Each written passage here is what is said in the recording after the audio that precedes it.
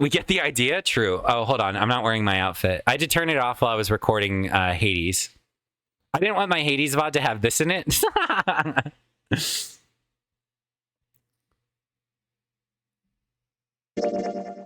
Okay.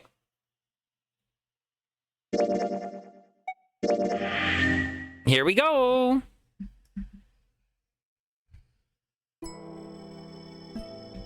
We're in the forest of knowledge, past Uranus.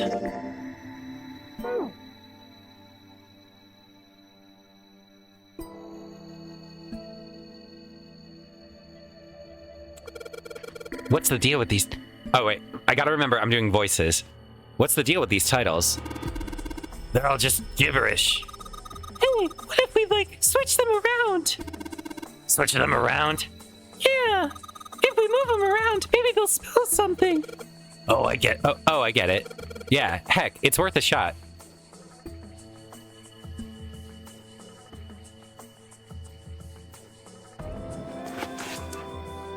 Pino, Erhe, Indf, Ulb.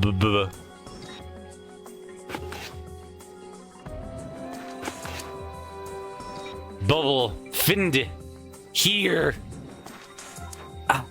What? What if I did? Npo, ear, Diffin, Bubble. That's not it. Oh, I figured it out. Epon Rihi Nift Lub. This bubble, this baby.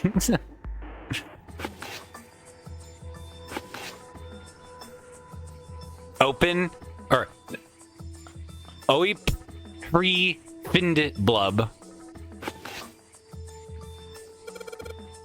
How about this? Looks like putting those books in the right order opened this right up. That was a piece of cake. Hooray! You did it, Junpei! I guess that turned out well enough. So the letters from the title spell out, open here, find bulb. Powerful light bulb. This light bulb looks like it's brand new. And it's really big, so it'll make a lot of light. No! I'm glad I get to do Snake's voice again, because it's the easiest one. There's a note on that table. Lights to the books. Huh, what does that mean? Interesting. Well, intelligence often hides itself in darkness. Have you ever thought about the pages of a book?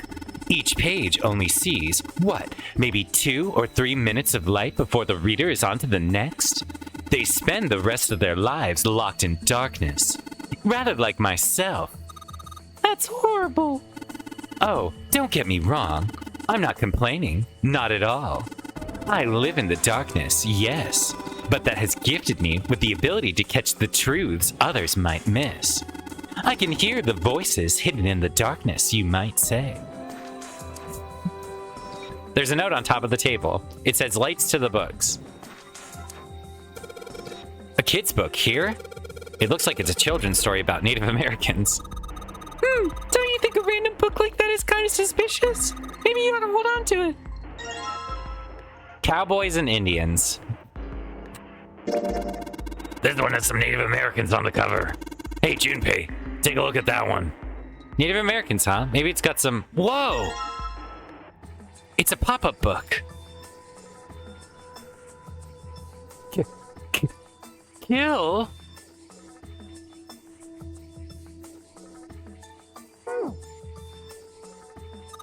What's Hellenism?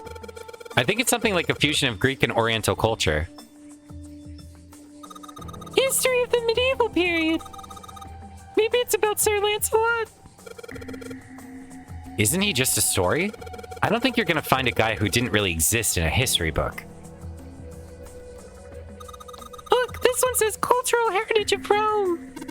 But that's gonna be serious inheritance tax. Okay. This big opening is the door to the library. It's pretty impressive. Almost looks like the door to a shrine or a church or something. There's another door after it, and then a passageway beyond that. At the end of that passageway is a door with the Neptune symbol engraved on it. Hurry up. We need to find the key with the mark of Neptune. Okay. This sounds like a job for the best brother and sister team in the world. Man, it's like 7 and I don't... Oh, man, it's like 7 and I don't even exist.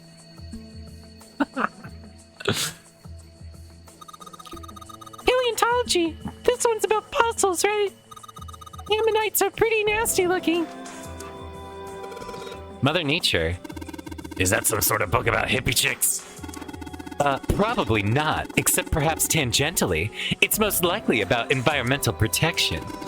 I was just trying to make a joke. Dude, hippie chicks? Really? The theory of evolution. Heck, even I know this one. That's that Darwin guy, right? Well, yes and no. Charles Darwin wrote a book called On the Origin of the Species. In it, he put forth his theory of evolution. Yeah, I remember that part. He called it natural selection. Exactly. Introduction to geology, huh? Thinking about the Earth, even when you're on the ocean. Kind of romantic in a way, I guess. That took me a second to parse. Thinking about the Earth, even when you're on the ocean. Kind of romantic in a way, I guess. This one says, transition of extinct species. We need to hurry it up, or we're gonna end up in the pages of a book like that. Theories of the Cambrian explosion? Did a bomb go off near somewhere called Cambria? Wrong kind of explosion. Roughly 500 million years ago, during what is known as the Cambrian period, research suggests that the variety of living organisms increased by an order of magnitude. Why that happened is, however, still something of a mystery. There are a number of theories. This book is most likely a collection of them. Micrographia.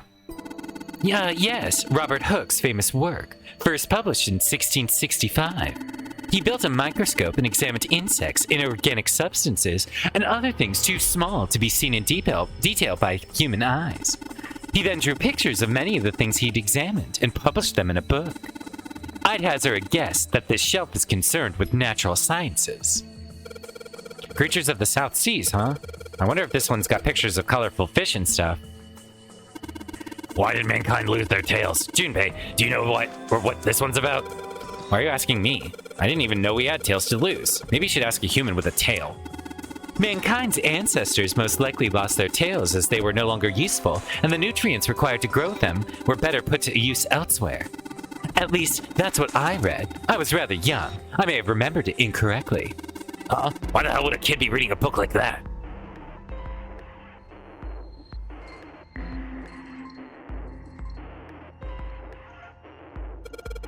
Dadkind. What the hell is this?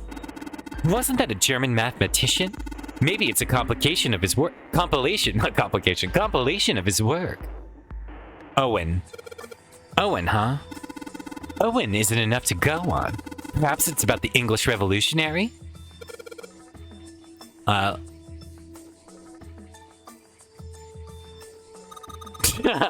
This book is in German. It looks like it's the complete works of something. I've never heard of it. Well, if Snake doesn't know what it is, I don't think we'll ever know. Sheldrake. Isn't Sheldrake... I'm not going to try and read German. I'll embarrass myself. It's a weird book, Junpei. Indian mathematics. Ha ha ha, that's funny. Why is that funny? It says Riemann hypothesis. What is there to hypothesis about Riemann? Isn't that pretty straightforward? Heavens no. There are many factors. Length, girth, lubrication, or lack of. It's an exciting and rapidly growing field. Whoa. Alright, calm down. Algebraic number theory. Math, huh? There's another one like that over here. You mean something like primary number theory? Or analytical number theory? Or geometry? Oh my gosh, how did you know? Nobody said anything about those. Well, number theory is usually split into 4 chief disciplines. If there was a book named Algebraic Number Theory, I took a wild guess that the other 3 would be there as well. Looks like I was right. This one's called Goldbach's Conjecture. Conjecture? What's it about, like magic or physics stuff or something? Right, I bet it's about jewelry, isn't it? It may have an odd title, but it's actually a very respectable mathematics book. It deals with one of the unsolved problems of additive number theory. Sorry I said anything. Look, let's not get into this right now, okay?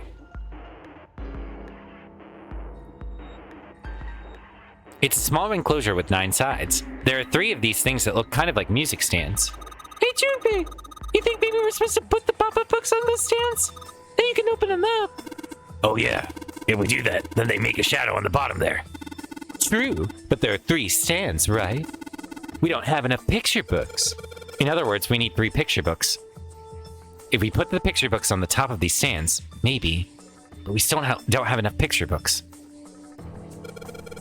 Let's see what we've got here. So many books here. I wonder what this one's. Whoa, what's this? Worm? Oh, sorry. Oh no, I'm sorry. Hey, what's the deal with the sappy stuff? This iron plate is bolted down. I don't think it's a door. I think it's just a wall. There are books here in all sorts of languages, but there's something suspicious about The shelf on the left. This bookshelf has a sort of glass inlay. It's pretty big, but there's only 6 books on it. That seems kind of weird. Hey, it looks like there's something on the bottom. I can't really see it though. The glass is all foggy.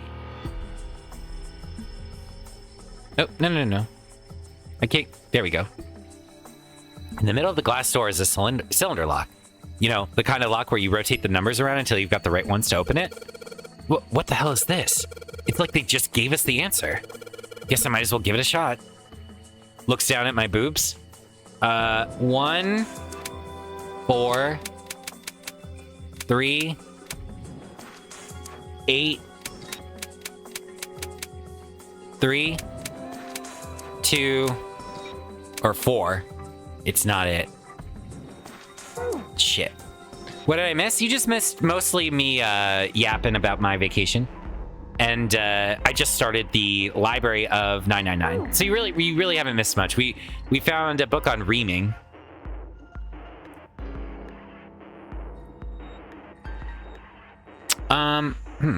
This is the scaffold for the top floor. It goes all the way to the 4 corners of the room. What have I clicked on? Pythagorean theorem. This is a famous one. Sounds like there are a number of math books in this section.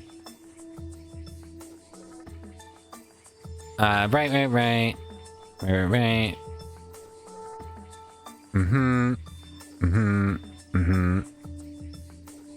Can't get to those. All sorts of languages. Bunch of books and myth here. Modern Japanese literature, huh?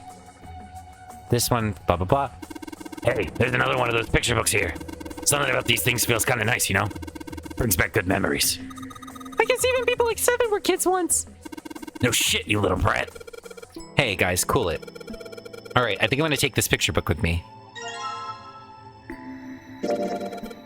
It's got a magic wand on it. Okay. So, what's inside? Well, aren't you gonna open it? Pretty sure it's just gonna have pages inside. Smart up. Whoa! It's C's. I knew it. C's? Did you create a murder puzzle on a boat and you didn't tell us? Tisk tisk. What's this? Origin of Japanese folklore? Looks like there are a bunch of books about Japanese culture here. Mostly ones about folklore, though. Well, folklore can cover a wide range of subjects. History, urban life, religious trends, environmental changes, oral traditions. Folklore can cover all of those things, if you know where to look. Well, this looks pretty deep!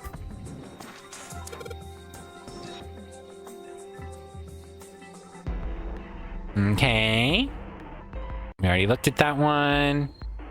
I've already looked at all of these. All right, we'll go back upstairs. I guess I didn't look at all of these. Our property value's going up out in space too these days. Man, guess times are tough for aliens too. This one says cosmic inflation. What's this? An overview of conformal field theory? Ah, well, it's a theory that posits an invariant quantum field where conformal transformation can take place. Knock it off with this science voodoo stuff. You trying to put me to sleep? Welcome back, Wolf. Supersymmetric string theory and 10-dimensional spacetime. They're just talking about superstring theory. It's a theory of reality where, how to explain?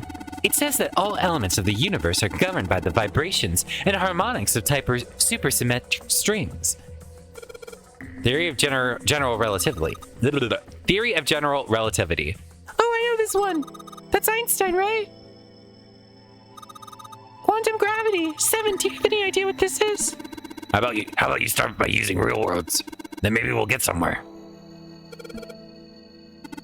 All there is Faraday's laws of electrodynamics. I believe that's going to be about electrolysis in an electrolyte solution. I said that wrong. These particular laws were set down by Michael Faraday.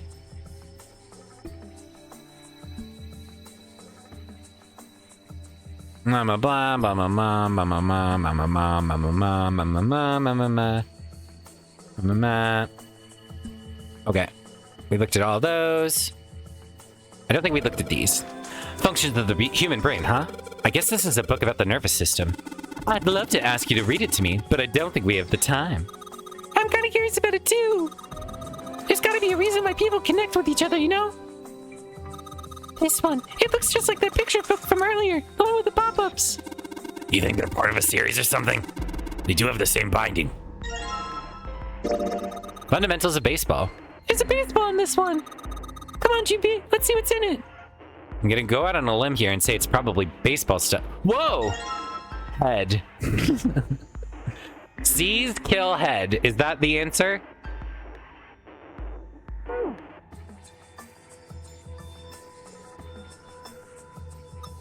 Oh, look, Seven. Here's a book that's perfect for you. It's called Correlation of Muscle, Bone Density, and Bone Strength. You're just saying that because it says muscle. Principles of monkey behavior, huh? I'd imagine that's a book describing praxeology studies on monkeys. Monkeys are very similar to humans evolutionarily, so I imagine the research was fruitful. This book is just called Dissection. This bookshelf must be all medical books. From what I can tell, it sounds as though these books have been organized by genre. This library must be massive. I am rather impressed by how well organized it is. Human equilibrium theory.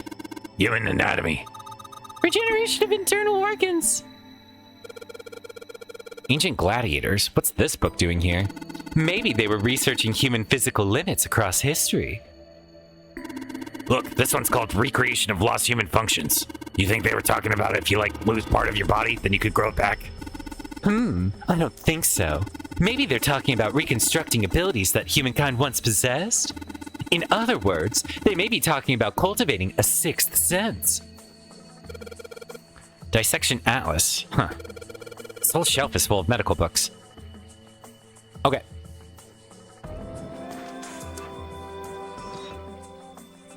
It's a small enclosure with 9 sides. There are 3 of these things that kind of look like music stands. Okay, how about we try putting these picture books on the stands?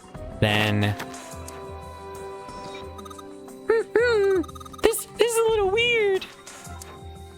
Send help? Shelled... Rat... 5. Shelf... Something 5. Oh, no. It's this. Sheldrake 5. It's that one. I can read it. I don't need the light. There are 3 lights in this thing. They aren't very bright, though. Hey, didn't we find some kind of really powerful light bulb earlier? Why don't you put it in one of those lights? Yeah, well, it'll get a lot brighter, but if there are 3 lights, that means 3 light bulbs. There won't be much point unless we can replace all 3 bulbs. We need 3 light bulbs, huh? I don't need 3 light bulbs. It says Sheldrake 5. It says Sheldrake 5! Everything you know is from this game? Everything I know is from Ace Attorney? There are 4 lights! Dude, that is one of the best Star Trek episode series ever. So fucking good. Why do I need to go get these lights? Do you think we should hold hands where there aren't any handrails? I'll be fine. I can feel vibrations in the floor that tell me where I am. Motherfucking Toph. That's not what I mean. Why do I need 4 light bulbs? Where do I even get them? Where else can I look? I've like exhausted everything at this point.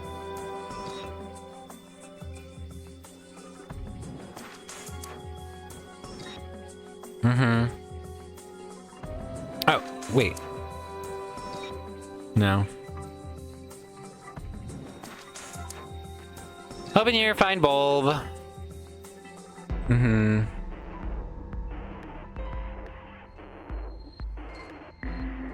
Is there anywhere else that I can go? Thank you, map.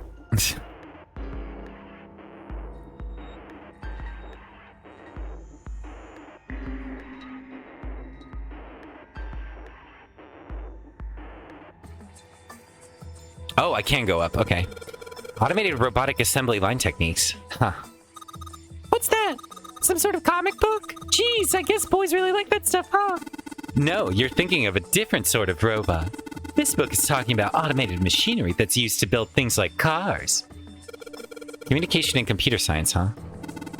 That's a pretty generic title. To be honest, it's so vague, I don't really know what it might be about. What's that one called? It says Foundations of DNA and Genetic Engineering. An overview of photochemistry? I think whoever set this up wanted us to see the cover, not the spine. Let's look at it, okay? Looks like there's a whole lot of space behind these books. Look, Junpei, I think there's something hidden behind the books.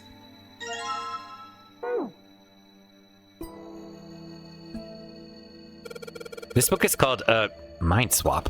You mean you could, like, change bodies with someone?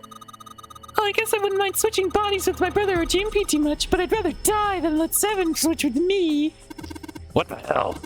Like, I'd even want to swap bodies with a little brat, like... Hey, were you just imagining it? You were! Shut up! Yeah, well, he wasn't the only one. Kitab al-Aziv. Man, they've got some weird stuff here. I can't even pronounce this one. Who's that? Some famous guy? It's not a person's name. It's the name of a fictional book created by Abdul al-Hazred. Sorry if I pronounced that incorrectly. It's said to be one of the sources used in the creation of the legendary Book of the Dead, the Necronomicon. Oh, so these are all occult books and stuff. Teletemporation and telepathy. What the hell is this one about? Well, I know what telepathy is, but I've never heard of teletemporation. It refers to having the ability to travel through time. Oh, my Necronomicon reference. I heard that there's a new Binding of Isaac VOD on YouTube about killing Mother with only the Necronomicon. Shameless plug. It refers to having the ability to travel through time. It refers to having the ability to travel through time. This one says the golden rabbit and the moon on it. Does that mean that it's about the rabbit that lives on the moon? Rabbits are pretty cute, but what about the moon stuff? It's talking about the Judas tree that is said to grow on the moon, according to Chinese legend.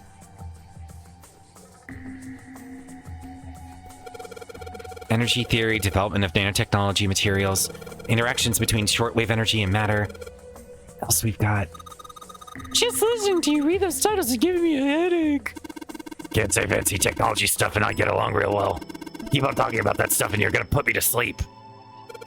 The black hole hypothesis, gamma ray astrophysics. I guess this bookshelf has an astronomy theme. Fuck, dude. I'm out of places to look. Is there a place with, like, shelves? What did it say about this? Awesome, there's a lock on the glass door. Yep, won't budge. Will this just straight up tell me? I don't want to know. The glass door has a metal frame and it's locked up tight. I thought it said something about, like, this, they're just gonna hand it to me, and I don't know what that means. I only have 2 light bulbs, and I've run out of fucking bookshelves. It's a coat rack, like a place where you can hang coats and hats and stuff. Well, this one's not too big, so maybe just hats.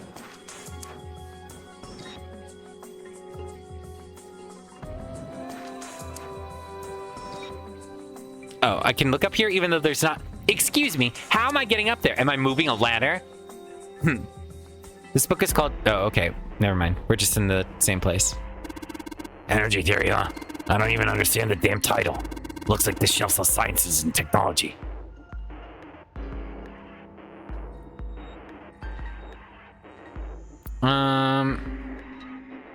Done that. Done these. I'm out of motherfucking books.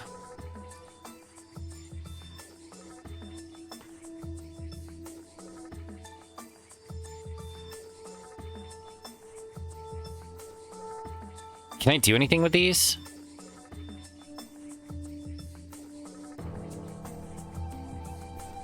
No. I need the last light bulb, even though I probably could put 2 in and we'd be able to infer what it fucking says. Because we can read the letters. It's an anagram, basically. I'm getting pissed. Memories of the pillow are haunting me. Reveal yourself to me, hidden light bulb. Sorry, that's true. I should be thinking of the illiterate more. Permian creatures? Seems a little fancy for some kind of prehistoric critter. Not to mention most of them were likely reptiles and amphibians. Without hair, I can't imagine they'd need much perms. That's got nothing to do with this. Hey, look at this. This book's called Greek Mythology. Damn, that thing's huge. Can't imagine anyone's actually read the whole thing. Hades 2 reference? Pretty sure it just put me to sleep. Oriental history. Maybe this one's about China's 4,000-year history or something. Hey, Chinese history and Oriental history aren't the same thing. This one's called History of the Western World. Well, I'd like to assume it's about European history. Yeah.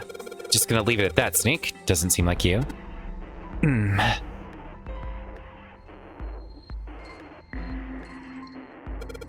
A history of Buddhism.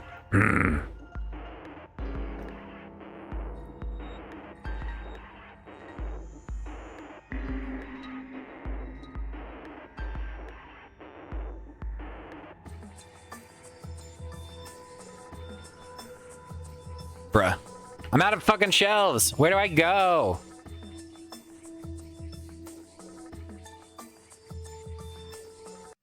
Oh, oops.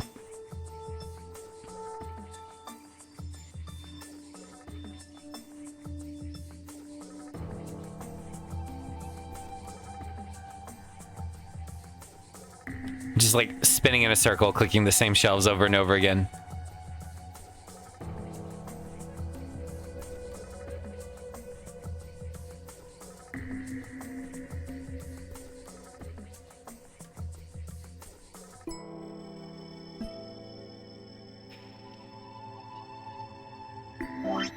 Oops.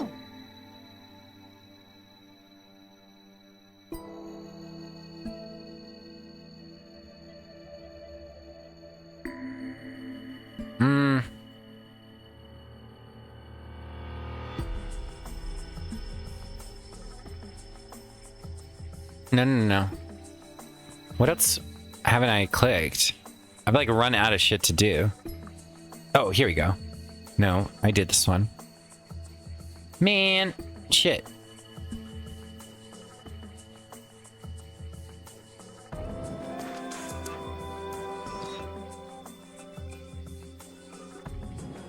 Do I need to open this? But I don't know how. What's the hint? Oh. I see. There's a couple of books on the glass shelf. From left to the right, it says 632415. One moment. Takes out bottle of rubbing alcohol. Looks down at breasts.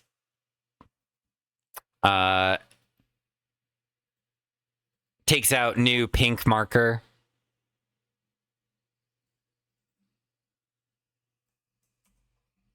Oh, shit. Goes to Google Lotus 999. Grabs picture of Lotus that had previously and unfortunately did not save text on her breast as a separate layer.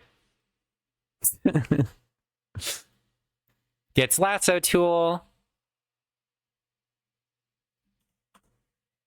Does a little bit better job this time.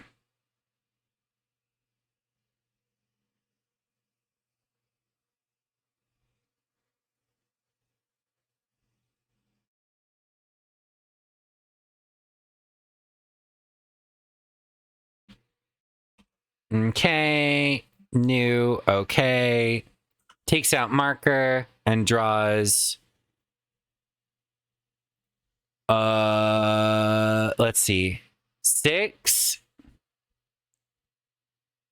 Boop, boop, boop. Hold on one moment. 6. Nope, nope. 6. 6. 3.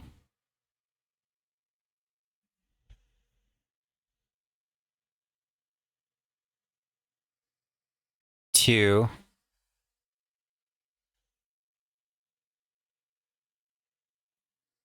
4. 1. 5.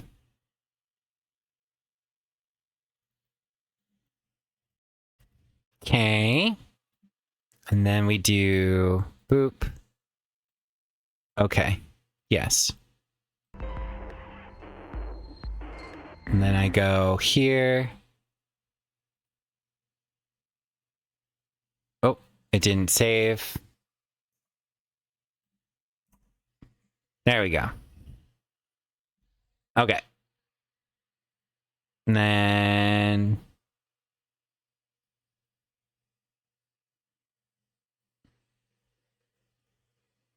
made it so that it should fit right under my eyeball.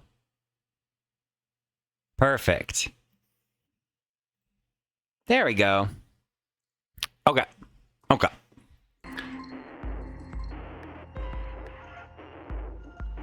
Looks down. 6. 3. Looks down again. 2. 4. Looks down once more. 1, 5.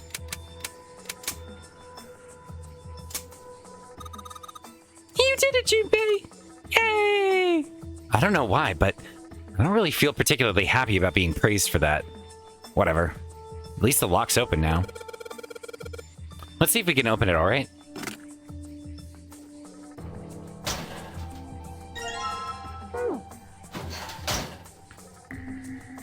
Alright, so there are 3 lights in here. I'm gonna change the light bulbs. Now they should... Awesome! It worked! Way to go, Junpei. Good job, buddy. There's something about projecting, or there's something projecting on the bottom. These letters, they seem familiar. It says Sheldrake on the spine of the book. It's got the volume number written on the lower part. Sheldrake 5? I think I saw the rest of this collection somewhere. Yeah, I think it was somewhere around here. Man, it's like I'm basically the same voice actor that's doing Clover. Let's go take a look. I can barely tell the difference. Okay. Sheldrake. The bar is very low. Have you heard of him? Not Snake, though. Sheldrake, I mean. If Snake weren't blind, he would have seen it. Yeah, Lotus told me about him. There's a British biochemist named Sheldrake. He has a rather interesting theory. Morphogenetic fields, which relies on the theory of morphic resonance. Sadly looks down at my breasts. I remember Lotus so fondly. Really? From Lotus, huh? Well, Clover also said something to me about that stuff. She did? Yeah, what was it? No, she got... The ability to access a morphogenetic field is affected by a couple of things. Santa took her and Ace and... who else? Just those 3? Right? So Ace, Lotus, and himself. Oh, and June. The first is epiphany, and the other is danger. Because he had a gun. That girl. I told her not to tell anyone. You did? Why? Well, Look, man, I didn't push it because we're in a hurry, but I'm kind of sick of this. How about you just tell me, okay? tell you what? Don't give me that. About the experiment. Ugh. Very well, fine. I'll tell you everything. But not here. Let's move to the top floor. My guess is that they kept their twins like in I separate. suppose I might as well start by telling you why I kept quiet. And why I made sure Clover did as well. They kept the like twins in different experiments, right? So one would be in the Nevada experiment and one would be on the ship. And then they subjected the two of them to like torturous death games so that they could transmit information that would be relevant to the other party across space and time. To be honest, the explanation is quite simple. Zero told me not to. I had little choice. He didn't walk up and tell me, of course. He gave me a message engraved on a card. That's a Braille card. It looks just like the one you showed us earlier. So you had 2 cards. No, only one. Huh? What do you mean? I thought that card just had some rules for the Nonary game on it. Yes, it did. And those were the rules I read you. However, they were not the only thing on the card. There was something I didn't read. Well, perhaps I should say there was something I couldn't read. And that was? Tell no one of the events that took place 9 years ago. Tell, and I activate your sister's detonator. It's a threat on our lives. Oh. Well, what about Clover? Did she get a message from Zero too? I don't believe she did. But doesn't it strike you as strange that Zero would shut my mouth, but not hers? Yes. Yeah. To be on the safe side, however, I told her it was best not to tell anyone. Still, apparently she told you. That girl. Hi, Mike. No, you didn't miss much. I mostly spent the first 2 hours of stream yapping about my vacation and sharing pictures. And then I just got through the puzzle. Well, I actually haven't even got through the puzzle. We're in the narration portion of the library. So you only missed a bunch of silly goofs with a lot of books. What's wrong with her telling me? We learned about rimming, and we learned that Snake knows a lot about it. I figured some stuff out with the things she told me. Oh, reaming. Sorry. Different book. I mean, it looks like the whole activate her detonator thing was just a bluff. Oh, also, this ample opportunity to bring this up. I have a friend. Well, I wouldn't even say a friend. Sorry. Somebody is doing something that they call a Locktober, because they're doing a lot of Nuzlocks. And there's like a very specific image that I have of what Locktober would be. And it is not Nuzlocks. It made me laugh. I'll leave you all to ponder the mysteries of what that could mean. She's prancing around downstairs happy as a clam now that you're back. That's very true. I don't know if I get it. Decided I can trust her. Do you want to learn, Bagel? I sent an Eevee Lupine video about Locktober. Is Locktober about like just Nuzlocks? Oh, scene, gotcha. I get it, and yeah, Mike, you understand. Thank you. So there's like a specific fetish that folks with penises can engage in, where what they'll do is they'll put their dick inside of a locked like cage, basically, so that if they ever get an erection, they're not really able to, because it's confined inside of like a very small space. But like there's a way you can still urinate and you can still, engage in sex. And it's like in the BDSM community, it's like the, sadomasochistic relationship where you have someone in the relationship has the key to your lock. And then the person who is locked is typically like the submissive partner in the relationship. And so in my mind, I'm thinking, Locktober, well, that's a very different kind of month for whoever is participating in that. But it's about Nuzlockes. Yeah, exactly. Exactly, Jones. It's a chastity belt. But the thing is, it's not often, like, it's not really a chastity belt, though, right? Like, where a chastity belt with somebody who has a vagina would prevent them from having penetrative sex, you can still, like, ejaculate with a cage. But sometimes the cage can also have, like, a portion that will actually insert into the urethra, so that you can't even do that. Which you take out in order to urinate, but you keep in for the rest of the time. I'm not somebody who typically engages in this behavior. Typically. No, I've never engaged in this behavior. Not to say that it's shameful, unless you want it to be shameful. Like, you can, you know, be ashamed of it if that's like your thing. I, however, am not particularly interested in Locktober. See what I had for dinner in the food channel? Oh, okay, what'd you have? I want to see.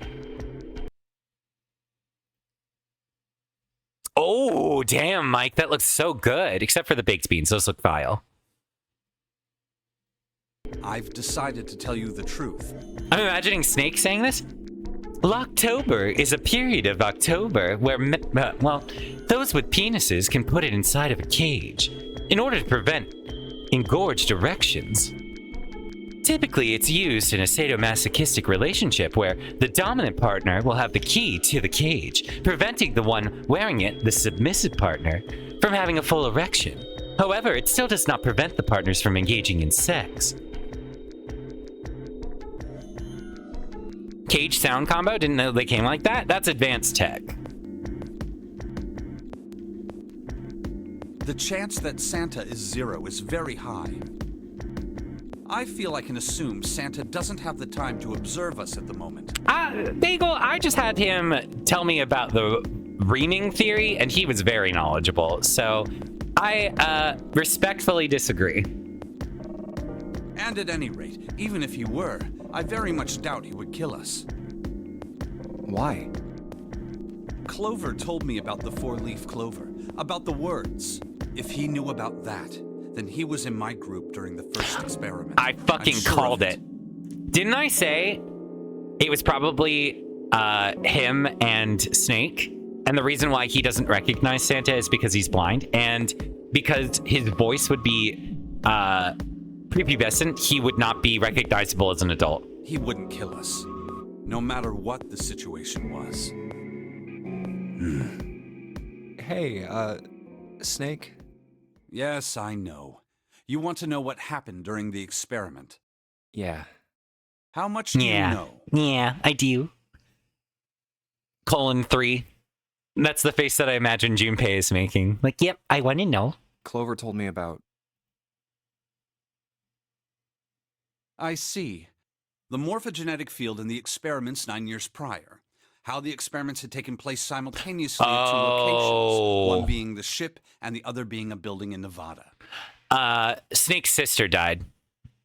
That's why he wants revenge.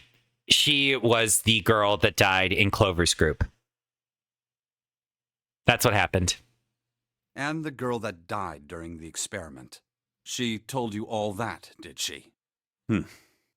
Remember, Snake mentioned that he had a sister. At any rate, Or not Snake. I now know how Santa. much you've learned. All that remains for us to determine is who did this and why, right? Yes. Can you tell me what happened? Yes. The people who organized the initial experiment were from a company called Cradle Pharmaceuticals. There were 4 of them running the show. Gentaro Hongo. Don't hate on baked beans. They're pretty great. I suppose if you like eating viscous bean fluid, sure. And then having a decadent amount of sugar in them. Freak. Nagisa Nijisaki. Teruaki Kubota. Kagechika Musashido. Hongo was the CEO of Cradle Pharmaceuticals. This is the guy. This is the guy. This is the guy that they dressed in Snake's clothing. I was right. I fucking called it. Nijisaki was his right-hand man and did the lion's share of the planning. Kubota led this was the company's captain. research and development And this was the division. ninth man. Boom. I've called all of them. Captain, the guy who they dressed up in Snake's clothing, Ace, and the ninth man. Boom. Done. So stop trying to guess the end, you fucker. I will not, and I'm right. I know I'm right. I have predicted the entire story right here and now. Musashido was their majority stockholder. It was these 4 people who planned the initial experiment. Let me simplify it for you. Getting a Hongo big head. designed it, and Nijisaki put it all together. I guess I'm gonna have to put it in a cage, huh? I'll be right back. I'm gonna get a seltzer.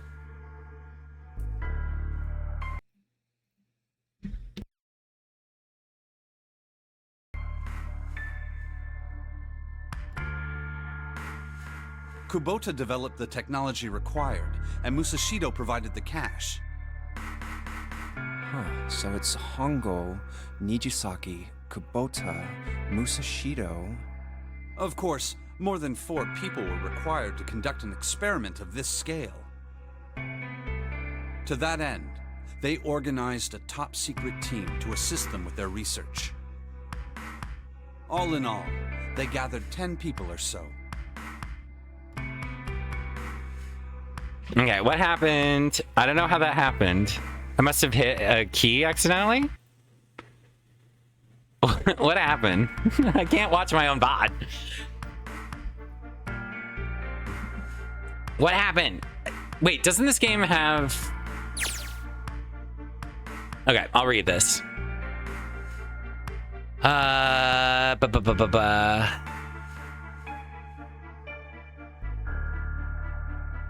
It's 4 people who planned the initial experiment.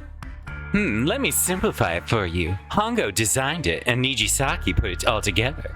Kubota developed the technology required, and Musashido provided the cash. So it's Hongo, Nijisaki, Kubota, and Masashido. Junpei couldn't shake the sense that he'd heard those 4 names somewhere before. Of course, more than 4 people were required to conduct an experiment of this scale. To that end, they organized a top-secret team to assist them with their research. All in all, they gathered 9 people or so. Okay.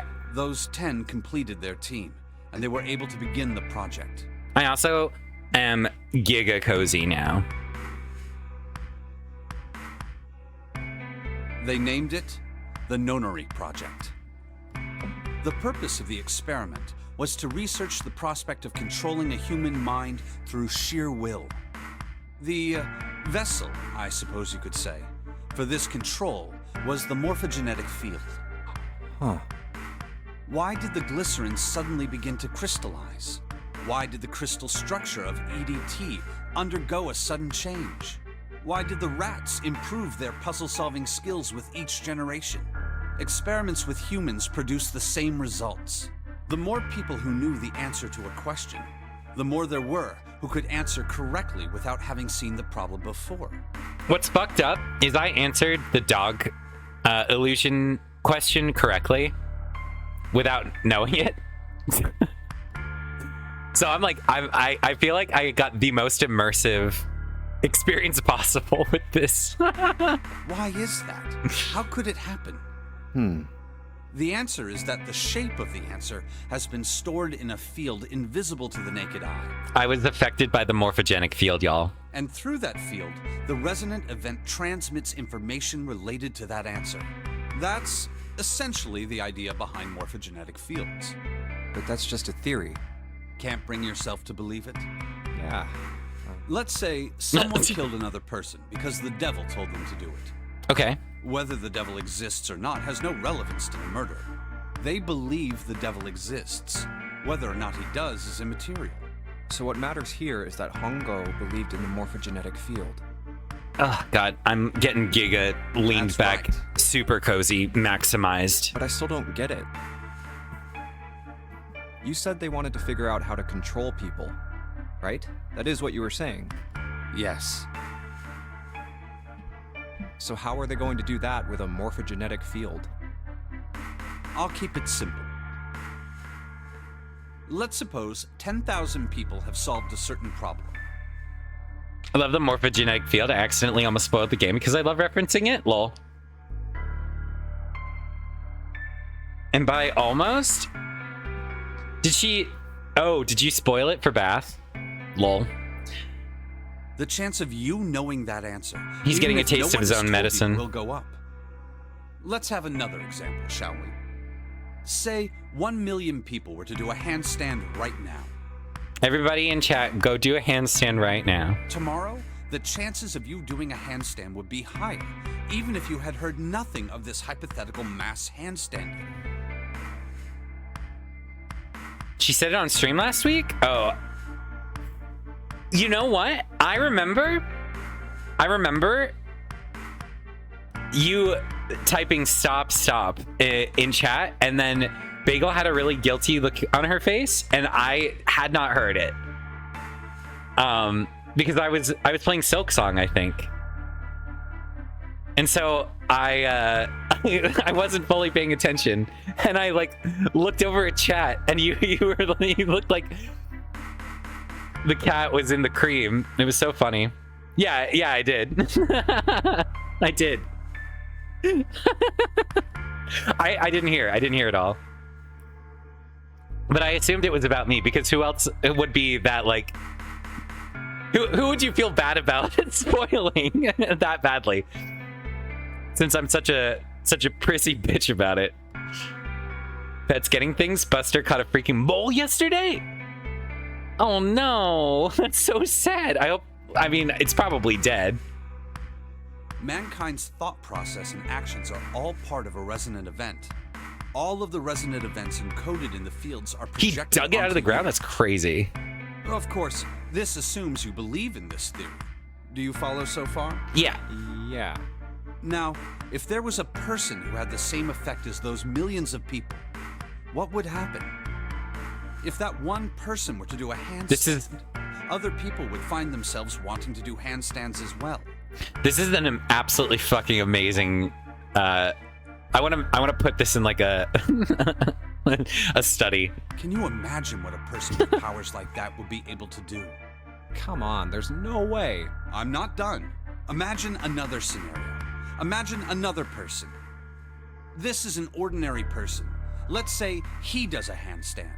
What if there was someone who could grab the resonant event he created by doing that and use it to make other people do handstands? What would happen then? A person who has the power to write to the field, and someone who can read from the same. Dude, this sounds sick. Now we're getting to like some superpower shit. You could think of them as the writer and the reader, or the transmitter and the receiver. Oh. The top and the bottom. What would the world be like if there were people with abilities like these? I understand. So the transmitter's resonant event can be transmitted through the field and sent to the receiver. And then the transmitter can control the receiver however they wish. I mean, you say no, but I'm kind of, I pointed at this and I got, well. That's what you're saying, right? Yes. Close enough, at least. You're right. I'm sorry. I'll pay attention to the theory. I've got dick and ass on the brain. We're in the Uranus library and we're talking about reaming. Come on, that's just crazy. Well, if you want to prove that, then you'll have to test it first. At least, that was how they thought. That was why they decided to do their experiment. This is a very gay diagram. That's what I'm saying. That was how the Nonary project began. Unfortunately, the Nonary project is with a bunch of twins, so it's kind of inappropriate to use this, but whatever. By the way, Junpei, have you ever heard of the Gansfeld experiment? Yeah, that was Yes. an experiment in telepathy, right? You place a pair of subjects in separate rooms. Then you show one a picture and ask the other what they see. Interesting. I'm impressed. Yes, that is exactly correct. So, why did you bring up the Gansfeld experiment? Were they twins or twinks, though?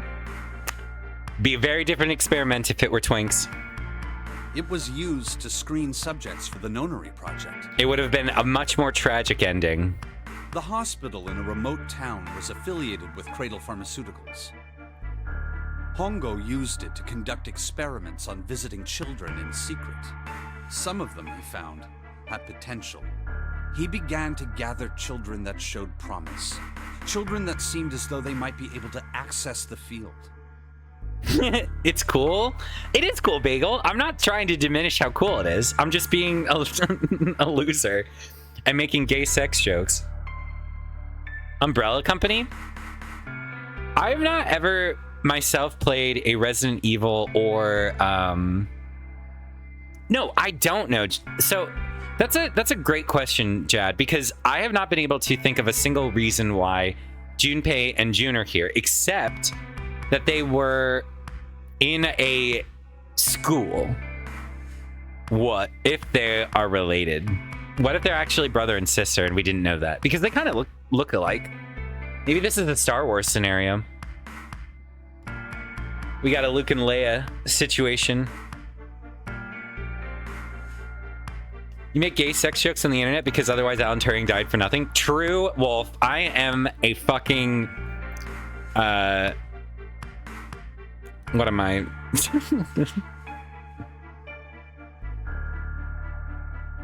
I'm a warrior. That's it. Star Wars scenario, huh? Like, surely you know what I mean, right? Like June and Junpei could be like Luke and Leia. It's rabbits, Mike, rabbits. But I still don't know why those two. It's true. It's actually really funny that I make all these references to Star Wars, having as little knowledge about it as I do. Of course, none of them volunteered. They were kidnapped. There were 9 pairs of siblings taken, for 18 children total.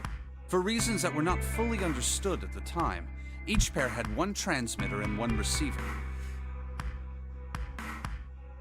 They were split perfectly.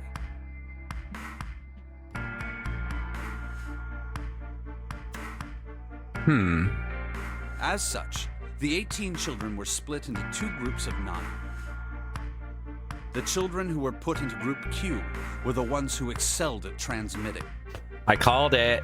They were transferred to the mock experiment building known as Building Q in the Nevada desert. This is where the Building Q in the Nevada desert is where we are gonna go. In the next game is what I'm guessing. The children who excelled at receiving were put in Group A. Group A was then placed on the former hospital ship Gigantic. From the experiments he had conducted so far, Hongo had learned the following. That's it? No more theories? There are 2 things that can increase one's resonance with the fields. The first is epiphany. The other is danger. All right. Yes, ma'am. Have you ever been faced with an especially difficult problem and thought about it very long and very hard until finally an answer suddenly appeared in your mind? It may seem obvious to say so, but that is what is meant by epiphany. The information obtained through that epiphany can be easily transmitted through the fields, where it can be easily interpreted. Adding danger to that equation allows for even easier field access. That's where Hongo came in. They set up a number of puzzles across the Gigantic. The participants had to solve each one before they could move to the next room. Of course, he hadn't forgotten to include danger. He had detonated a bomb on the hull of the Gigantic. The children in Group A were forced to play the Nonary game as the ship sunk. By forcing the children into a life-or-death situation, Hongo hoped to increase the likelihood of their tapping into the fields. The children from Group Q, on the other hand, were confined to the mock experiment building, Building Q. Building Q duplicated the interior and puzzles of the Gigantic exactly. Really? Every detail was exactly the same. That surprises me. Hongo explained the situation to the children in Group Q. Solve the puzzles you find throughout the rooms. When you have the answers, transmit that information to the children in Group A. If you succeed, they will be able to solve the puzzles and escape. But if you fail, then the Gigantic will sink, and your brothers and sisters will drown. Those were his orders. Do you know why the astronauts of Apollo 13 were able to return to Earth safely? It was because NASA had access to a replica of the Apollo 13 capsule. All of the equipment, the instruments, everything. All of it identical. Everything was just like the real Apollo 13. NASA was able to replicate the situation the astronauts found themselves in. Isn't there a movie about that that's like pretty popular? I feel like I would enjoy that. I love space disaster movies. And like space themed horror. By putting themselves in the same situation, they attempted to solve the problem. Apollo 13 is a phenomenal movie. I would really like to watch it. Can I swear? Of course you can, Serial. Interstellar? I liked it. Oh, wait. Which one's Interstellar? I like the one with Sandra Bullock. How the fuck are we in space? We're talking about Apollo 13 because it relates to the fact that it was an identical Gigantic crafted in the Nevada desert. You love Interstellar? Gravity? Dude, Gravity is so funny. I think it's so good. Okay, so good is different than what I actually mean. It's so like overly dramatic for how goofy it is. I actually did not like Interstellar. I disliked Interstellar. Anybody seen Space Camp? I have not. I like the Interstellar soundtrack. Bagel, you need to watch Annihilation. Hater, huh? I watched it in theaters and I was like, meh. I had to shed a tear in the theater. Interstellar is one of my favorites, so just like Christopher Nolan. I would watch it again, I guess. Maybe I was just like unnecessarily contrarian. Forget about Gravity, how about fucking magnets? Haha. Just know that Lotus's body move? Yeah, so I had to write a new code on it. I also thought Interstellar was kind of mid. Yeah, that's how I felt. It's not bad. It was just meh. Keep forgetting because Sai is a well put together individual. I am? I sound well put together. I project an air of confidence and stability. There were some touching moments. I think those are the parts that I disliked the most. I don't really like sentimentality in cinema. Like the whole dad-daughter relationship, I didn't really get. I was 12? I forget you're a little baby, Serial. You're so tiny. I'm gonna get you one of those little caps with the propeller on the top. Being asked, how do I use the game magic to dry my coat? If you have like a radiator, that's what I would put it on. Interstellar came out last year. That's where all the idiot energy comes from. Scott Pilgrim reference. I watched Scott Pilgrim once, and I thought it was okay. I'd watch it again. I was in high school, I think. Maybe that's why I like it. Love the books. Sai shows its togetherness by being a purple floating Cyclops holding an axe with the disembodied lotus chest. Call them breasts, Mike. Or you're not a real feminist ally. Scott Pilgrim was pretty solid. I think I would enjoy it more. I think when I watched it, I was still in my mood of like, I take myself far too seriously to watch childish things like this. Lotus tits. Thank you, Beth. You're a real feminist. My best friend loves that movie. Now I like that movie. Lotus. Sheesh. Dude, I said crashed out on one of my Hades VODs, and I felt so fucking stupid. I hate the brainworms. All you youngins giving me your lingo like a parasite. I hate it. I hate that like language is mutable and it fills me with dread and anger. Can I point out that the 4 and the 1 are backwards still? They are. Listen, it's hard to draw upside down and backwards when I'm not actually drawing on real tits. I hate being filled. Well, that's not true for me. That's the reason I say bruh, because I have a 17-year-old niece. Can't wait for no cap to show up in the pods. No, I can't say that ever. Once they found solutions, they reported their findings to the men aboard the actual capsule. Yeah, see, it came out while I was in high school. Or no. It came out in college, and I probably watched it then. So I probably just was like, meh, this is fun. I think, you know what it probably was? I just was like, I don't really understand straight people, so this movie doesn't resonate with me. I was just like, Matt Oatmeal, but I couldn't remember the emote name. Capachungus Deluxe. Well, Bagel, there's a reason why you don't know what that emote name is. I'm sorry to say. That was how they were able to return safely. It was the same with the Gigantic and Building Q. The children from Group Q had to use the power of Epiphany to What's the solve reason, huh? puzzles they found. Oatmeal. Right? As I look at Oatmeal and I give him like a raised eyebrow and I smirk in a knowing way. You get it. And transmit what they learned through the fields. She can't read.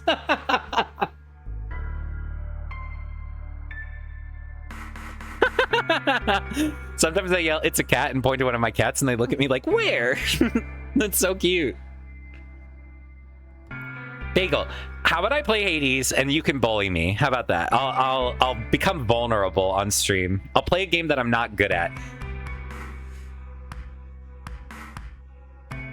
The children in Group A, however, they had to access the fields to learn how they might advance to the next stage. That is the simplest explanation I can manage. I don't believe you. I'm not that good at Hades, I don't feel. Yet. I will become good at it. Huh. And I've taken a vow not to complain, but it's so hard. Hey, Junpei, Snake! How much longer are you two gonna sit around on those bony asses? Get down here already! Seven said, "You have a flat ass." He's right. Let's go, shall we? We don't have much time. We need to get out of here, and soon. Hold it. There's one more thing I want to ask you. Are you sure that there were 18 kids? Why? Well, I thought it was only 16. Oh, yes. That was what they said on the news, wasn't it?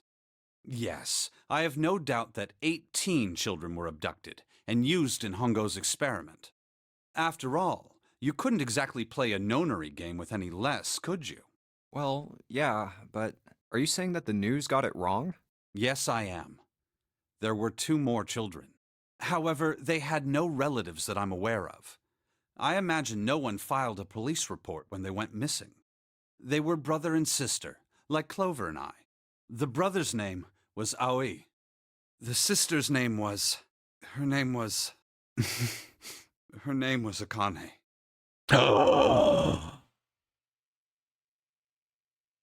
Dude.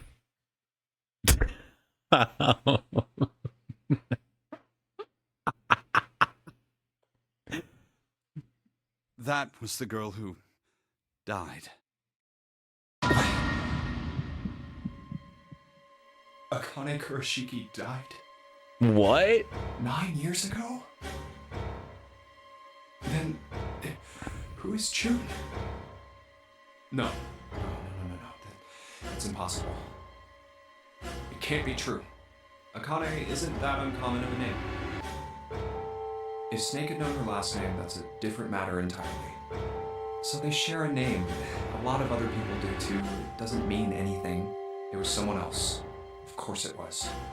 It has to be. Junpei knows that's not true. It is the same one.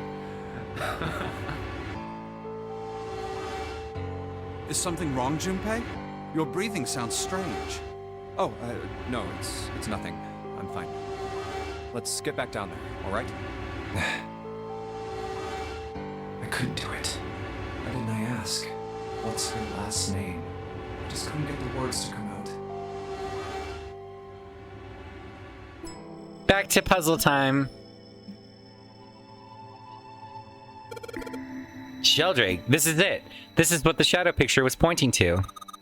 But it didn't say 5 at the end of the shadow picture. Or didn't it say 5? Yes, I think we need to find the 5th volume. Well, will you look at that? There's a big red button behind this book. Bro, that's the stupidest puzzle I've ever seen in my life. Who wouldn't just take these books off the shelf? I guess we should press this button. Maybe the rest of the books release, like, nerve gas and you die if you do.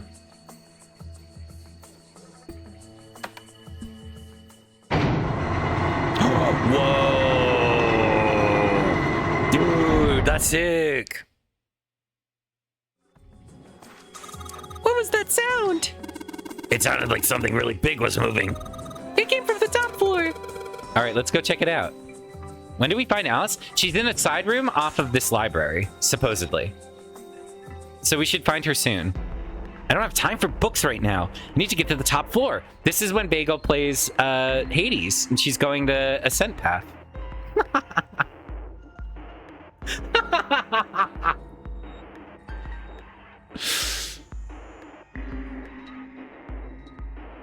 I'm sorry. You are sick. I shouldn't be teasing you. Smile. I know. I'm sorry. I take it back. But it was funny.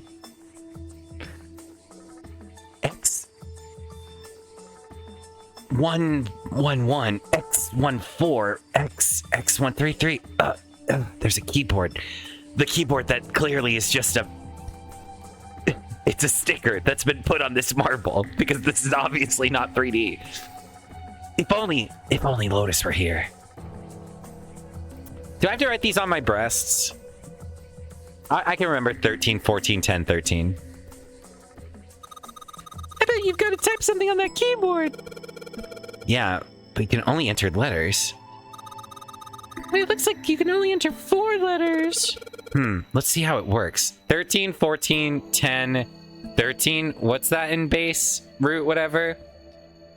10 is A, right? So A. 11 is B. 12 is C. D is 13. So D, E, A, D. I guess you need to hit enter once you type in the letters. And you can erase what you typed with color. Okay, I get the basic operations. Let's give it a shot.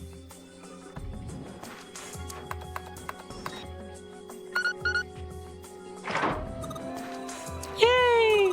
You did it, Junpei! It's unlocked now! Good job, Junpei. Whoa there, don't get too excited. The password was dead, remember? Just makes me think if whatever's waiting for us isn't good. So what? Jeez, you're such an old lady. We can't be worrying about stuff like that. I mean, come on. We got it to unlock, didn't we? Let's go. Hurry up. It's a thick metal door. There's a handle in the middle of it, though. All right, handle. It's time we get this over with.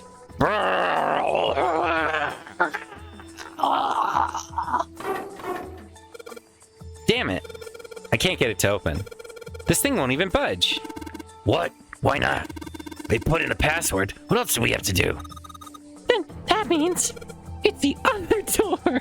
Oh, that's Junpei. It's the other door. All right, let's get this thing open.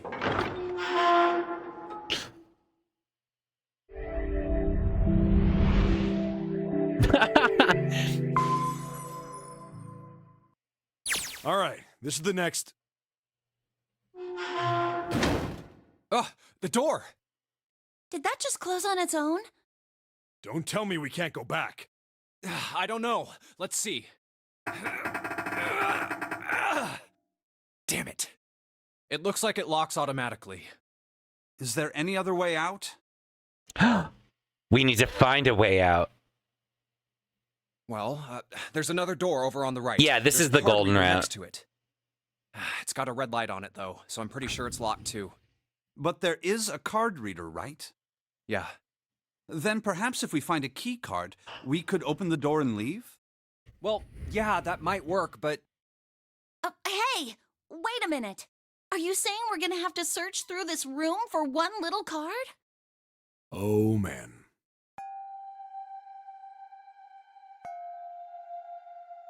Looks that way. No way! For real? Well, we can sit down and wait to die if that's what you prefer. Dude, Snake, I feel you. That is exactly what I would say in this scenario. I rather doubt that, however. So it would be wise to I start guess I'll looking. die. We haven't much time. Let's find that key card. Oh, and the Neptune key as well. We won't be able to get through the hallway without it. Yeah. Me too. All right then, let's begin.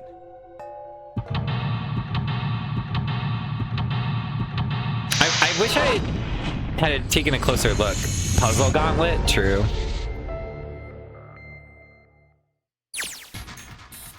Start some sort of cult? No, I'm done being like a person who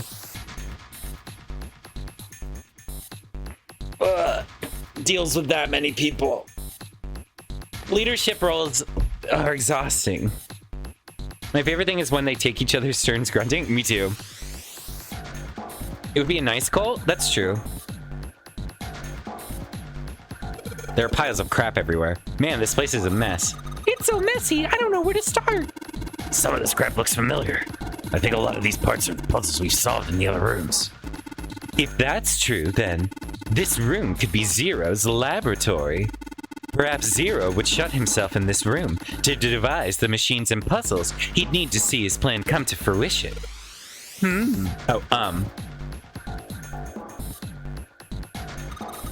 Junpei, isn't this a nautical table? Yeah, I feel like I've seen this before. New material has been added to the file screen.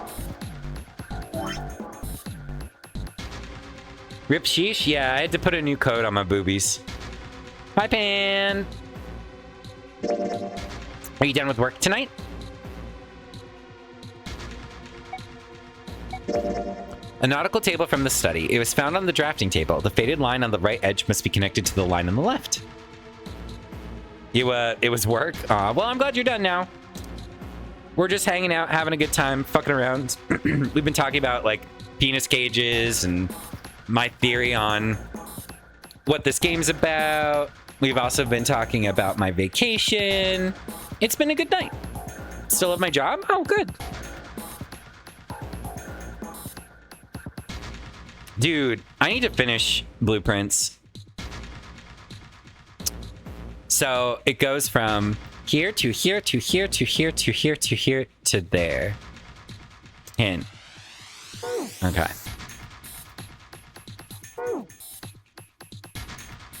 A drafting table. Looks like it's been used quite a bit. When are we doing our Disco Elysium playthrough? I'm gonna play that after Starship Titanic, I think. Oh, well, thanks for gifting us up to Pan. That's very kind. Enjoy your ad-free viewing this month. Penis gauges? I don't think I would gauge my dick.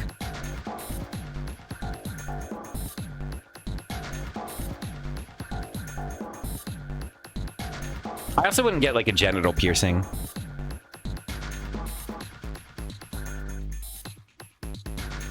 There are 3 monitors here. The power's on, but there's nothing on any of the screens. The keyboard. Let's just have a few keys, see if we can wake this thing up. Damn. No dice. There are 4 indentations on the desk. I wonder if I'm supposed to put something into them. It's so small. I wonder what it is. I've got no idea. Damn it. Looks like this thing's locked. It's not moving. Well, it's pretty obvious how we're supposed to open it. The fans must be for ventilation. You can see walls on the other side of them. There are metal bars in front of the fan openings. I don't think we can get out that way. Oh, whoa. Sorry. Disco Elysium. I'm gonna play, I got distracted. Starship Titanic, which shouldn't take long, like maybe 1 or 2 or 3 streams. And then I'm gonna do Disco Elysium. We're gonna do the next 999 game, or the next Nonary game, after I finish this one. But I'm gonna do Disco Elysium, probably not this week, but next week. And then I'm gonna do Starship Titanic on Monday, and we'll do the new Nonary game on Tuesday.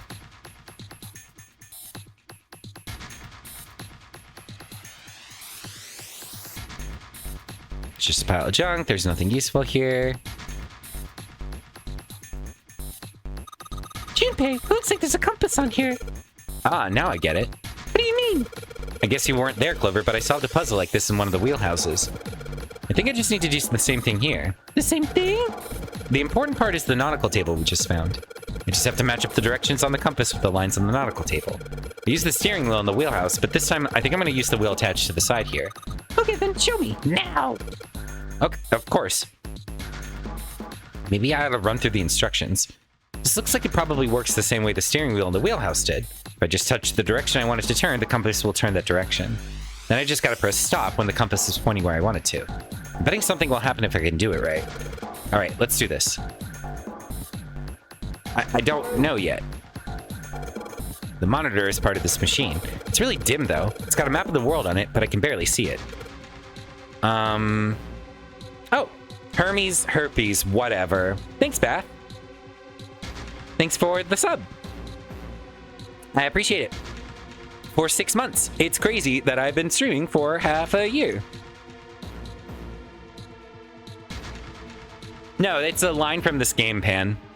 Santa says, Hermes, herpes, whatever. And it's so funny. It's really only 5 months. I knew you were going to say that. I know that. But it's 6 months according to Twitch. Half a year? Shouldn't you get some sleep by now? What? I don't get it. File.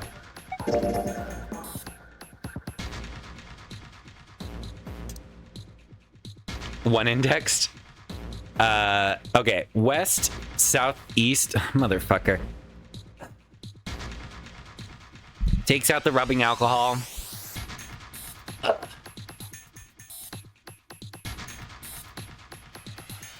Okay. All right. Hold on. Thankfully, I was smart and I kept my editing software open. Okay. Takes out my red marker. And does W S. Hold on. S E N E. I'm gonna run out of boob.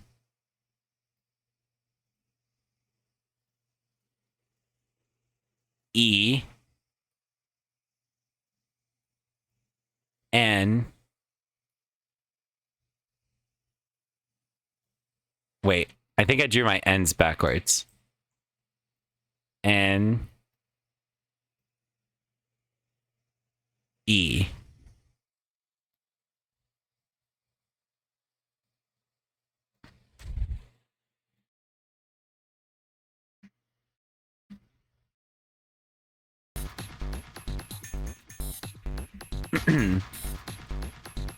Cereal, what? There's no way you don't know about my dog. Oh, okay. That's right. Yeah, I have a bald eagle. You didn't know? Really? Yeah, I have a dog. I post about him in the Discord all the time.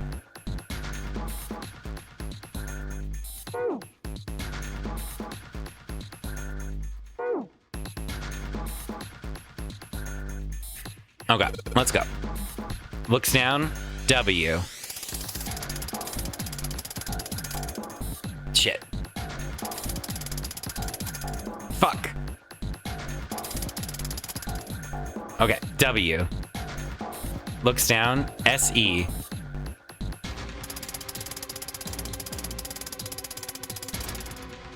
Looks down, N-E. I did not space these well. Looks down. Really tries hard to read E. Oh, shit. I fucked up. Okay, looks down again. W. S-E.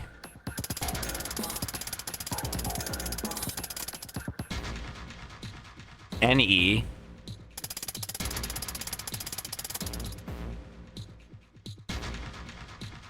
E.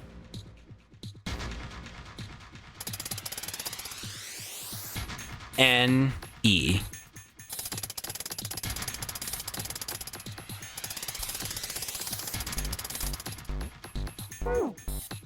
I didn't do it right.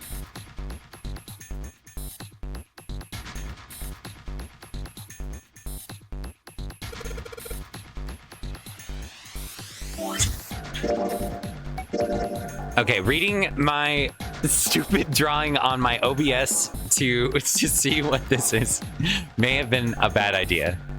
And I should actually write it down on a real piece of paper. Oh, I forgot south. I forgot. Okay, hold on. This is an easy correction. Or, yeah. Okay, hold on.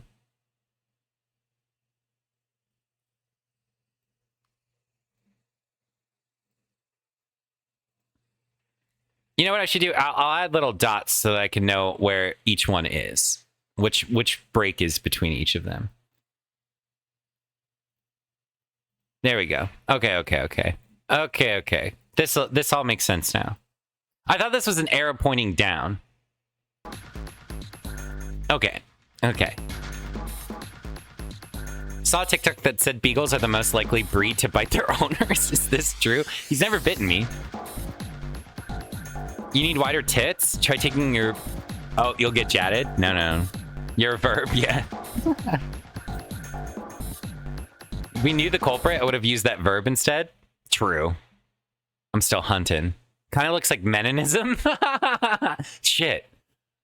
I think it looks like weenies.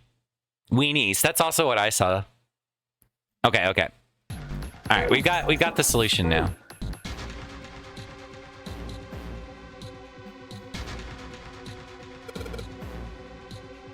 Okay, south.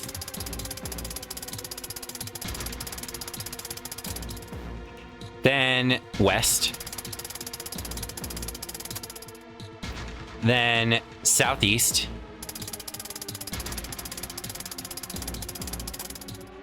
Then northeast. Then east. Then north. Then east. Perfect. Yay, you did it, Junpei. Turns around, my giant breasts covered in red ink after I had to draw on my boobs repeatedly to solve this.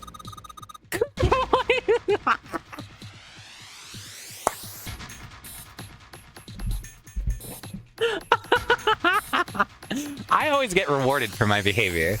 Who's a good boy? Hello. Well then. Okay.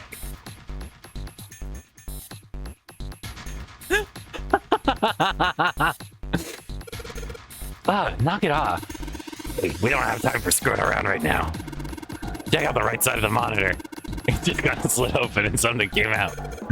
Oh, yeah. I heard a noise too. You know, that big box in the hall by the exit? I think it made a noise. Like something unlocking, you know? A noise, huh?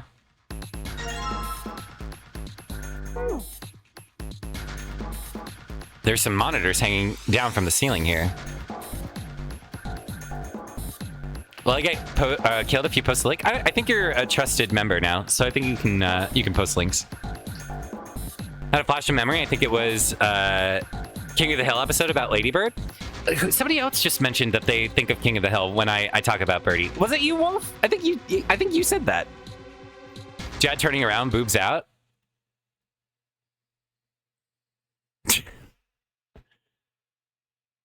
Who is this guy? Might have been me. I don't know who this is.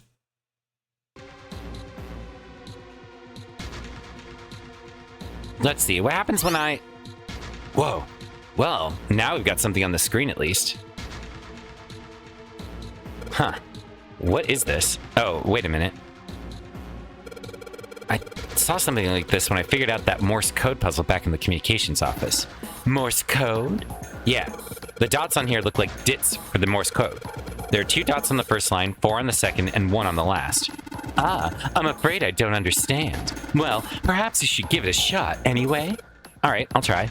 Before I do that, though, maybe I ought to run through the instructions. If I just tap the button, it'll be a dit. If I hold the button down, it'll enter a da. Once we enter our answer, it'll automatically determine if it was the correct answer or not. All right, let's do this.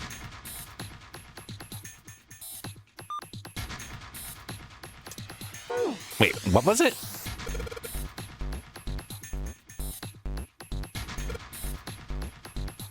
I don't remember what this is. Oh, dude, is this another one where the hint is the top screen? There isn't a hint. I don't know what I'm supposed to hit.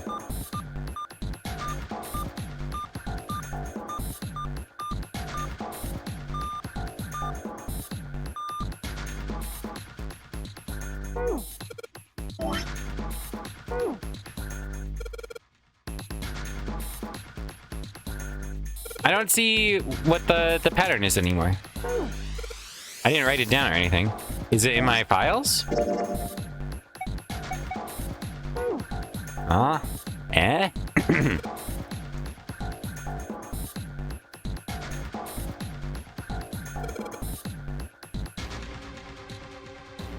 I didn't put them on my boobs.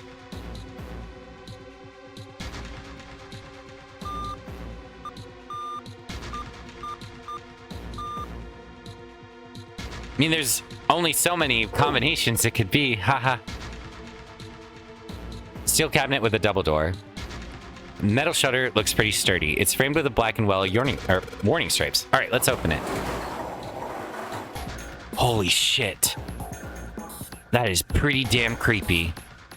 There's a coffin in here. A coffin. A coffin. Oh man, does Seven think? Yeah. Yeah, he's all pale. He's thinking the same thing I am. No way. Could this be? I'm sorry, but what's going on? It's a coffin. I wonder if there's a vampire in it. Right, I guess Clover and Snake don't know the story. Man, I can't bring myself to tell them. Well, at any rate, let's have a look around. There's a metal plaque on the coffin. Snake's touching it. All ice. Ah, the two machines. No. Holy shit. Man, this is serious. Ah, well, let's open it, shall we? Clover, if you could give me a hand. Okay, I got it. Ready? 3, 2, 1. Ha!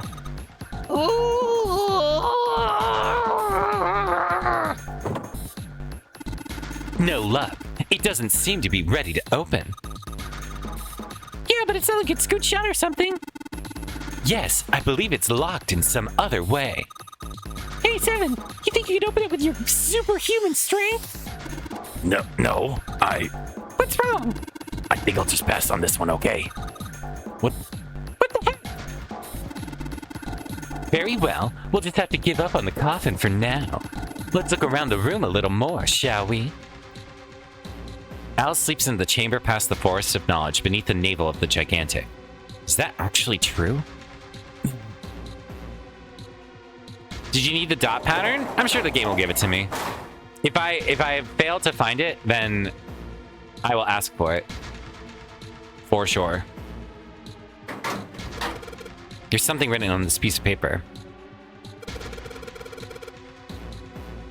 We got 3 sheets of this stuff. New material has been added to the file screen. Oops. Dude, I have so much more to do. Oh my god. I'm gonna be... This might be a long fucking stream. Menu, file.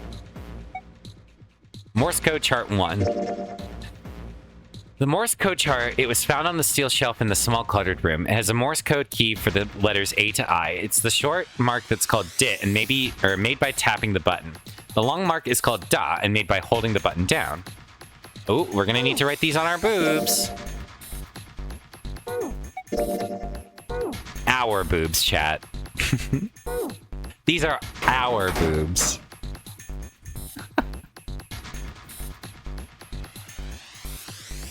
The card reader. It says lock. I'm not going to be able to open the store until I can find the card that goes into this thing. This thick metal door is blocking our way out. It's locked and I can't open it.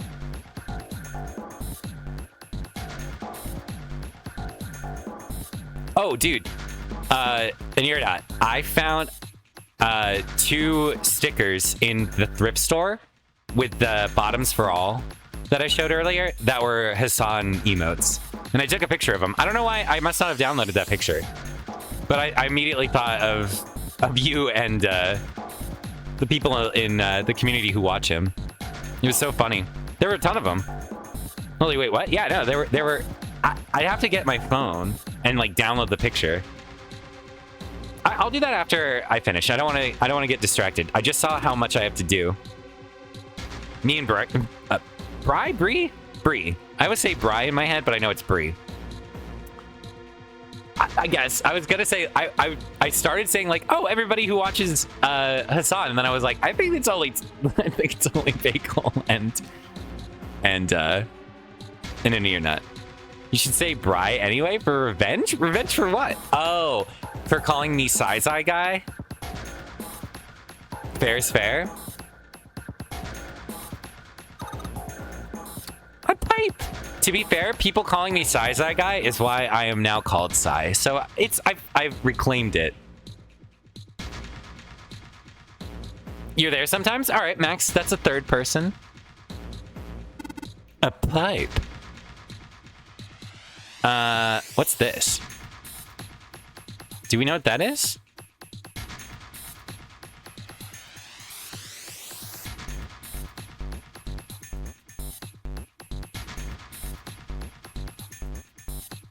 Okay.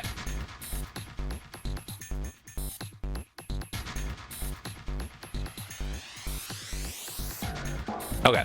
So I think I need to do this one. Can I see the... How do I see it? It's a sliding panel, just like the last one. I wonder if there's a plate with an emblem engraved on it here. All right, let's give it another shot. Before I do that, though, maybe I ought to run through the instructions. Yeah. Oh, I think I made... But... Do I need to just do dead? No. So it can be A, I, N, A, I, or N. So let's say it's A. A, then it's 4, which has a lot of options. A, H, and I think this is only 1. So it could be E or T. It was not AHE.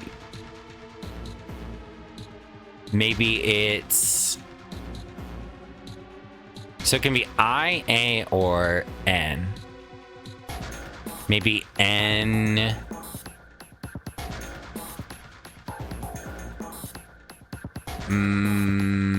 Y... T? New Year's Eve. That's what it is. Is there really no way for me to see the dots again? Am I supposed to just guess what this is?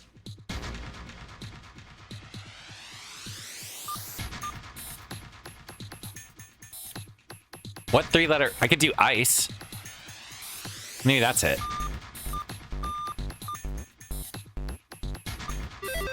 Nice.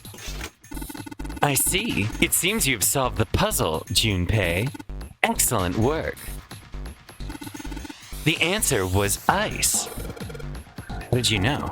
All I had to do was listen to the sounds the machine made. After that, it was a trivial matter to decode them. Was that just brute force? No, I made the association between all ice and the limited numbers that I could have, or the limited letters that I could work with. So it was basically, okay, I have to use a 2, I use 2 of the dits and das, 4 and 1. And since I can only use E or T as the last letter, I just was thinking, what 3-letter words could I do? Most often, if they're going to be a 3-letter word, it's going to start with a vowel, or it's going to be like TH. So I could do the, Like, there's a very finite number of 3-letter words that I could operate with. So, I think this means you solved this like Snake did? Yeah, pretty much. I guess. Plus, like, ice was the first thing that came to mind since all ice is the coffin that we just found. I believe I heard a noise from somewhere on the right of the device after you solved the puzzle. It sounded rather like something sliding open. Do you see anything that could have made that noise?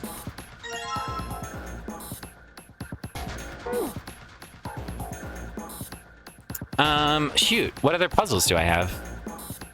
The computers don't turn on until I put stuff in them. Right. I put the emblem into the 4 indentations of the desk, but... Huh? Nothing's happening. Wait, what's Snake doing? I feel symbols engraved just above each indentation. On the upper left is the steering wheel symbol. On the upper right, the cross symbol. On the bottom left, the mysterious circle symbol. And lastly, the waffle pattern is engraved near the bottom right indentation. Additionally, each symbol seems to have been given a number. 1, steering wheel. 2, cross. 3, mysterious circle. And 4, waffle pattern. Perhaps we need to insert the emblems in this order.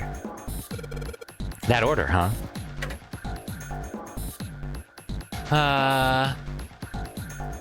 Oh, that'd be fun. That's a good puzzle. Or a good puzzle that I've done.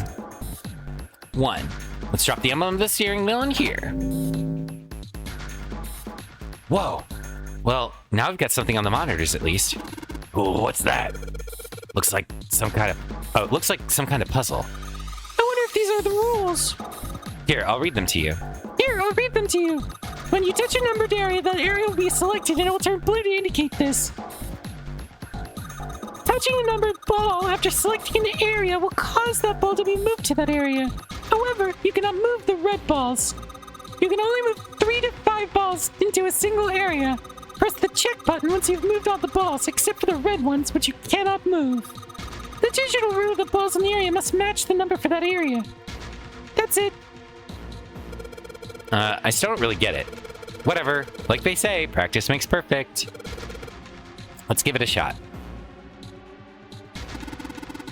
Don't you mean practice makes perfect?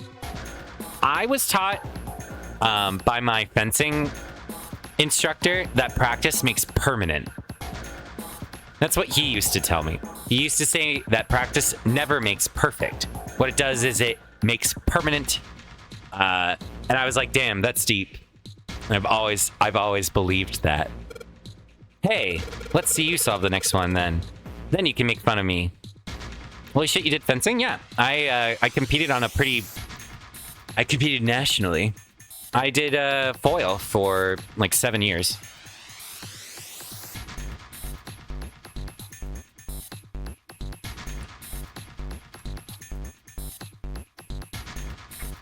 Was your fencing instructor beaten in Game of Thrones? No.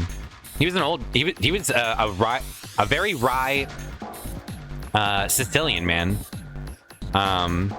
And he does fencing lead to fraudage? Oh, like dicks? No. I was young. I was like 13 when I started fencing. And then I continued until I was in college. Not to say that you can't have sex when you're young, but I did not. I was an innocent, pure little flower. Leads to landscaping usually.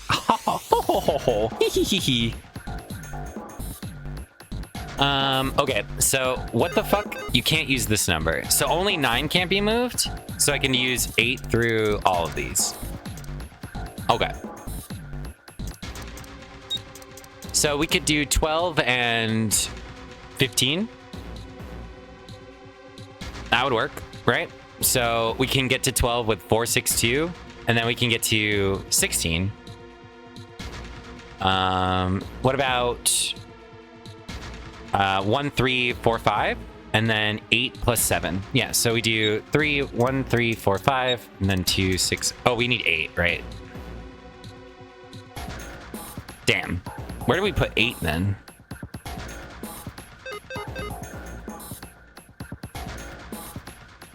Oh, this is 13 anyway. So we need to... Oh, wait. No. There we go. I solved it. We just did 21 instead. Okay, this is it, right? But nothing's happening. There are still 3 more indentations left empty. I imagine something will happen when they are all filled. Doesn't that seem likely? Okay. The indentations are on the desk. They have numbers. So let's put in our next one. All right. Guess nothing happens. Junpei, don't you think maybe you put in the wrong one there? Yeah, I know. I'm hoping that he's not stupid enough to put it in the wrong one. There's numbers too. One steering wheel, you already put the steering wheel on the cross. What comes after that? Thank you. Maybe we can do all ice now. The coffin. It doesn't have a lock that I can see. There's a metal plaque that reads all ice.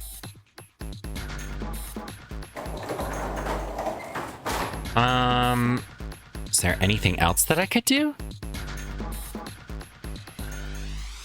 Is this another... The screen is huge. Wonder why it's blue. Maybe if I touch it.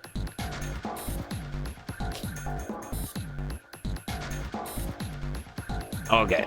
I really do feel like I need to not just write these on my boobs. So, D plus 1 plus 9 is equal to A. So, D is equal to 0?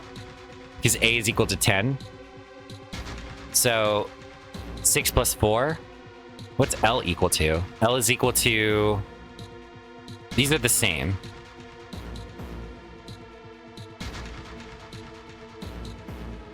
Okay. So this needs to be 4, right? This needs to be 9. So whatever B is equal to whatever this equation is. So B...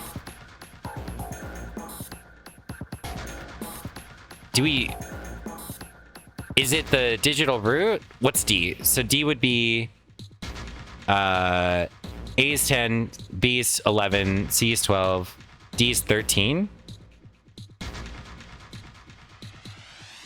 Oh, no. This is telling me that this doesn't equal A, isn't it? And this doesn't equal L. This does equal L. So if this is correct, if this is accurate, then it's 1 plus 5 is 6, plus F, which is 10, 11, 12, 13, 14, 15. So 15. So 21. L is equal to 3, maybe? What's this? There are 15 cells here with numbers and letters in them. Let me see that. Ah, I see. So whenever you touch a cell, the ones next to it turn on or off. You just gotta use that to make the all cells on the right and the bottom green. Hey, Junpei, I found this piece of paper on the thing. You want to take a look at that? Do you think that might have something to do with all the puzzle? It's a piece of paper Clover gave me. There are a bunch of numbers and letters connected by equals signs on it. Just like she said, this probably related to the puzzle on the screen somehow. Thanks, Clover. This really helps.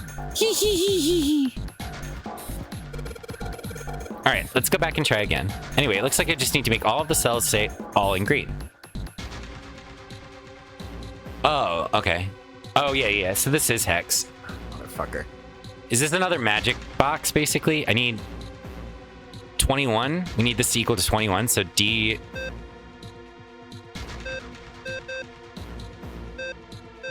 Uh-oh. 9 plus C is...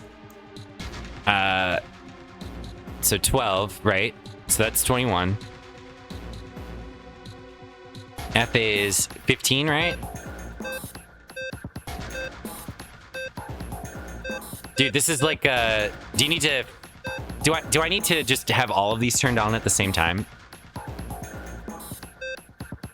I think that is the answer. Okay. I love these puzzles. These are fun.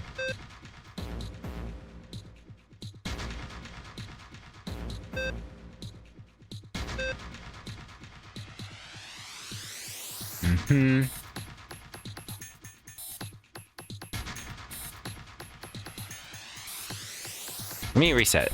We'll do it from here. Okay, so clear out this one. And I can do this and that. Oh, no, I don't want them all on. Okay, never mind. I thought it was turn all of these on. It is not. It's actually make them mathematically sound. So we need to... So A is 10, so we need this one to be on, and that one to be on. There we go. I'm gonna be completely honest, everyone. I did not solve that puzzle through genius. I simply solved it by pressing enough buttons for it to work. You're so smart. Nope, I am not. You seem to have done an excellent job and solved the puzzle. Just what I would have expected of you, Junpei. Hey, come on, you're embarrassing me. Whoa, don't get cocky, kid. We don't have got time for that. Look at this. Check out the right edge of the control panel. The lid slid up and something came out. Oh yeah, okay. There was something else. I heard some kind of noise from behind the shutter. You think maybe the coffin's unlocked now? What? Oh, this said all, and that said ice. So if I'd done this one first, it would have been a lot more of a clue.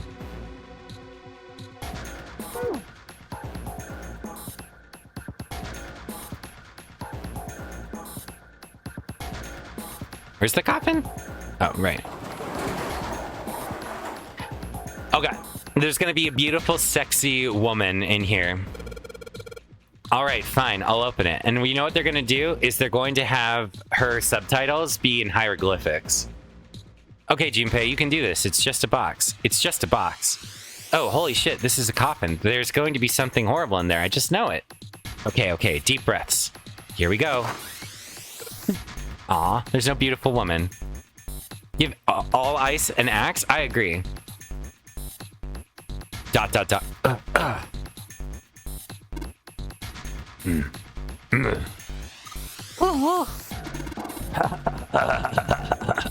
Oh man, there's nobody in there. Shit, can't believe I was scared of something like that.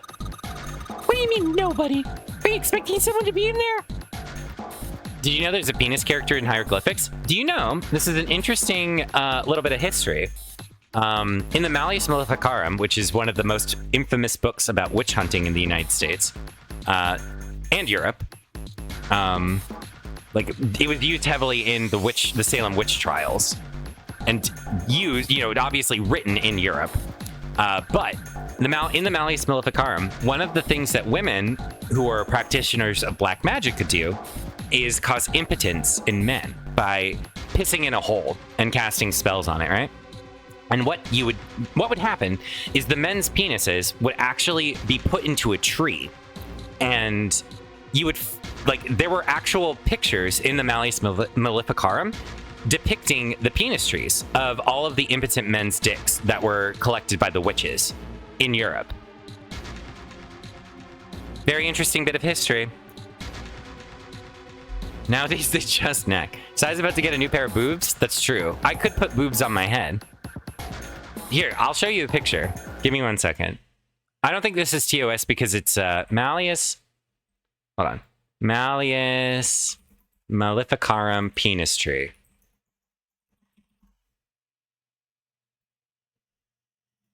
Copy image.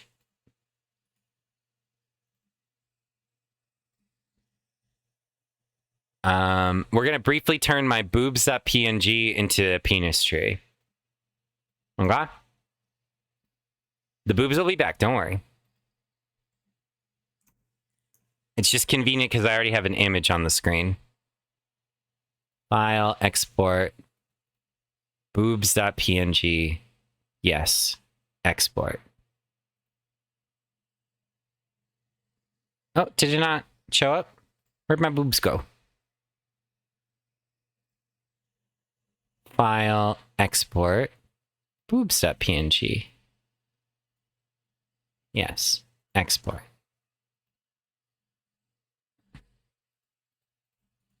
Properties. Browse. Boobs. Okay. There you have it. So what the witches would do is they would cast their magical spells, and then they would hide the impotent men's dicks in the penis trees. And this was a form of magic that women were capable of doing in medieval history. And so a bunch of Christians were concerned that learned women would do this, and when their husbands would become impotent, it was likely that they practiced witchcraft. That they're harvesting them? Well, what are they going to do with the penis trees? Talk about bearing fruit.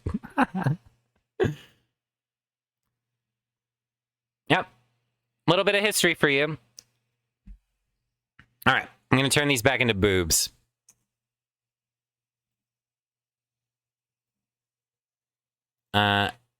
Export boobs.png. Yes.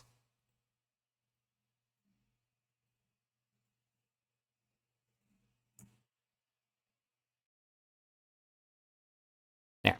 Okay. Back to the game. Yeah, it's a long story. Ask Junpei about it sometime. Well, just like Seven said, there's nobody in there. There is something in there, though. Well, two somethings, actually. Two somethings? Waggles eyebrows. What is that?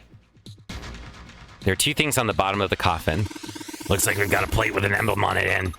The Neptune key! Yes! We finally found it! Now we can get through the hallway! Ahoy? That's correct, Clover. But we do need to get out of this room first, you know. Yeah, I know. Okay, let's get the hell out of here as quickly as possible. I don't have any objections to that. I don't think we'll use the Neptune key in this room. It's really important, though, so I'll keep it in my pocket for now. As far as the other thing goes... Do you think that's weird lighting, or does she dye her hair like that? The shaping of it sort of bleeds over the colors. Feels weird, man. Well, I put the emblem into the... I put the wrong fucking one, because Junpei's too stupid to put in...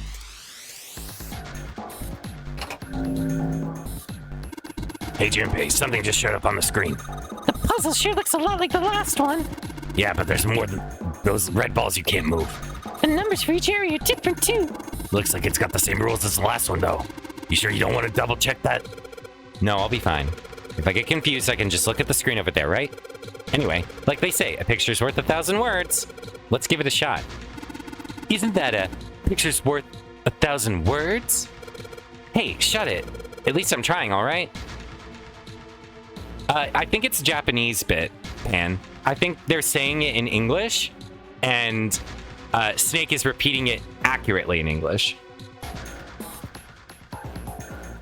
We need to do 1 and 7, so we can either do 10 or 20, and we can do 25 or 16.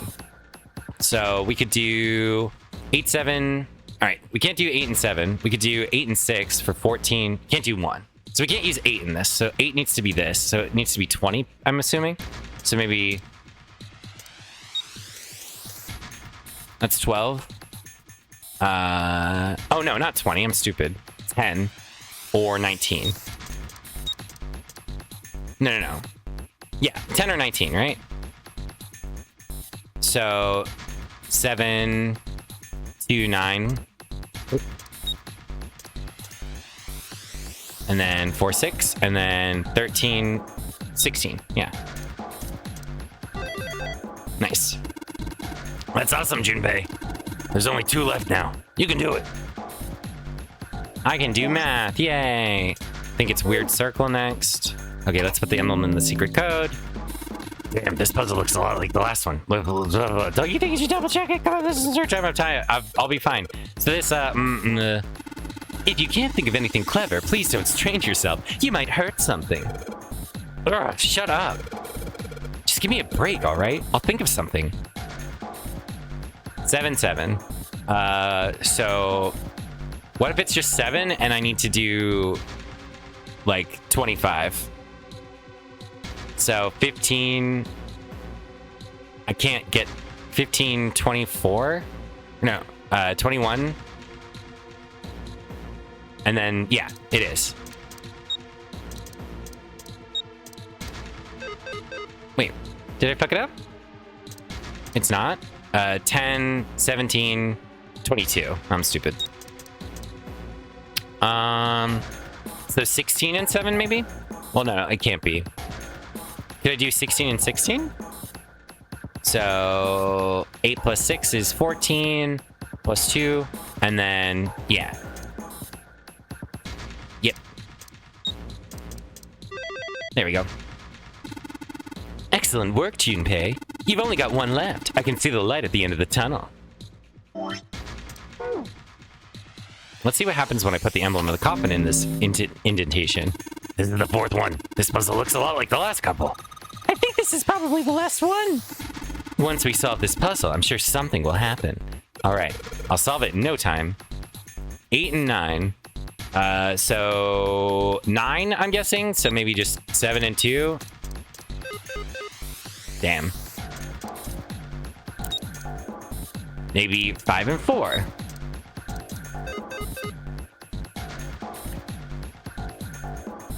Wait, why isn't this right? Isn't this 17? That's 8, and this is 9? Guys. Wait. Is this not right? 10, 17, 9.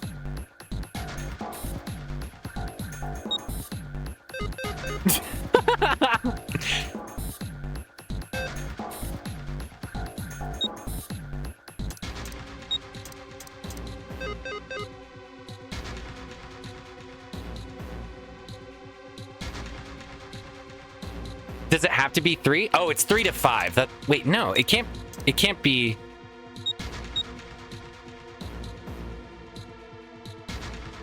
Oh, it has to be a digital root? You can't just have it be a flat, like, I have to add something together? That's stupid.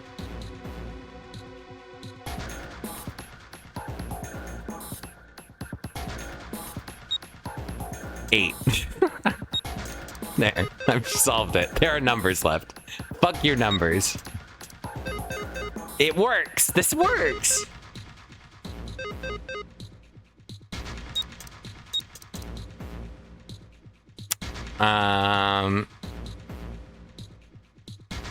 What else could I do?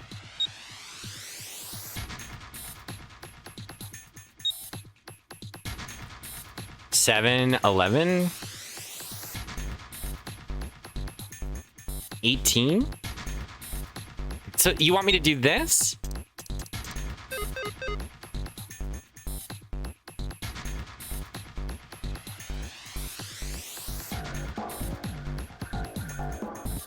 Does it want me to remember what the numbers are on the bracelets? 3 is...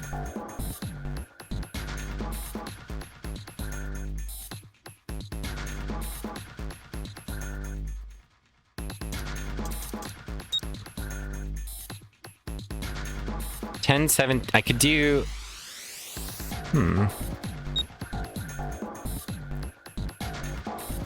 Oh, wait. This is us, isn't it? No, no, no, it's not. It's not.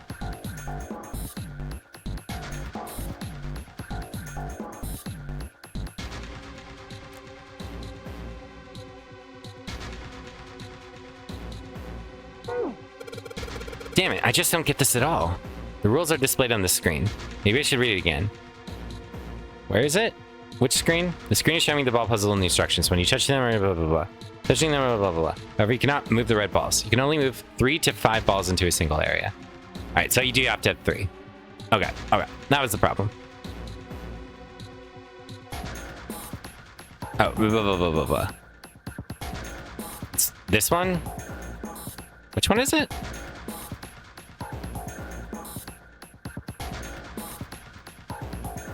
Do I click the keyboard? So 3 to 5, but I don't have that many balls.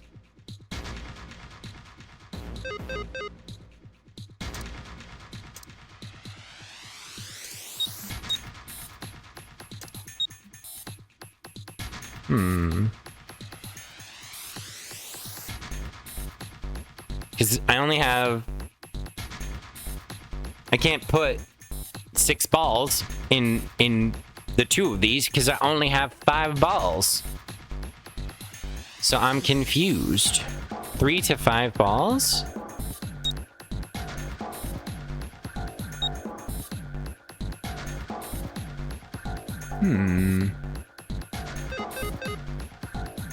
It's telling me I can't use those numbers.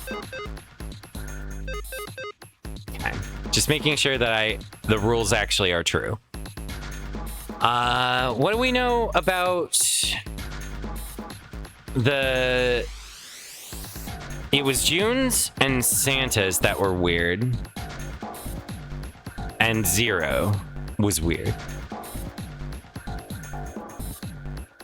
So...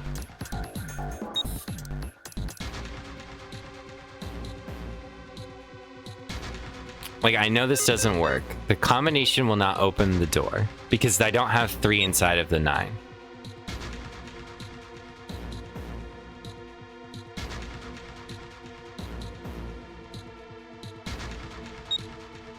Can I just add this in there? No?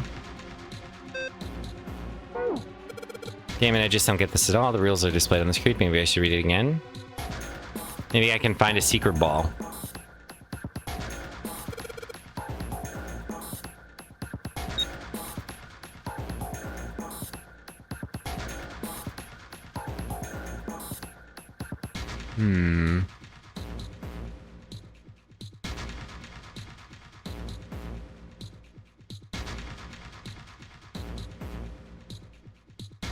I can't put it in 2 places at once, can I?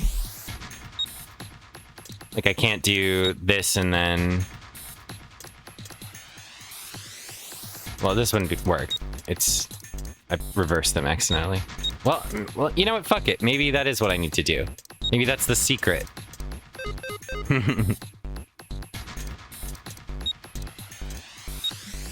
2 and 7, and then 9 and 8. Yes, it will. It works. I don't have a 3rd ball. Maybe I can put 0 in one. Maybe that's the answer.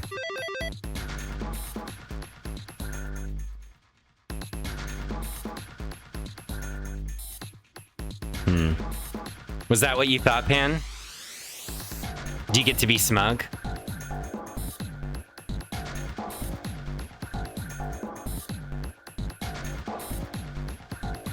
What? It's because 9 is 0. Or something. I don't know, man.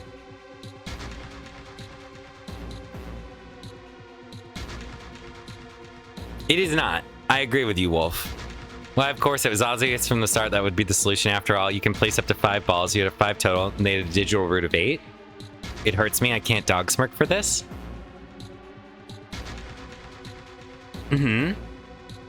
But why would it be acceptable to not put any in the second one? It said that you could only add 3 to 5 balls, not that you had to have 3 to 5 balls. It was my guess, but it wasn't with full confidence. Because it's the doors.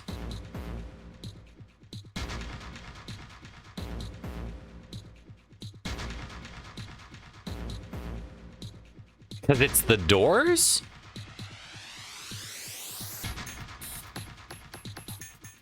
You could only add 3 to 5 balls, not that you had to have 3 to 5 balls. I guess that's true. Jad isn't wrong. Like, you don't have to go through both doors, you just have to use all the balls.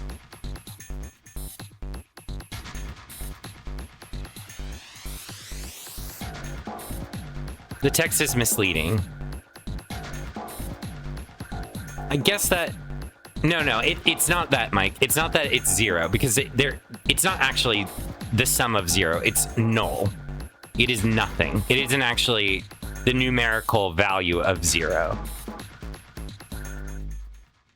You think about it in the terms of doors, it makes sense. No, I agree. Like, it's misleading for the sake of the puzzle. I'm not, like, put off by it. It's just kind of like an eye roll, like, yeah. Like, he does that, but I never wants to help other than... I don't think that's true, actually. I mean, personally worked out. That puzzle sucks? It doesn't suck. You had 5, right? You can't do 3 and 3. No, that was it. Yeah, that's all that's left, basically. It's like, well, I cannot put 3 in both of these. So the answer has to be that I can only... I have to use all of them, and it does equal 8. 9 equals 0. That was my thought, too. I was like, 9 equals 0, but It's because isn't the 0? No, the 0. I said that because the 0 equals 6. Doesn't it? But I don't know. Whatever. I solved it, I guess. Underneath the keyboard. Way to go, Junpei. You answered all the questions. Damn, Junpei, good job. Hey, did you hear something just now? Yes, I heard that as well. From the bottom left corner of the desk, I believe. A picture. What the? Behold, I called it all.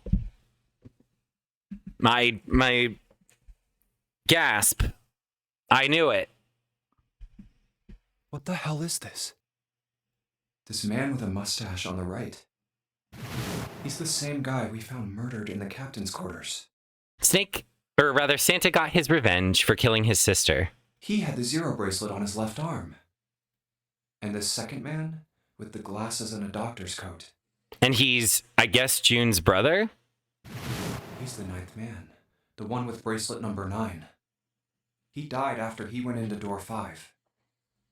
But this guy, the one in the striped suit. Oh man, that's Ace. Yeah, I guess it is. No doubt about it.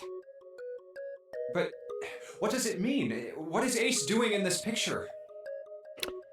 Okay, so if June is Santa's sister, which is what I'm assuming right now. Why is Junpei here?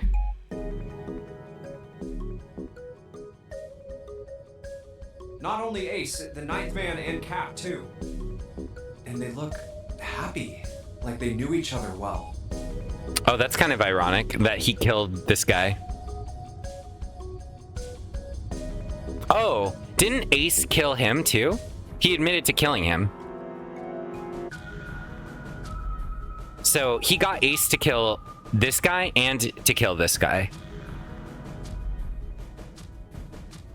So did Ace also kill the captain? No, I imagine Santa killed Captain. Who's the third guy? This is the guy who Ace pushed into the room that was dressed as Snake. Why? How? How in the world are these 4 men connected? Oh, and he didn't recognize him. Why didn't he recognize Ace? Oh, maybe he did recognize Ace and that's why he trusted him. And then that would be why he would believe Ace when Ace said that the games were changed. Because he would have been like, oh, I can trust you. Because we've worked together on this. And he probably didn't know that he had propagnosia, face blindness, and just assumed that Ace was like, oh, we can work together because you recognize who I am. You say Ace is in that picture? Yeah, it doesn't look like it was taken recently though. Ace, the 9th man, and Cap all look about 10 years younger. Pardon me? So the 9th man and the man you found murdered in the captain's quarters are also in the picture? Yeah. Is there anyone else? Or are there only 3 people in the picture? I'm afraid I can't see it. No, there's one more guy. He's got kinda long hair, he looks smart but a little cold. He's the only one I don't recognize. What's the date of the photograph? It doesn't have one. Did you look on the back? Back? Yes, the reverse. The other side. Huh. Praying for the success of the Nonary project. With Nijisaki, Kubota, and Musashido. Huh. Then the 4 men in this picture were the organizers of the Nonary game 9 years ago. That means Ace, the 9th man, and Cap were all responsible for making it happen.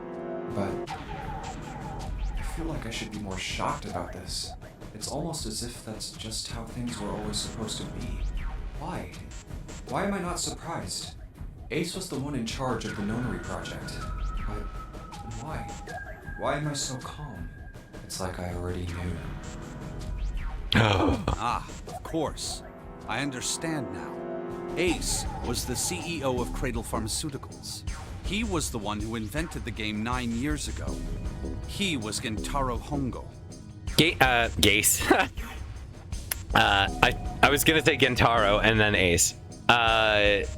Ace is currently with Santa, Lotus, and June. Ace is Hongo? I had my suspicions from the beginning. Their voices were similar. Too similar to be a coincidence. I could never forget his voice. It was the voice of the devil. I couldn't be sure, though. After all, I had no way to check. I certainly couldn't ask him. Even if I had known, however, I would never have told you. Zero made it quite clear what would have happened if I did. Oh my gosh, I had no idea. Huh? I didn't know that Ace was Hongo. Oh, yes. I suppose you wouldn't have. 9 years ago, you were in Building Q in Nevada, but Hongo was in the Gigantic with us. I know. That's why I didn't know what Hongo looked like. But why? Why didn't you tell me? I mean, I'm your sister, right? You could have told me. I'm sorry. I apologize for keeping this from you. But if I'd told you, Clover, you would have told everyone else. And if you did, then I would have been forced to tell them about what happened 9 years ago. I had to prevent that. Hey, Junpei. You think I could borrow that picture for a sec? Sure. Hongo Kubota. Nijisaki Musashiro. Hongo Kubota. Nijisaki Musashiro.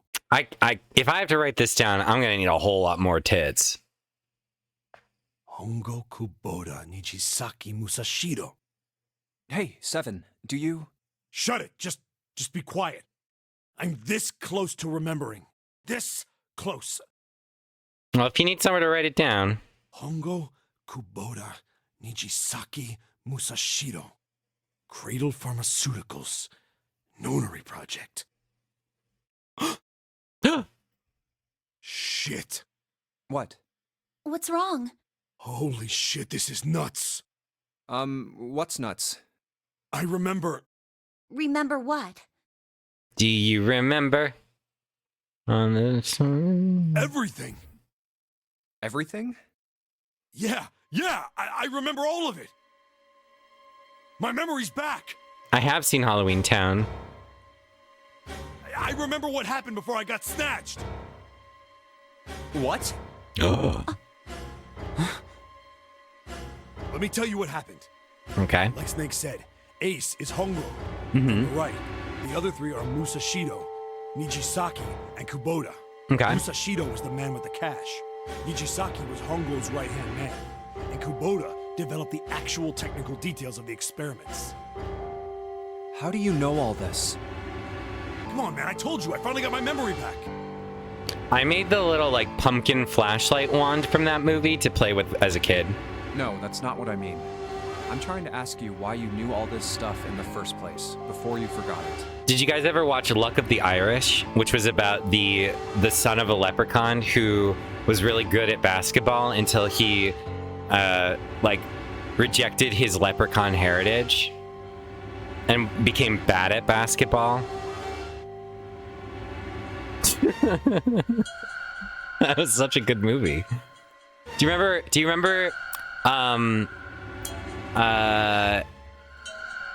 you know what was a gay awakening for me? The movie about the drag racing, or motocross, and it was it was 12th Night, but motocross.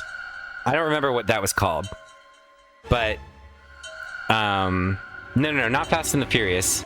Reasonable to have a gay awakening for that, but no. It was about a girl who wanted to compete motocross. Is that it?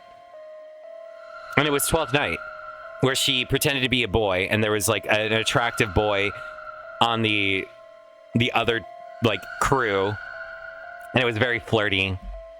And I was like, now hold on. Mulan? No, not Mulan. I don't remember motocross in Mulan. That also is a great movie, though. Mulan is one of my favorite. Is this it? Yeah, I bet it is. Oh yeah, that is absolutely it, Wolf. 100%. You really want to know? I do. Yes, that is indeed the joke, Pan. Of course. Me too. This is gonna take a while. Hell, it'll probably take me a good 3 days to tell you everything. Well, we don't have 3 days. It is a bit cheeky. Just give us the short version, all right? It was a cute movie. Short version, huh? All right, fine. I'll give it a shot. No promises, though. Have you guys ever watched Victor Victoria? That's one of my top 20 films. I love Victor Victoria. No? It's a Julie Andrews movie. And it's a musical. And it's about Julie Andrews needing a job. And she joins a gay cabaret as a man dressing as a woman, but she's a woman. So it's a woman dressing as a man dressing as a woman. And it's so good. Y'all lived in a parallel universe for me in terms of media? It's great. That movie is so fun. I'm a detective. It's a little awkward to say this about myself, but you could probably consider me a lone wolf type. I hold to my own code, because I think doing what's right is more important than doing what you're told. Damn, Seven's so cool. Sorry, one sec. That's why I Okay, I'm found my good. gut that night. A slim lead brought me to the wharf. Oh, also, give me 1 second. Sorry. Okay. It was 9 years ago. The wharf had been cold as fuck, and I could barely see squat. I was investigating a mess of kidnappings, all of them children. It all had one thing in common. A history of visits to one particular hospital. A hospital under the management of Cradle Pharmaceuticals. Do you think that they only reported the 16 boys and girls because they couldn't, like, reasonably fit a square of 18? They were like, guys, we can, like, chop 2 of them out of this, right? Because I really want to do the 4x4. If we do a different configuration, it's just really not going to work out for us, you know? It's not going to be even. It's going to take a lot out of the print. My investigation had turned up evidence that Cradle had been involved in the kidnappings. After a little sweet talking, I managed to finally get a real lead from someone inside Cradle.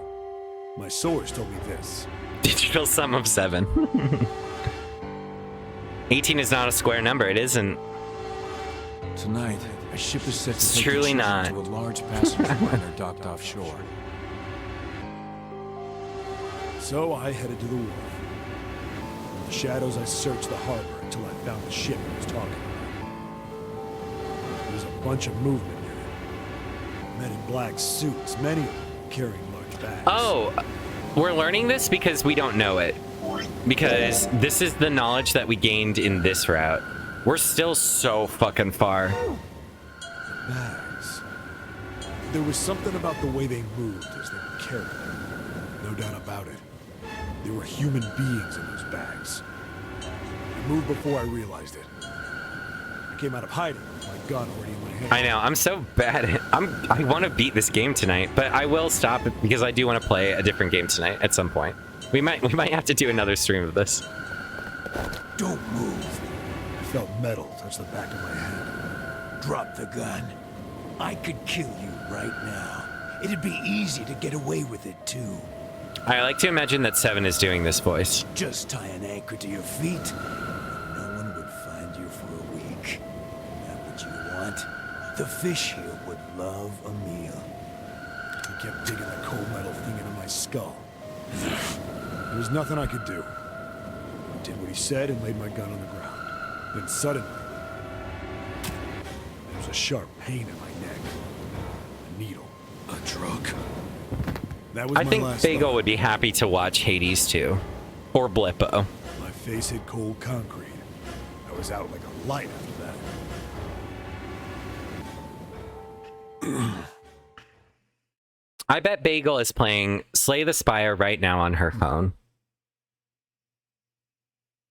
You don't stream Hades 2, do you? I would stream it now. Because I've beaten the main story. I'm okay with, like, you guys just eye rolling as I play the game, and I refuse to fill my left column with boons. And I'll leave my special unfilled the entire time. And I will see a special every single time I get a boon. And I'm like, I don't want that. I don't use my special. Fill the left column with boobs? I'll do that. I'll put a boob in each one.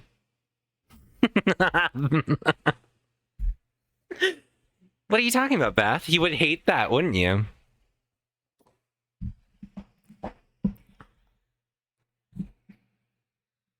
The fact that you know?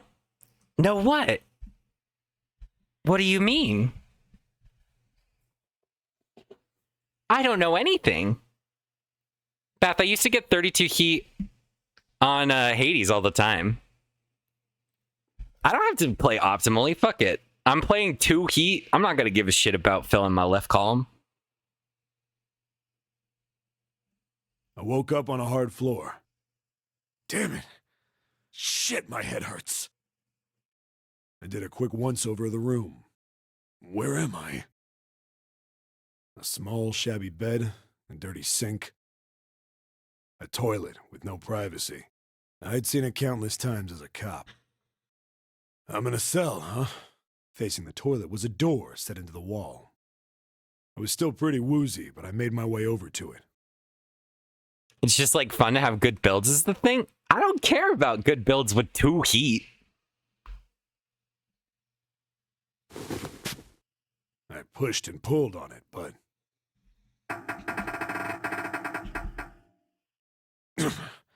it won't open. Not like I expected much else. Would be dumb enough to put me in a cell and leave it unlocked. Threw myself against the door a few times, but it wouldn't budge. I knew it. I gave up and made my way back to the bed, and sat down. Huh. I sat there for a very, very long time. Who knows how long. Then, I heard a faint voice. The voice was far away. I couldn't understand what it was saying. But I could hear one. What are the best non-prime based boons, do you think?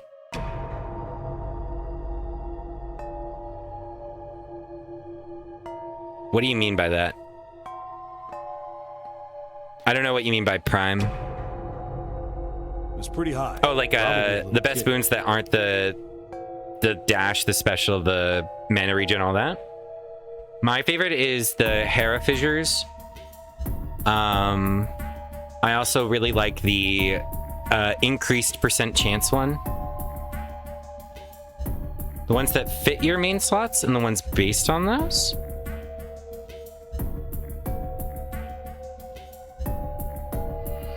Like Poseidon has Splash, Splash has Froth, for example. Oh, I see what you mean. I mean, the obvious answer is Blitz, Chain Lightning.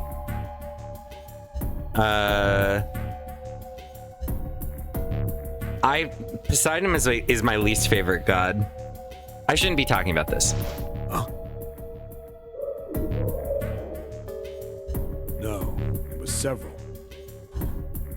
I hear 5 or 6, maybe more. Where are they coming from? I pressed my ear to the wall and tried to listen through it. No, that's not it. Left. It's coming from under the bed? I hauled on the metal frame and flipped the thing over. And there it was. The bed had hidden an air vent under it. The hole in the wall was covered by a metal grate. I dropped flat on the floor and peered through the grate. I couldn't see shit, but I knew it in my gut. This was where those voices were coming from. Hold on. Why are there kids here? But then what my inside man told me popped into my head. Okay, you have to have a least favorite god. You can't just say all of them are fine. One of them you dislike the most. Yeah, we do. We don't know this though, Mike. We learned this in this timeline, but the knowledge, has not been transmitted through the morphogenic field. So we have to learn it again. Tonight, a ship is set to take the children to a large passenger liner docked offshore. Whoa, whoa, whoa. Am I on that ship? It didn't matter. All I knew was I had to get to those kids. I checked out the metal grate.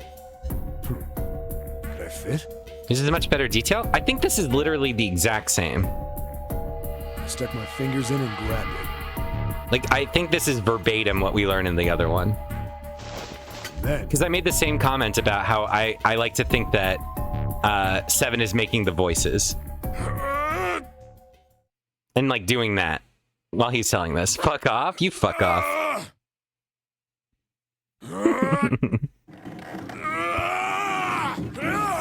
See, like, I like to think that he did this. Yeah. How do you like that, you son of a bitch? Like, can you not imagine Seven just pantomiming this as he's telling the story to everybody? I finally got the damn thing and off. his smug face. I remember this.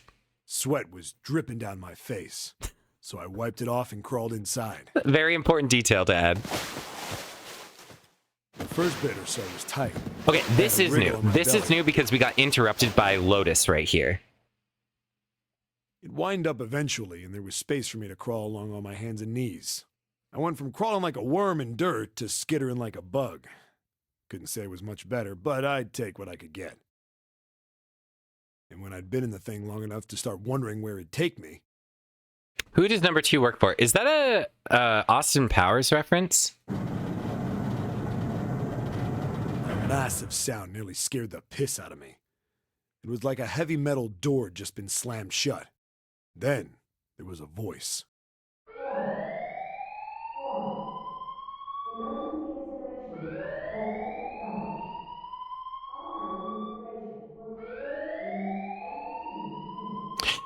Wasn't ours only 9 minutes? Oh, I wonder if this is how June was supposed to die. Is they think that she got incinerated, but she actually wasn't. And this is how that they created the impetus for the epiphany and inspiration. Was they, quote unquote, killed Akane in the incinerator. But they never saw her body because it was ash. And that's how it explains why she didn't actually die. She just was, like, removed from the room. That's my guess. That was hours ago. That was hours ago. Oh, no. My theory can't be... My theory can't be right. If he's on the ship. But it could be right, because it's a perfect recreation, so it could be either of them. What? He could be in Nevada, or he could be on the ship. So it's unclear whether this is the group that Akane was in, or it's the group that the other one was in. I wasn't sure what it meant, but anything with incinerator is bad news. Then, almost as if that was a cue, I heard a mess of young-sounding voices. A bunch of them were straight up screaming in terror. And all the sounds together made a howl that made the hair on my neck stand straight up. Damn it! What the hell is going on here? I scrambled through the duct as fast as I could. I made a giant racket, but I didn't care at that point. I soon found a metal door on the left side of the duct. The kids were screaming on the other side. I found it. I yanked the handle and threw the door open. I almost ripped the metal off its hinges. What the hell is this place? I couldn't believe it. Oh, maybe I do remember this. The room had a dome up top. There had to be about 9 walls, all the same size. Up in the ceiling was an upside-down funnel, almost like a chimney. I looked down. There they were, the kids I'd been searching for. So this is the group with Akane. Because that's Santa, that's Snake. That's probably one of June's kids, and that's Akane. Right? So this is probably one of the 2 twins from Lotus. They all gawked up at me, suddenly silent. For the moment, from surprise and fear. Scared of the room or me, I couldn't tell. Probably both, actually. So that's Nona. Because AoE is the boy. Or, yeah. Snake, could Snake be her son? No way, right? Well, we don't know how old Lotus is.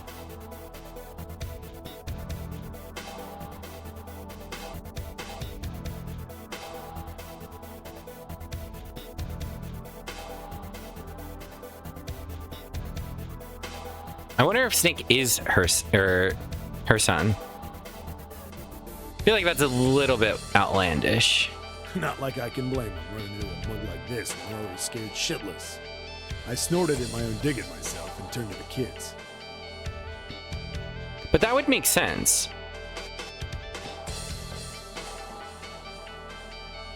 So, and she doesn't know that. Well, no, she does know. She does know. She does know her children. Because her children were returned. So she would know if Snake was her kid. So it's not. This is, yeah, my idea was wrong. Don't worry, kids. I'm not your enemy. I'm one of the good guys. All of them stood there, frozen. Yeah, no. Right. Her children didn't go missing. Well, except one. I forgot that part. I forgot her children were returned to her. He was a boy, slightly older than the others, in a private school uniform. Who the hell are you? He stepped forward and glared at me suspiciously. I'm a detective. I'm here to rescue you. It looked like they relaxed some the second I got the words out. How are you gonna help us? Where's the exit? There isn't one. The doors we came in through won't open, and the door over there... He kind of cut himself off. I think he was considering something before he changed his mind.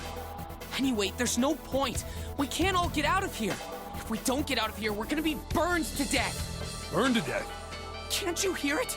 That voice said the incinerator's gonna start up soon. So... The voice spoke again. Incineration will begin in 15 minutes. They only had 15 minutes. I looked back down at the kids. Looks like a good 20 or 30 feet to the floor. No way I could pull them up. Too big of a distance for any of us to reach. What the hell was I gonna do? Oh, shit. One second. Uh-oh.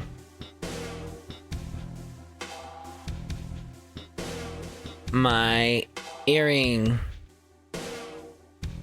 fell out. I need to put it back in. I'm not supposed to take these out for like 8 weeks. An earring wearer? Dude, I think my earring... Hold on.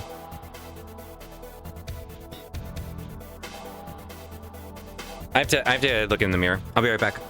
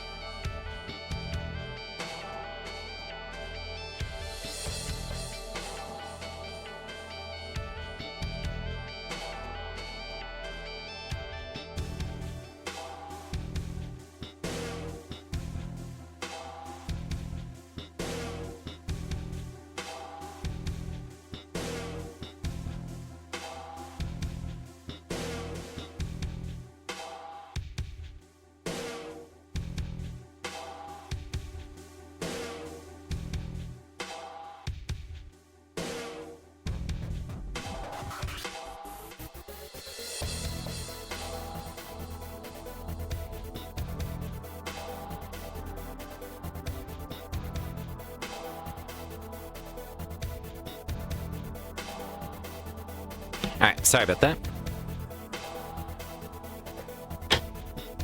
The ladybird memory? I had to keep these in my ears, and I've been fiddling with it. I shouldn't, but I have been, and then it unscrewed, so I had to screw it back in. But now I'm good. But then I got an idea. Wait right there. I'm gonna be right back. Different memory? What? he going? Are you just gonna leave us here? They just got frightened. I'm not the best at that kind of thing, but I try to reassure them with a smile. Yeah, I am, Mike. Don't worry, all right? I'll be back, I promise. So just stay calm and wait right there. Got it? And then wait to hear them respond. There wasn't time. I had to hurry. Well, as fast as a guy could on his hands and knees. Didn't take me long to get back to my cell. Still no way out of there, but I had a plan. I needed something for the room.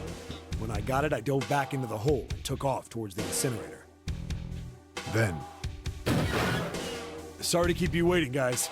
I tipped out the doorway and dropped down the rope I brought with me. Back in the cell, I'd torn the bed sheets into strips and tied them together to make a rope. It was sloppy, but it got the job done. All right, just tie that around yourself, okay? I'll pull you up one at a time. Right! Huh. Wait a sec. Something was off. There were more of you before. Where'd the rest of you go? The boy in the uniform answered. I let them go on ahead. We opened the number 9 door and they left. What? You're telling me you opened that door? That's what I said! Then what the hell are you doing here? We couldn't go with them. Why not? Look, the only people who can go through the numbered door... He was in the middle of explaining when...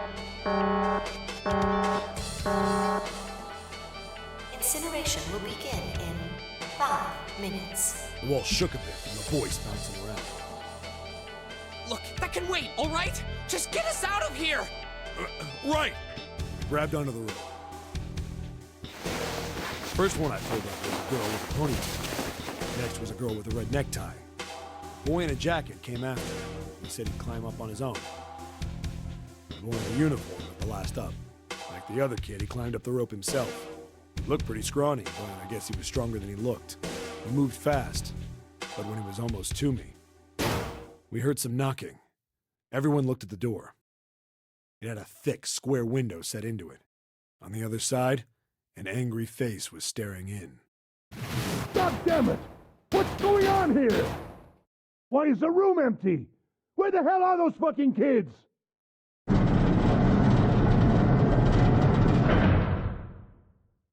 The door opened, and a man stepped in looking half mad with fury. I recognized his face. I saw him many times in photos during my investigation. The man's name was Gintaro Hongo, the CEO of Cradle Pharmaceuticals. Hongo saw the boy hanging from the rope. Yeah! It was like he was an animal. He lunged for the rope. Hurry! I know! The boy in the uniform booked it up the rope. You son of a bitch! Get back here, you little shit! 15 feet. 10. The second I could reach the kid, I grabbed him. I hauled him up and tossed him into the duct behind me. No! No! My burned kids! Hongo had lost it. His face didn't even look human. It was like the bastard pulled off his fake face. He was really a terrified devil or some kind of damn monster. I quickly reeled in the rope, leaving a furious Hongo yelling at me from the floor. You fucking bastard! You won't get away with this! How dare you compromise this experiment! I mean, I would be pissed too if I kidnapped a bunch of children, recreated the Titanic, and tried to burn a bunch of them alive, and then somebody interrupted my experiment. Like, I understand. I can empathize. Experiment? What experiment?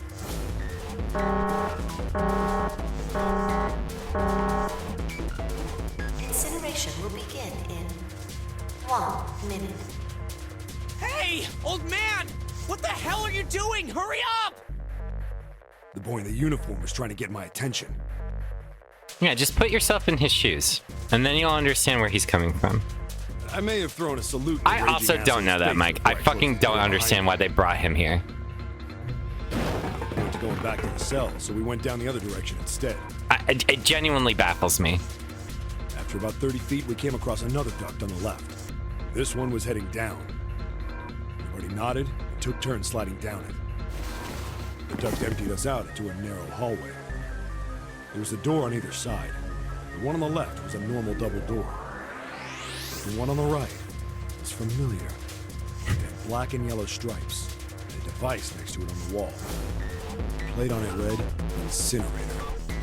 Incinerator? Yeah, that's where we were. It was the girl with the red tie who answered me. We were inside an incinerator? Yeah, Hongo might still be there. It looks like it's been shut off, though. Wait, what? If he's still in there... Yeah, that's not good. That meant we better. We gotta get out of here. Go to the other door, hurry! The kids started running, and I was close on their heels. On the other side of the door was a large spiral staircase. Run! Didn't need to tell them twice. Up and up and up. Do you think Seven did Akane's voice like that? Feet pounding the steps, our arms pumping fast. He's better at girl voices than I am. Round, the devil was on our tail. The stairway kept going. Past a couple of landings when the boy in the uniform suddenly spoke. Something's up. Akane's not catching up to us. Akane? My kid's sister. The girl with the red necktie.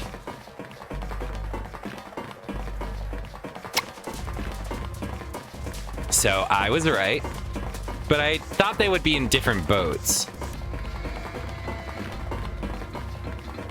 Didn't I say that? No, I don't think I said Snake and Akane were sisters.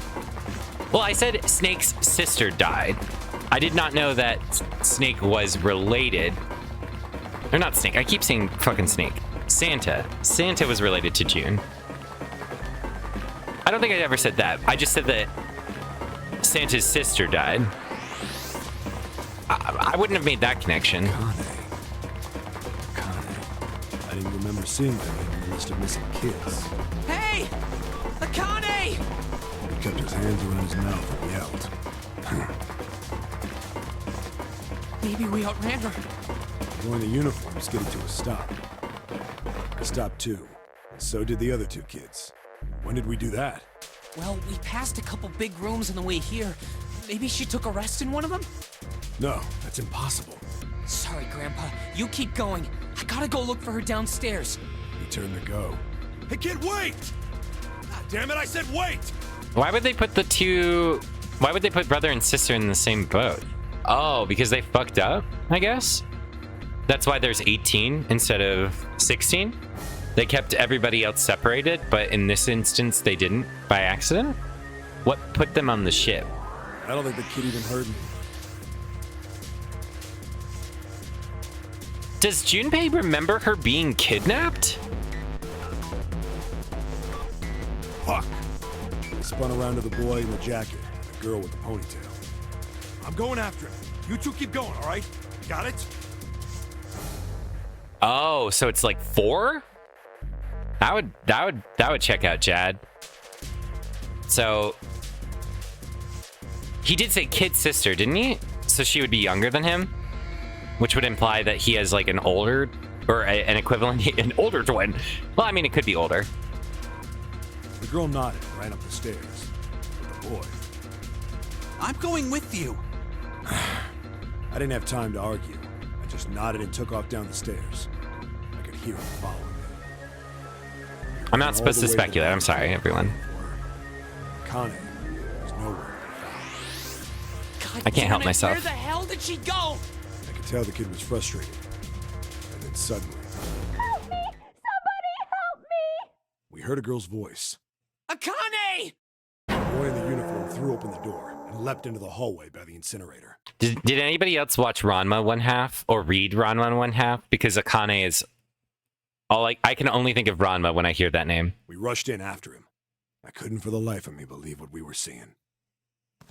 That bastard Hongo had Akane by the arm and was forcing her into the incinerator. I was right about her dying in the incinerator. Come on, goddammit, move! No, I don't want to! Let me go, please! Let go of me! She is 5. She planted her feet squarely on the floor and was struggling to get away. But Hongo was bigger and stronger. Just like Junpei had. Akane! See, that sounds just like what Rama would say. My brother roared with anger and charged toward Hongo. Help me! Ah! You're too late, idiot! Idiot. Hongo lifted Akane bodily into the air and threw her, still fighting him, into the incinerator. Okay. That's a little... They're kind of giving it away there. Before we could even blink, Hongo had leapt through the door after her. They're like, if you don't get it by now, we're going to really make sure you do. We saw him land inside.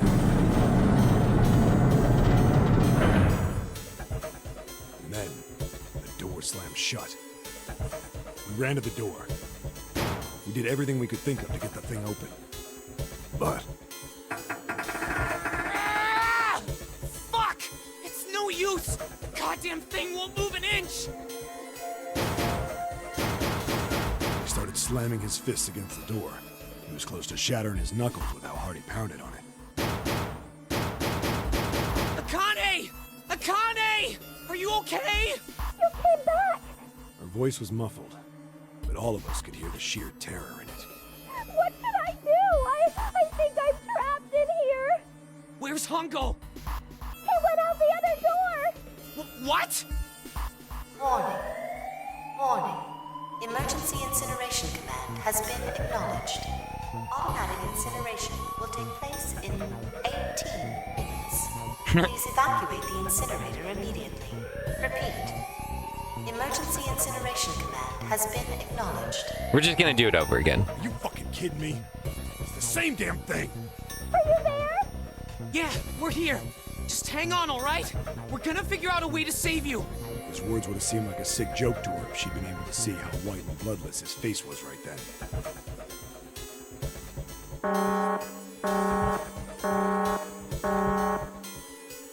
Incineration will begin in 17 minutes. Please help me! I'm really scared! I don't want to die, please! I don't want to die! It's gonna be all right. I'll figure something out. I promise. I promise, okay? You hear me? I promise. It was torture listening to her sobbing on the other side of the door. Her brother was nearly crying himself. He could only stand there, fists clenched so tight his knuckles were white.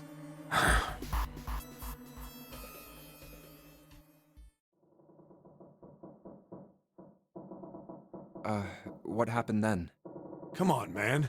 Put yourself in my shoes. It doesn't end good. You think I want to remember that? Then... Yeah. Shit. If I'd known it was gonna be like this, I almost wish I hadn't remembered. Hey, are you sure? Huh? Look, I don't want to ask this either, but there's something I don't get. So if you could just tell me, did that girl, Akane, really... Yeah, I'm sure. There wasn't anything we could do. After a while, the countdown ended, and we heard something... burning. The fire stopped, but we still didn't move. Me and the jacket kid were frozen. The boy in the uniform collapsed as if he couldn't hold himself up anymore. A few minutes passed. The door opened.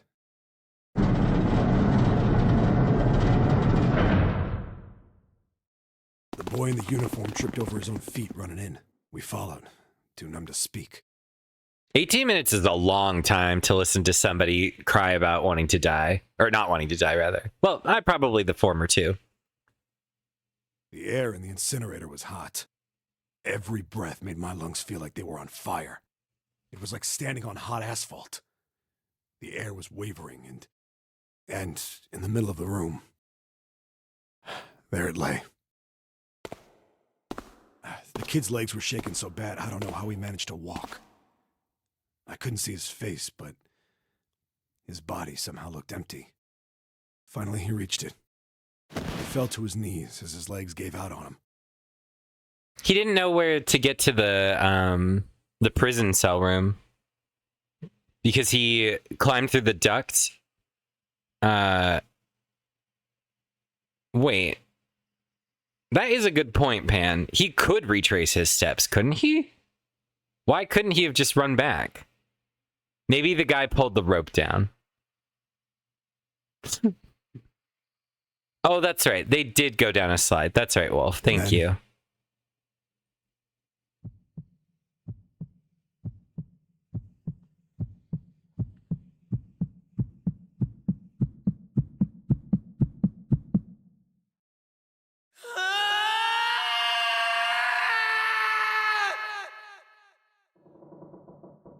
Can I ask you one more thing? One more thing. Do you know her last name? What's that? The girl, Akane. What was her last name? What does it matter to you? Just tell me, okay? Please? Kurashiki. Her name was Akane Kurashiki. Do we get the tring sound?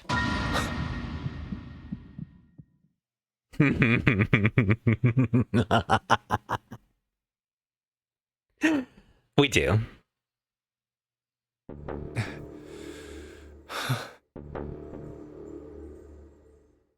You were there that day, weren't you? The tall kid in the jacket. That was you, wasn't it?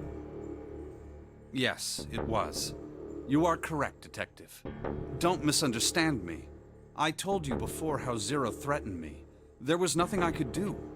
I couldn't say anything about what happened 9 years ago. And Clover didn't know him. So you're saying you're not working for Zero, right?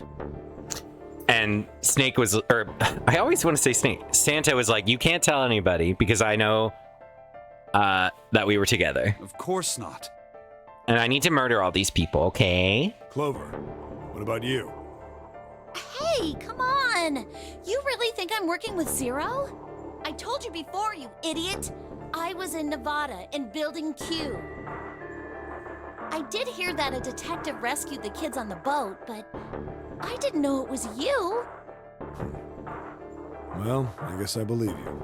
All right, let me ask you another question. Santa's real name is Aoi Kurashiki. Okay, so he was Aoi. So that's not one of Lotus's kids. He's Akane's brother. You know that? No, I didn't. Did you? We don't know, Pan, but we'll learn that in the next game. I know Aoi Kurashiki was her brother. But I didn't know he was Santa. At least not from the beginning. 9 years ago, he was in the middle of puberty. His voice is entirely different now. I'm ashamed to say that even my exceptional hearing wasn't able to make that connection. I was able to make that connection. As such, I had no reason to think Santa was Aoi.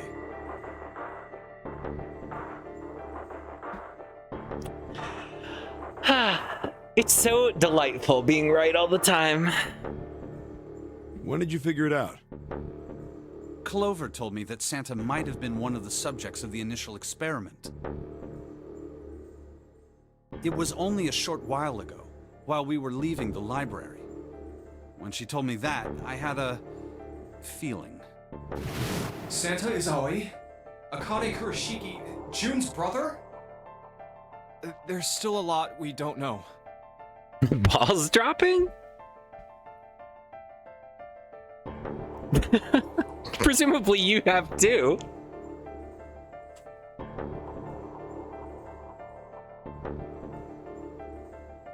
Sorry, one sec. I'm like so paranoid that my earring is loose. I mean, like a lot. Sorry, I need to reread that. What did that say? There's still a lot we don't know. A lot. Okay. But there is one thing I think we can say we know. What's that? The body we found in the shower room. It had to be Nijisaki, dressed up to look like Snake. Yep, it is. What? Come on, man. What kind of detective are you? You didn't figure that out already? Hey, go easy on me, man. I just got my memory back, all right? Cut me some slack. Well, if he is, the 3 murders make sense then, don't they? Yeah, that's right. Murder. Kubota blew himself up, but that was murder too. So why did these murders take place? If Junpei is correct, and the body in the shower room was Nijisaki's, that means all of the people who were murdered were involved with the creation of the Nonary project. Kubota, the person who conducted the actual experiments. Nijisaki, Hongo's assistant. Musashido, the man who financed the project. You mean this was all just revenge? So, okay. Sorry, I have to do it. Santa must have known that June had a friend in school that she really liked. named Junpei. And so when he was devising the group of people that would be abducted to come here, he selected him so that June would trust him, because June has amnesia in the same way that Seven has amnesia. But for whatever reason, she still remembers Junpei, but doesn't remember him. That's my guess. And so he needed somebody that June would trust. And he wanted somebody that would care about her living. That's my guess. How did June survive the fire? Presumably she was taken out of the incinerator room before it actually went off. It's a classic example of every single, like, you do misdirection. They're not actually dead. We didn't see her die. All we have is a, like, pile of ash in the room. It could be anybody. Santa is Zero. He's getting revenge for the death of his sister. That's why he killed them. No, I don't think Santa actually murdered anyone. Yeah, he got Ace to murder the one guy, and then, well, maybe the captain, unless the captain, like, killed himself. If I'm right, then it's not hard to figure out who the next victim's gonna be, is it? It's Ace. I'm pretty sure I don't have to tell you. Yes. Yep. Right. The next target will be Gentaro Hongo. The person who planned the Nonary project. In other words, Ace. What? Whoa, what the hell's going on here? Well, we've been here for like 2 hours, so the ship is sinking. It must be 6 a.m. Our time is up. Shit! Come on, we need to get out of here. How? I'm betting this sucker opens the exit. Come on, let's go.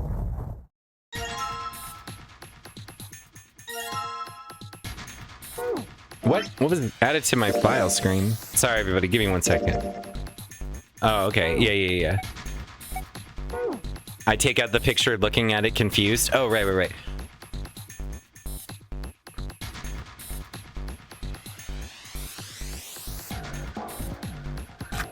All right, let's just swipe this card. Junpei, look! It's unlocked! Yeah, now we can go back to the library. Hurry up, Junpei. We don't have time. Let's go. All right, let's go. I'm glad they let me play this part.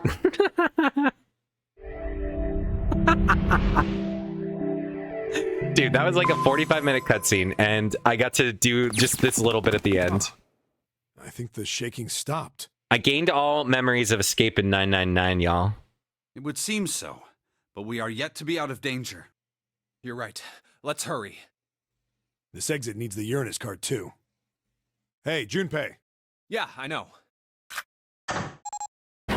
All right, it's open. Let's go. Okay, Neptune Key, let's see if you work. We still have 5 more cells to go. I managed to get us through 4. Actually, I didn't manage to get us through 4. I got us through 3.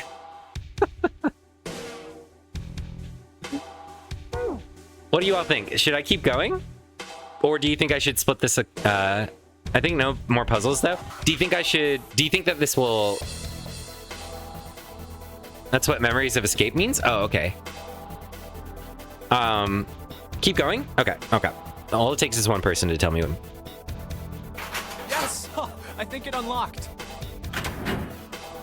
I do want to play Blippo, so this might be a crazy... You can finish. Thanks for your permission, Beth. Just... Sorry, that phrase makes me laugh. Yeah, I think so? Okay. No, I know you meant that in a nice way. Locked over, exactly.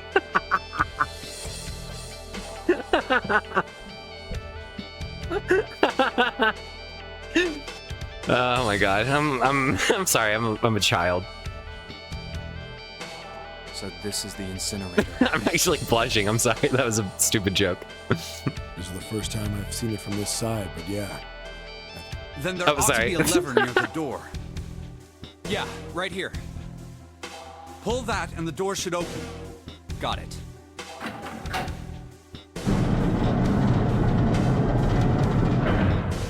Do you need a moment? No, I'm fine. Let's go. It's starting to tell me. That's what we're all What the looking hell is for in going life. on?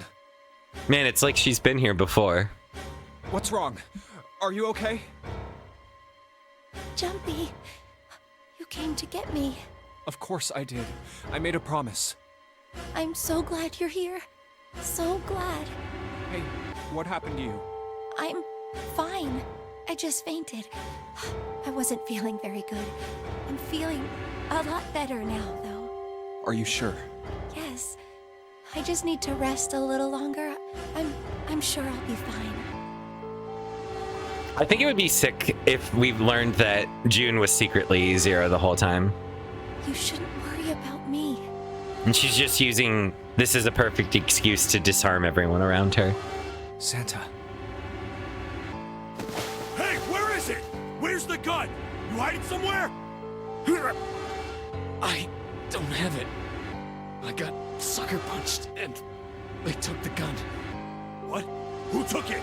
What? Isn't that obvious? I took the gun. Ace. Just what the hell do you think you're doing, Ace? God damn. Or maybe I ought to say Gentaro Hongo. We've been here CEO before. of Cradle Pharmaceuticals. You have me at a disadvantage, and I don't like that. Because I have a disability. You know me, but I don't know you. Allow me to tell you about my face blindness and the 4 reasons why I'm gonna kill this woman. Do you have any idea how much I've suffered? Can you even begin to understand my pain? The pain of prosopagnosia. You know what? Somebody should ban Ace from being on Twitch.tv because he's a threat to women. Another irritating insect. And how do you know that? Oh, I was really impatient at this part, Bagel, because this was like the 300th time that I'd seen Ace threaten a woman with a gun. And I was like, I'm done. I don't care. Just get me through it. Good question. No matter.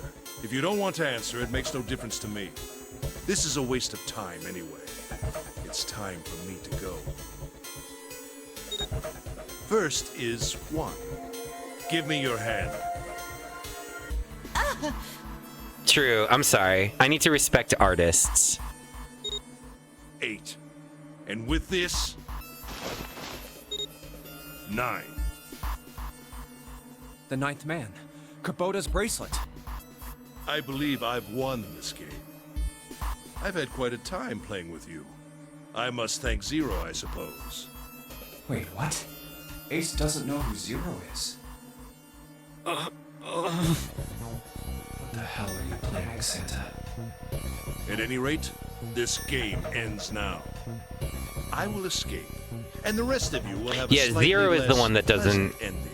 have the same value. I suggest you enjoy your final moments. Goodbye. Wait! What? Why isn't it opening? One more time. This is really fucking sick art. Now open! Dude, she's been doing this in heels the whole time? No! What is this? Why? That digital route should be 9! It has to be 9! Then why? Why isn't it opening? And she's probably got, like, boob tape on. Now!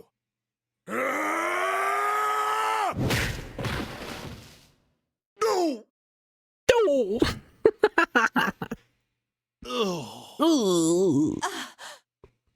Oh, that was close. Too close. Thank you, Seven. Don't mention it. Just one punch ain't enough for this piece of shit. After what he did 9 years ago, I ought to rip him to pieces. But if a suspect can't talk, they ain't much good. Once he's locked up in a cell, we're gonna have a little chat. 9 years ago? Then you must be... Yeah, you finally figured it out, dumbass. Oh.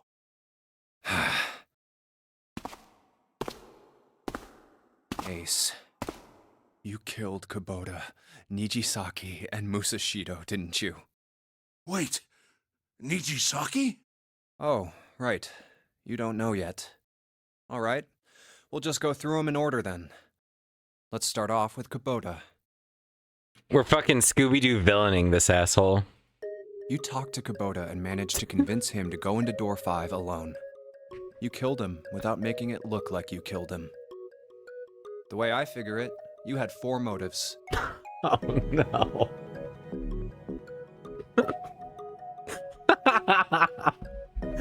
Bro. We're throwing it back in his face. We don't know that in another timeline he was like, I had 4 motives to kill this woman. 1. Oh shit. This is what it looks like when you say 1 that way. In the Nonary game, the number 9 is dangerous. Whoever had the 9 bracelet could join whatever team they wanted. Adding 9 to any number doesn't change the digital route, which means that number 9 could do whatever they wanted. You wanted to remove that threat as soon as possible. 2. You wanted the number 9 bracelet for yourself, so that you could make use of its power. In fact, you did use it in the murder of Nijisaki. 3. Even if his number hadn't been 9, Kubota was a problem. He knew your past. He knew what had happened 9 years before. You needed to silence him before he told anyone. How would he know that it was him, though? Based off of his voice and the fact that they, like, talk to each other, I guess? 4. But last, and perhaps the most disturbing, you used Kubota as a test.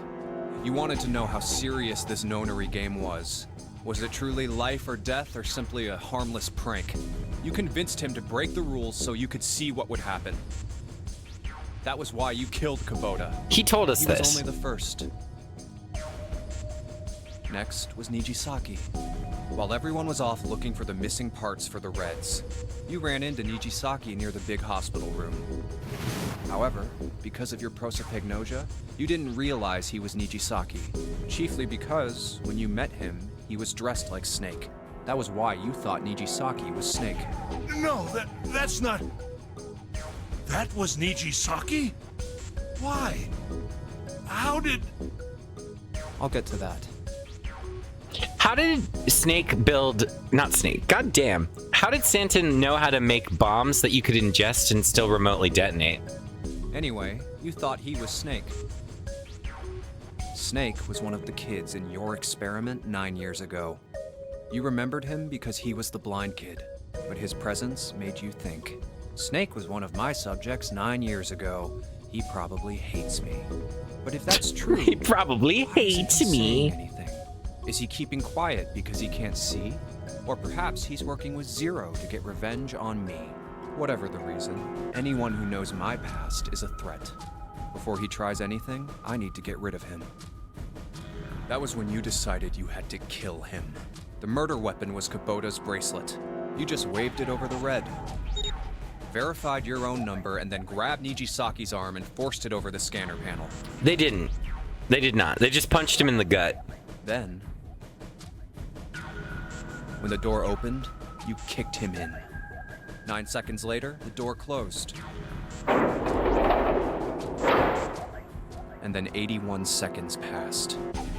And poor Nijisaki was dead. And you mean to say Snake is still alive? Yes, of course I am. Sorry to disappoint you, but I'm as good as new. I wish I had said that exact line. That would have been sick. Thank you for killing the wrong man, but I can't say I like knowing that you wanted me dead. Although, to be honest, even if you hadn't tried to kill me, I would still hate you very much. He was so much cooler than me, but I'm not trying to out-cool Snake. I know when there is an, insurmountable challenge. Well, I wouldn't blame you. Last but not least, let's talk about Musashido's death. So Max, apparently he was like drugged and dazed and confused. But then I guess after like the threat of his death became more imminent, he kind of popped to it. When Clover and I were investigating the chart room, you came over to talk to me. Do you remember what you said? Oh, a pocket watch. Might I take a look at it? I handed it to you, and you left the room. You had been in charge of the Nonary project. Of course you would have known the solution to every puzzle. Which would mean that you also knew how to get out of the wheelhouse. All you had to do was place the watch in the indentation on the door to unlock it. With the door open, you could enter the captain's quarters. Musashido was there. Conveniently placed next to him was an axe that practically begged you to kill him with it. You picked up that axe and buried the blade deep in the other man's chest. Wait, he died while... Wait.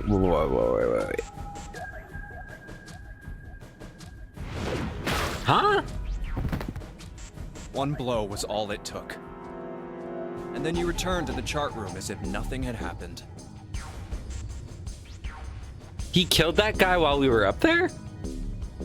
There was something I wanted to speak with you about, Junpei. Could you come with me for a moment? I had no reason to say no, so I followed you to the wheelhouse. When we stepped inside, remember how you slipped your hand into my vest? You pulled out a piece of paper, the one I used to cheat during the vote. But that wasn't really what you were after. Your true purpose had been to slip the watch into my pocket. It wasn't a very good plan. Had way too many holes, and someone saying the wrong thing could have brought it all down around you. You must have been desperate. But what made you willing to risk it all to do it? Ace, Musashido's murder is the only one I don't understand. You obviously did it, but why? Because of this. What's Takes out paper. Just read it. Let's see. Number 1. There are 2 ways you might survive this ordeal. The first is to win the Nonary game. The second is for you to confess your sins of 9 years past. I have prepared a camera in the captain's quarters. Oh. The images captured by that camera will be streamed through a satellite and distributed across the world. Simply look into the camera and repent. Once you have confessed everything, I will release you from this ship. To make your confession more credible, I have left you a witness in the captain's quarters. Perhaps he will confess with you. The decision is yours. Do as you please. 0. When I awoke in that room on D-Deck, I found that in my pocket. That was why I chose door 1 when we voted. If I went through that door, I knew I could get to the captain's quarters. As you said, I knew how to enter the wheelhouse. My plan was to find the pocket watch before anyone else. If I could, then my alibi would be set. At least, that was the plan.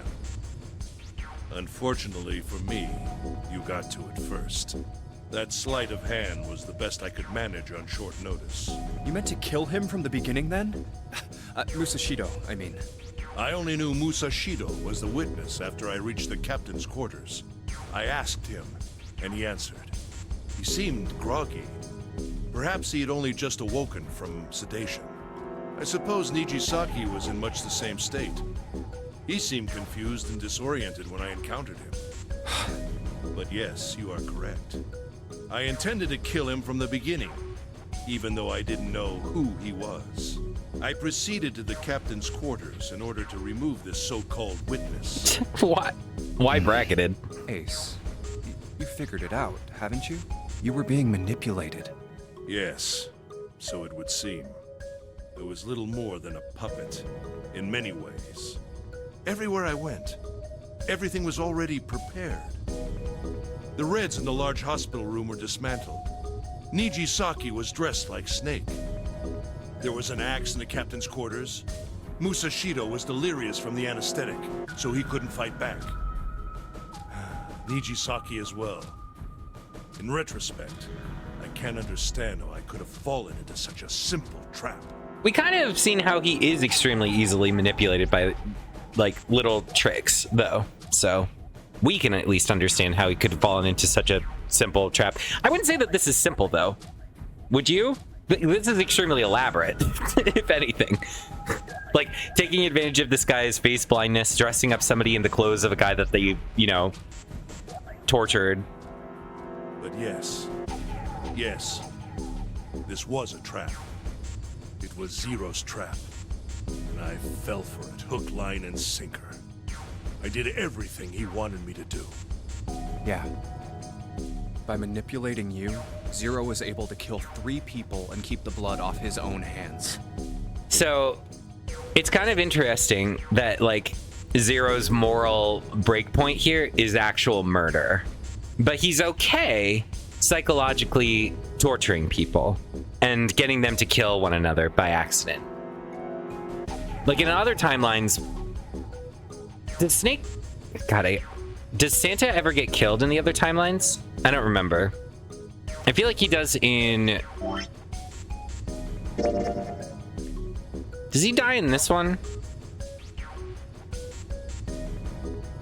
And does he die in this one? I think he does, because I think Clover kills him. I think he kills him in both, or I think Clover kills him and then he gets stabbed. Yeah.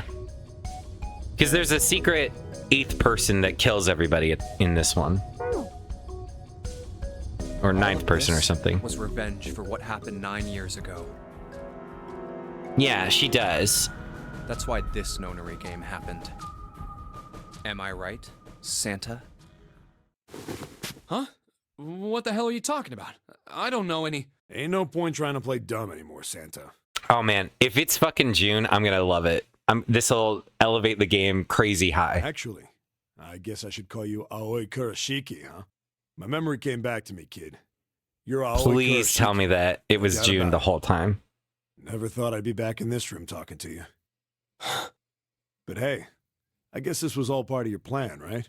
After all, the person who planned the Nonary game this time around was Zero. And Zero's you. Looks like you really do have your memories back, huh? Damn. Well, I guess there's no point in hiding it then, huh? Yeah, you got me. I'm Aoi Kurashiki. I was one of the kids in the Nonary game 9 years ago. I made it out. So did Snake over there. But there's one thing... No, I guess there's 2 things you got wrong. Oh? Number 1, I ain't Zero. What? Wait, what? Sure, I was helping Zero out, but I'm really more of an assistant. Ooh. Like an Oops, sorry. assistant's only an assistant. I didn't come up with all this. All I did was follow Zero's orders. Oh my god, is it my girl? Then, if you're not Zero, who is? Calm down there, Junpei. Didn't I say 2 things? You made one more mistake. Junpei, you just said all of this was revenge for what happened 9 years ago. That's why this Nonary game happened. But that's not it. Revenge isn't the only purpose. There's another reason you guys were playing the Nonary game. To save someone. Save someone? Right. You were brought here to help my sister. To save Akane. What the hell are you talking about? Akane Kurashiki died 9 years ago in this room. I was there. I saw... What? What the hell? Where is she? Where's Akane Kurashiki? Ugh! Oh, my head! My head, it feels like it's gonna pop. 7! What the hell is going on? Finally, Lotus gets to have a voice line. I don't know. I just... Oh! I swear to God, my head feels like it's about to explode! What was the Nonary Project? I'm sure you know already, but I'll tell you one more time. It was a project designed to test a particular phenomenon. And what was that phenomenon? For 2 organisms to communicate with one another in the absence of physical contact. The morphogenetic field theory. Could human beings use these invisible fields to exchange information? That was what this experiment was conducted to determine. There were 2 separate locations. One was the Gigantic, and the other was a building in Nevada called Building Q. The 9 children trapped in Building Q were faced with numerous puzzles, copies of identical ones on the Gigantic.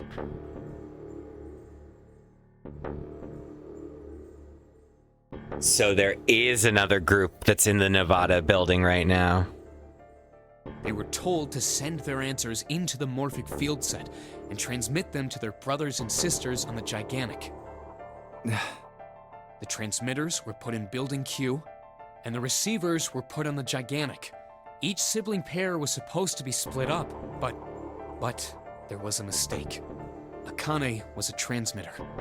She should have been in Building Q. However, for some reason, she was placed on the Gigantic with the receivers, like me. Perhaps she was mistaken for someone who was supposed to be in Group A. Whatever the case, Akane ended up on the Gigantic. I think I've told you enough. You get it, don't you? I'm pretty sure you know where this is going, Junpei. Where what is going? Don't play dumb. You know things you shouldn't. Things you couldn't. How did you know Ace had prosopagnosia? How did you know why Ace wanted to kill Kubota and how Nijisaki was killed? Were you surprised when you found out Ace was Hongo? And what about the coffin Snake was trapped in? How the hell did you open it? Well, that's... He knew because I knew. Junpei was receiving information that I sent him through the morphic field set. It's simple, really. How do I know the alternate futures, then? Imagine a river that splits in two, like an upside-down Y. The river flows from top to bottom, from a single stream into 2 branches. It only flows in one direction. It can never flow backward. Information is the same way. It moves from the past to the future, but never flows backward. That's why people at the river's source in the past will never know about those downstream in the future. But the people downstream will never know about one another either. Information only flows along the path of the river. But I am different. I can manipulate the morphic field set to pluck knowledge from the future.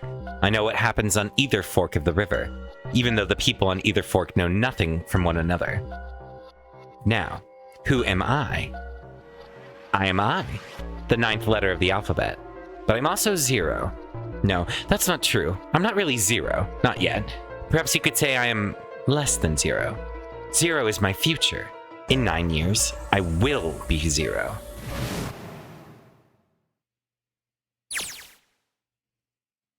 Where did she go? June. No, Akane. Where did you go? Santa! Why's Clover? Oh, shit. Freeze. Ooh. He angry. Santa's got the gun. Guess he picked it up when we weren't watching. Looks like he's turned the tables on Ace, though. Wonder how he likes having a gun to his head. Get up. I had these pants when I was in middle school. Ooh. Sure isn't about to take that gun off him for a minute, is he? Ace isn't putting up any kind of fight. I mean, I don't think I would either, but he just looks drained. I guess he's going for the door, huh? He doesn't need to verify to go through that door, but... Hey, what's your plan, Santa? What are you doing? He can't get through any numbered doors with just 2 people. What the hell is he thinking? Didn't I tell you? I'm Santa Claus. It's time for me to go make a wish come true. Damn, he's been sitting on this line for the whole day. That's it? That's all he's gonna give us?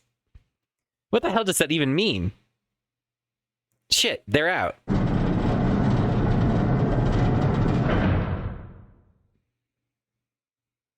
And now the gate's shut. Looks like the rest of us are stuck in here. They're all looking at me. At least Seven's headache is gone. He seems to be alright. Well, I guess there's no harm in trying. Let's see if this door still opens. Damn. Well, it looks like this door isn't opening anytime soon. One last time for good luck. We gotta stick to the bit. Oh, you mean we're trapped? So it would seem. What the hell is Santa trying to do? Oh my gosh.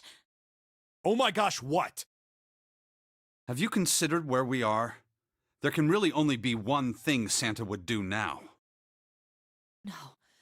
No, you can't be serious. Oh, but he is. Shit. We gotta do something. Maybe we can still get out through door 9. There's the red. Yeah, alright, we can do this. I just gotta... No, it's not gonna work. There's no way. The 5 of us can't open this door. 2 plus 4 plus 5 plus 7 plus 8 is equal to 26. 2 plus 6 is equal to 8. Is there any combination that'll work? Junpei, can I borrow your pen and notebook? Yeah, here you go. Sure, why not? I don't think I'm gonna need them. Ever. Again. Well, she certainly looks purposeful. Looks like she's writing equations. A lot of them. Huh? Oh man, she doesn't look very happy. What? Hey, no need to be ripping pages out like that. Jeez. What the hell are you doing, Clover? Give me that! Alright, at least 7 got it away from her. Maybe now I can get a look at what she was writing. Let's see.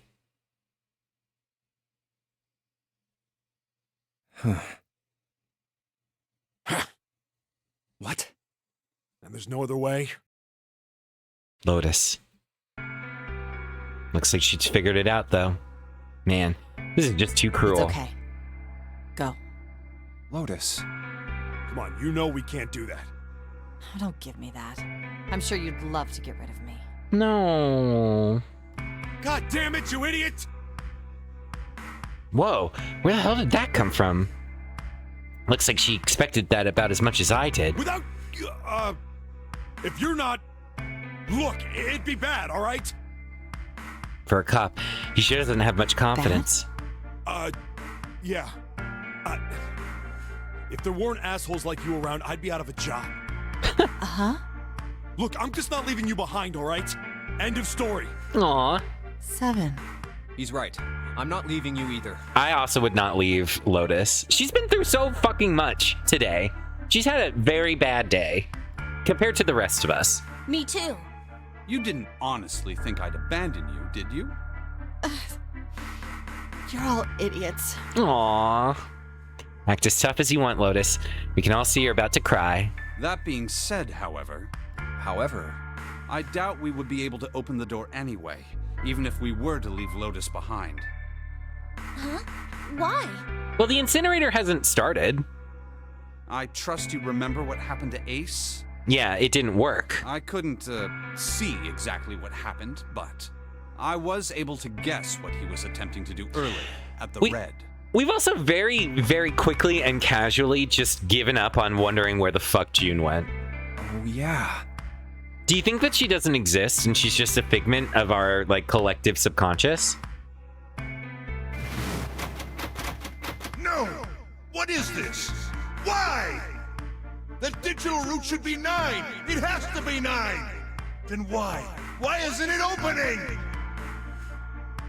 Just to see, why don't we give it a shot? Give it a shot. Yes, that is what I said. Who has the fucking gun?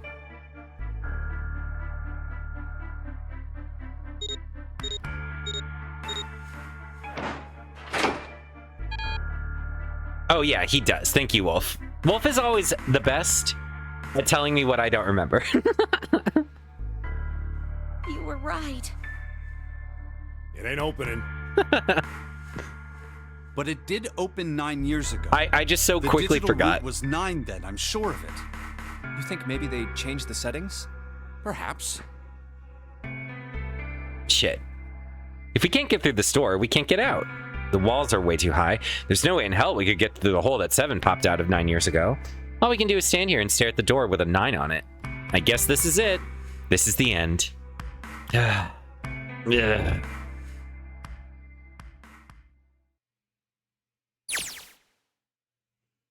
I was watching. I had watched everything that was reflected in his eyes. I was listening.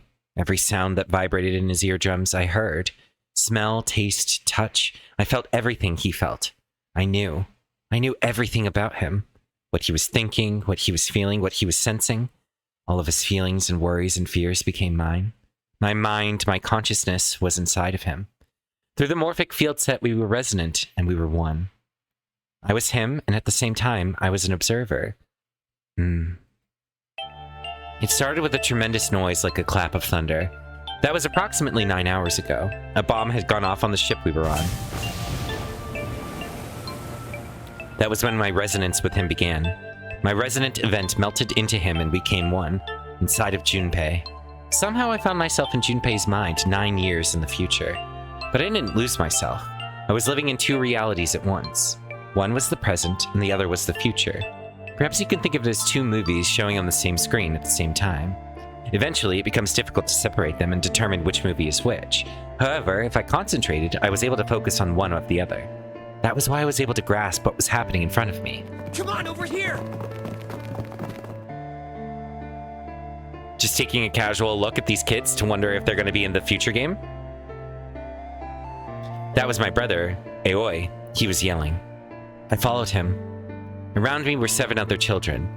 They all looked like they were about my age. Come on, hurry up! If I were to guess, this one is going to show up, this one is going to show up. Because this is obviously Lotus's kid. She has the same color hair. And then this character is going to show up in the next one too. We ran down along... The reason why I'm saying that is because she has, like, more detailed... she's actually drawn. She has eyes. We ran down a long straight hallway and burst into the large hospital room. That's my guess. I'm speculating. I'm breaking the law.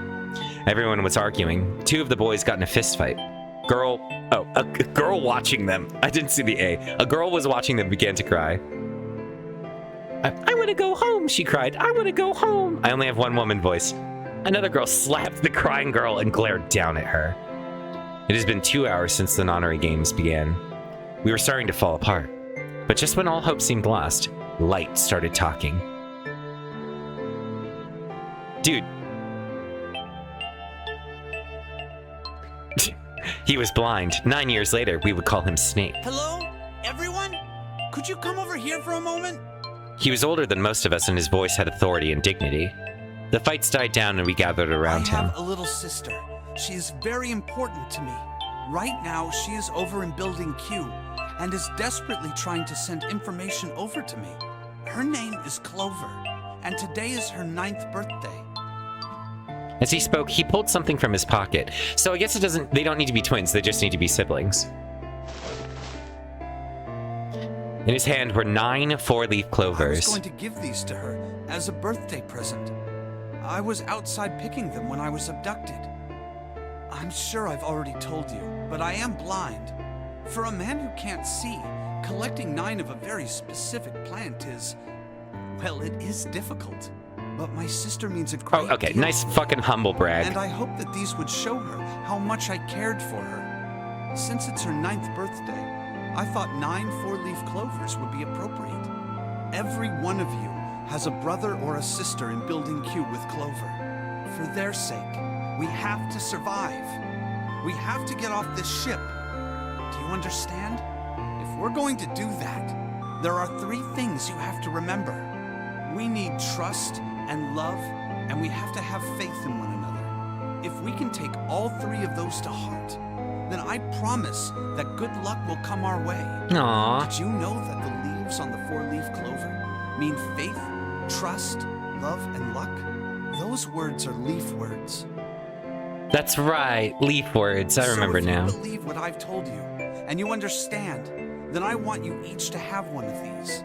They're a promise between friends. He gave a clover to each of us. I took one too. Eventually, he was left with only a single 4-leaf clover. He had one last thing to say. Now, don't ever forget, so long as you have that, we will always be connected. Do you understand? When he finished, the tension of only a few minutes before was gone. We were calm. After that, we ran around the ship for a while longer and opened several of the numbered doors until we finally found a door with the number 9 on it. In fact, there were 2 doors with 9 on them, and we found them in the chapel. We split into 2 groups and walked through the doors.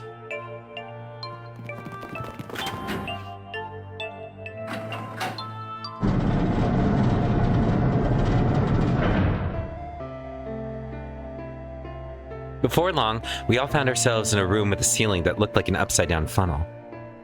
For some reason, this room had another number 9, but this time it was only 1. But if there was only 1 door, that meant only 5 people could escape. What are we gonna do? There aren't any other doors. We began to panic. Then, as if things had not gotten bad enough already, Warning. Emergency incineration command has been acknowledged. Automatic incineration will take place in 18 minutes.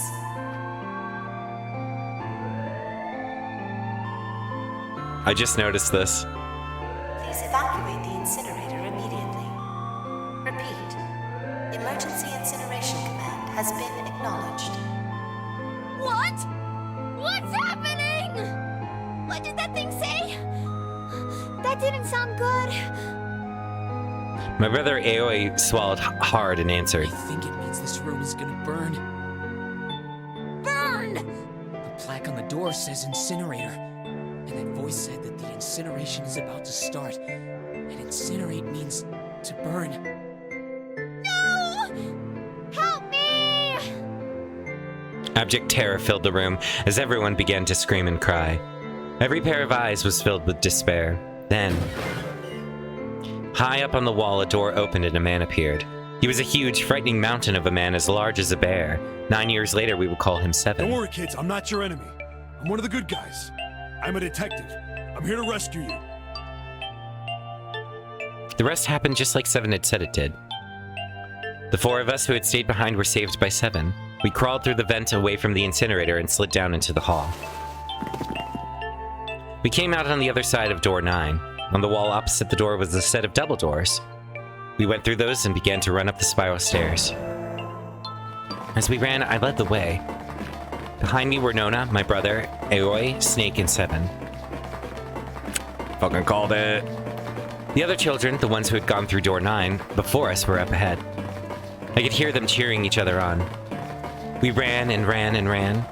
We leapt across as many stairs as we could and kept running. The stairs spiraled upward like a tornado. Eventually, I pulled ahead of the rest.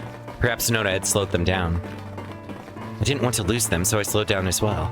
I didn't stop, but I glanced over my shoulder from time to time to see if they had caught up. That was when I realized... No, where is it? Did I drop Jumpy's present? I knew I'd had it with me when we passed through the vent. Then, I dropped it as we slid out? I had to go back. I had to! But I knew I couldn't tell the others. They would stop me, I was sure of that. I didn't stop to think, I simply moved. I ran to the central hall, the room that connected to all the other areas of ship. I hid in the shadows, and moments later I felt a rush of wind as they ran past me up the staircase. I waited until they were out of sight, and then I ran. I moved as quietly as I could, down and down and down. Finally, I reached the bottom deck. I ran into the hallway and looked around frantically. There it is! It was just where I thought it would be, sitting under the opening of the vent. I ran over and snatched it from the floor, but as I ran back towards the stairs in freedom,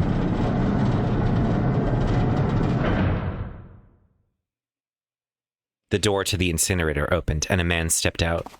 It was Hongo. Gentaro Hongo. 9 years later, we would call him Ace. Ah, how wonderful to see you decided to come back. His smile made my blood run cold. It looked maniacal, as if someone had simply pulled up the corners of his mouth. Come with me. We must continue the experiment. I shook my head, eyes wide. Slowly, I began to walk backwards. 1 step, 2 steps, 3 steps. Then I spun around and broke into a run. I felt Hongo's hand close around my left wrist. I said, come with me.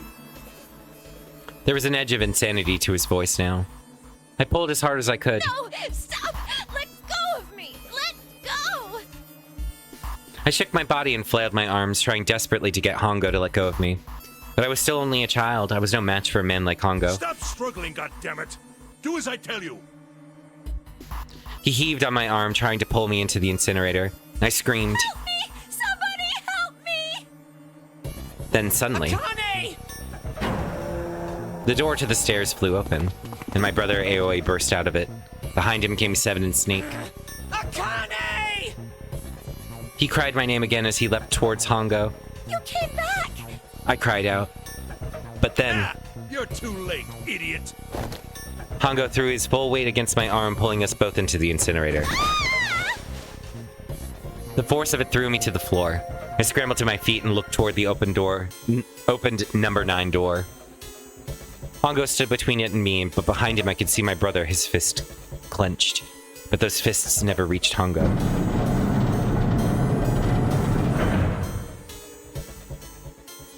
With a cold, heartless screech of metal on metal, the door slammed shut. Hongo glanced at me mechanically, his face registering that there was an object there, but not anything he would consider a human being. Then he turned away and walked to the red that sat next to the door. He reached into his pocket and removed 2 bracelets. He waved them both over the scanner panel. 2 asterisks appeared on the red. He checked the screen, then tossed the bracelets carelessly onto the floor. What was he doing? What was the point? He made no effort to explain himself, of course. He said nothing at all and walked past me as though I were nothing more than a rock by the roadside. A few moments later,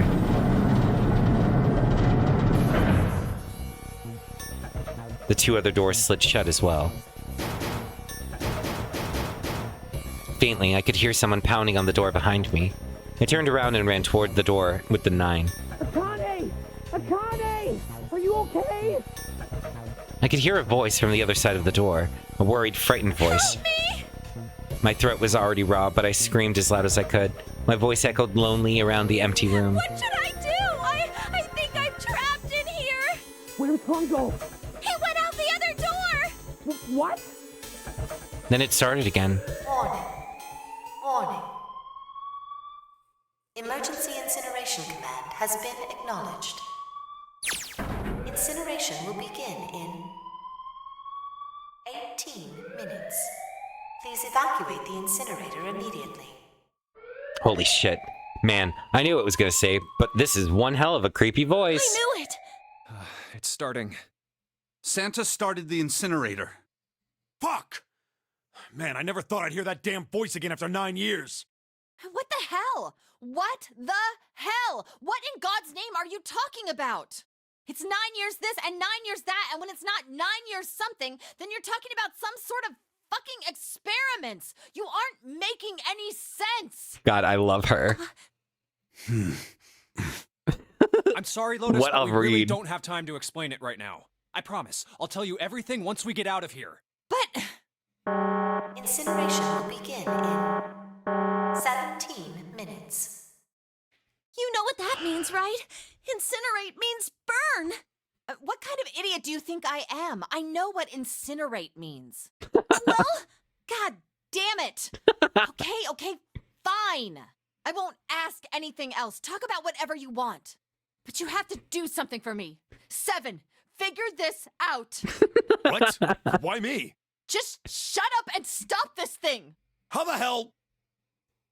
There has to be some sort of emergency shut-off button. There isn't anything like that. How the hell do you know? Because I looked for it 9 years ago. Yeah, Lotus isn't happy about that. Can't really blame her. Wait. The floor, it's moving.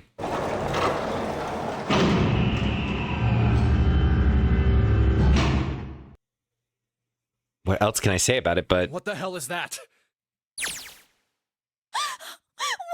is that? What is that? What else could I say? The floor opened and a machine rose out of it. It looked like a computer. At least it kind of did. There was a monitor, a keyboard, a cross-shaped device of some kind. Something about the machine scared me, but I forced myself to walk up to it. I was terrified. Tears poured down my face. I wiped them off even as more took their place and forced myself forward. Finally, I reached it. I looked at the screen. It was blank. Dude, this is like a high-quality image here. All I saw was my own frightened face staring back at me from the glass drenched in tears. All I can see on the screen is a reflection of my own face. I'm looking kind of freaked out. I know I'm sweating like crazy, but seeing it kind of drives it home. Okay, Junpei, just calm down, alright? Everything's gonna be okay. Gah! Man, I wish that thing would just shut up. Incineration will begin in 15 minutes. All right. All right, back to this thing. If it's only showing up now, then it's gotta be important. But what the hell am I supposed to do with it? Hey, move! Gah! Hey, we're all tense, lady. That doesn't mean you get to shove people around. It's turned on. There's nothing on the screen, though. Oh, this is bad. This is really bad. If there's nothing on here, how are we supposed to do anything with it? Sure, I'll just push buttons. I'm sure that'll... Huh. Well, at least it's on now. What's on the screen, though? What is this? What's up? It looks like some sort of puzzle. It's got a bunch of numbers and letters scattered across a 5x5 grid. The numbers range from 1 to 8. Do you think that if we solve this puzzle... The incinerator will stop? Yeah. Well, we can hope, right? All right, puzzle. How do you work? Aw, man, that goddamn voice again. Incineration will begin in 13 minutes. Shit, 13 minutes. Can we really do this? My heart feels like it's gonna pop. My heart was pounding like I was about to explode. I stared at the puzzle on the screen. I was sure I had to solve it somehow, but I had no idea how. Oh. So we're stabilizing the time loop.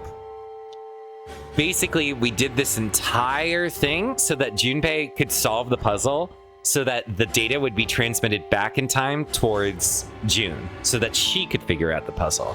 We're basically preventing a paradox from happening. His mind was gone. I couldn't get any more information from him. I felt the seconds tick by as I stared at the screen, completely lost. My cheeks felt hot as tears poured over them. Then I heard a voice. Hey, what are you doing? It was muffled. I turned around. Pressed against the window in the entry door was a face, a frightening, evil face. It was Hongo. How long had he been watching me? Don't know what to do? He was yelling, but his voice was still muffled. It's simple, really. But I suppose I might as well tell you. Just solve the puzzle on that machine.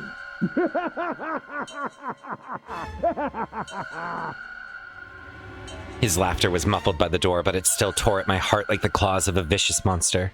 I bit my lip and glared at Hongo, struggling to hold back hot tears. You're a terrible person! I hate you! Oh my! How could you call a gentleman such as myself a terrible person? That's not very nice. I'm quite fair. I don't use tricks or play dirty. You see? I've even left you a way out. We must find a way out. A way out? Didn't you hear me? All you have to do is solve that puzzle. Do that, and you can stop the incinerator. You know, I was hoping for something like this when I did my escape room, but they didn't threaten to kill me. Not the best experience. IMO. What's the point of stopping it? You'll only capture me and make me do this all again. I'm not going to listen to you. If you're just going to throw me back in here, I might as well just die now. My goodness, haven't you listened to anything I've said? I told you, I'm a fair man. See, okay, here's my opinion. I think that it would be more interesting to me if Ace was just, like, cold instead of, like, maniacal. Huh? If you solve the puzzle, the verification function of the red will in turn activate. If this experiment is to deliver valid results, there must be a chance of success. If you succeed, you will escape. You died 4 times. Yeah. Nowadays, you just don't die at all. Of the red? Then I remembered. Before Hongo left the room, he had scanned 2 bracelets into the red. Ah, so you do remember. Right now there are 2 numbers in the red. The first is 1, and the second is 3. Say, Akane, what's your number? I looked down at my left hand. The face on my bracelet showed a 5. 1 plus 3 plus 5 is 9. I ran to the door with the 9 on it. I grabbed the red and pulled my hand against the scanner panel. You really aren't one for listening, are you? I hear Hongo's muffled voice from across the room. I've already told you, didn't I? Once you solve the puzzle, the verification function of the red will activate. In other words, if you haven't solved the puzzle, you can't enter your number. What kind of fool are you? Why are you doing this? You could never understand. You don't know what it's like to spend every day surrounded by monkeys. Now start the experiment. Solve the puzzle. I can't! I don't know how! Of course you don't. Isn't that the point? You understand, don't you? Access the morphogenetic field and find the solution. I can't! Then you'll die. You'll burn alive. It's gonna be quite hot in there in a few minutes. I imagine it will be very painful.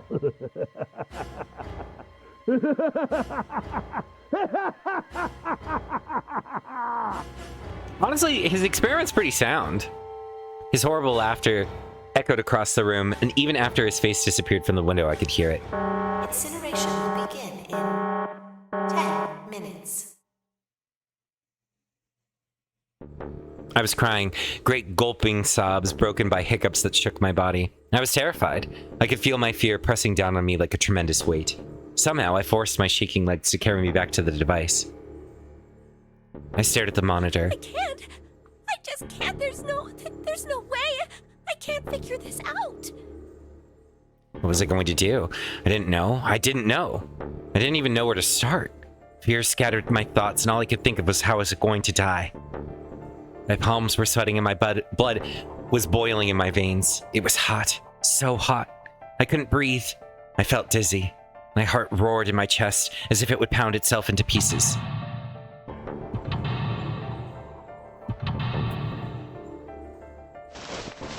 I reached into my pocket, wrapped my hand around the thing I'd come back to get. The doll Jumpy had given me. At least I had that. I held it tight with both hands and prayed. Help me! Jumpy! Help me! Help me! Help me! Jumpy! Jumpy! Jumpy! Please! Help me! Jumpy! Akane? Akane? Are we related? Who the hell is Akane? Shut up! Just shut the hell up! Seven and Lettuce don't understand. I think Clover and Snake have an idea, though. Clover's looking at me, and I think Snake may have figured it out. No, it doesn't matter. They're in my way. Where'd she go? Maybe over here? Akane! Akane! Can you hear me? Akane! Say something! Fuck. Did something break our connection? I swear, I just heard her. Shit. Akane! Answer me! Akane! Jumpy? I spun around. I heard a voice. His voice. I looked around. He wasn't in the room, of course, but I'd heard it so clearly, like he was right there. Jumpy! I screamed as loud as I could. Akane! Jumpy! That's her. She's there. Then, that means... Akane! Akane! Are you... What? Are you in the incinerator right now? Yes, I am! How did you know? I couldn't believe that he knew that. Now I understand what Santa meant. Right. There's only one way to help her. You were brought here to help my sister. To save Akane. I think I get it now. Incineration will begin in 7 minutes. Ugh. Jumpy, we don't have time! As quickly as I could, I told him that I had to solve the puzzle in order to stop the incinerator. Got it! And I do. I get everything now. At last, I finally understand what all of this means. I know why the Nonary Games was held today. I know why we were kidnapped and brought here. It was all for this moment. All of this was planned out to lead to this one moment. Oh my god. This is insane. I can't believe it, but there's only one possible answer. Jude is. Zero is. Akane Kurashiki. Let's fucking go!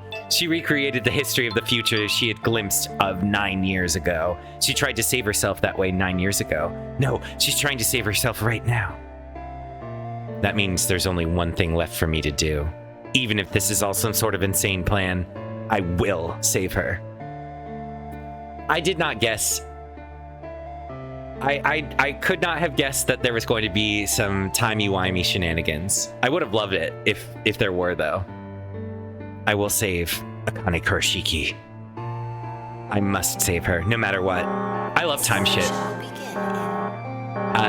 It's my absolute favorite trope in media. 6 minutes. Same, Jad. It's my absolute favorite media trope. I love time travel shit so much. Oh, it's more Doctor Who for me. Do you want to talk Doctor Who? I love Doctor Who, Pan. Only the stuff I've watched. I haven't watched seasons. Homestuck? Yep, I love Homestuck. That is one of the reasons why I love Homestuck.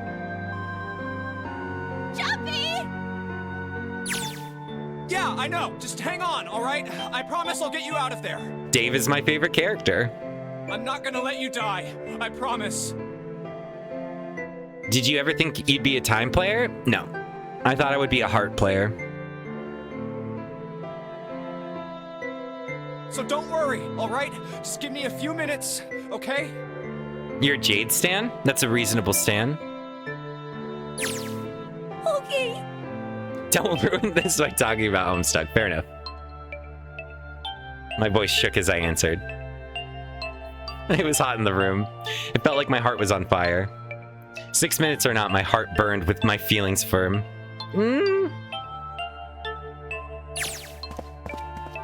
All right, time to get to work, Junpei. Yeah, I kind of can't help but agree a little bit. Not a shit ton. What about Donnie Darko? I watched that as a... Okay, I'm gonna shut up for Bagel. Whatever, it doesn't matter. Exactly, Junpei. Get out of my way. Hey, what are you... Just trust me, okay? Sorry, Lotus. I didn't mean to snap, but there's a lot more at stake here than your pride. I'll apologize later, all right? Now, let's have a look at this thing. We've got numbers all over this grid. I think the panels are out of order. So I just need to switch these out? Staring at it isn't going to accomplish anything. I'll just have to try it. Just think of what I did all those times before. I'm gonna do this on my own, with my own mind. I'm gonna solve this problem. So they are politely telling you, listen, you're too stupid to solve this. Or maybe I am going to have to solve it.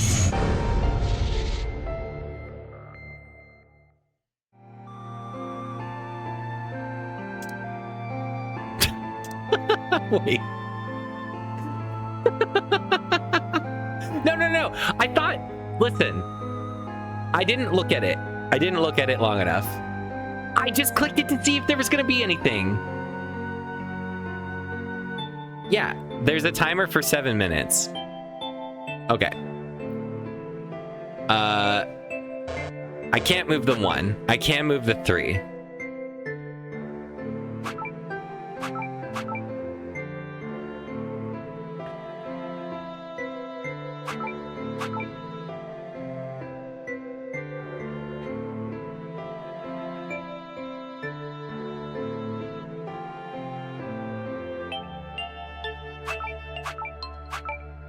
Oh, can I put one in the blank spot? No. What am I supposed to do? What do they want me to do? Am I supposed to make all of these equal 9?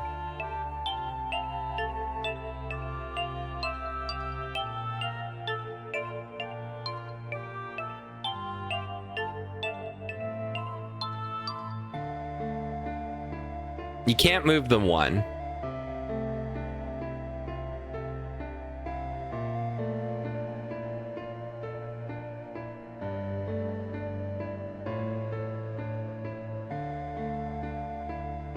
That told me the answer of the field already?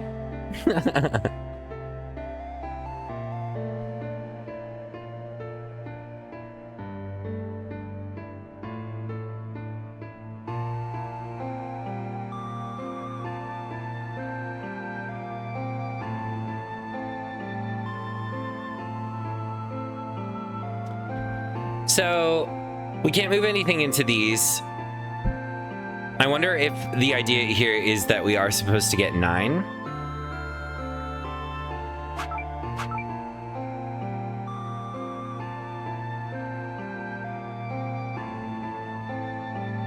6. I think that would be... I think maybe the idea is that all of these need to equal 9 as a digital root.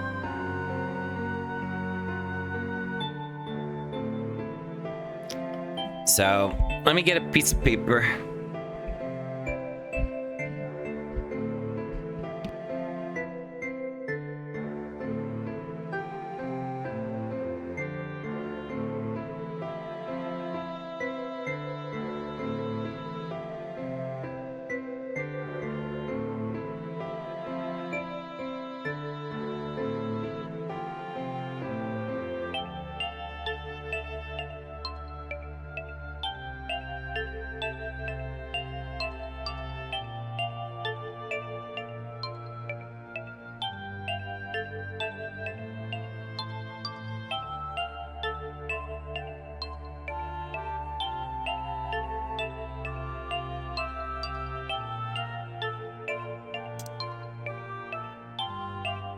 Okay.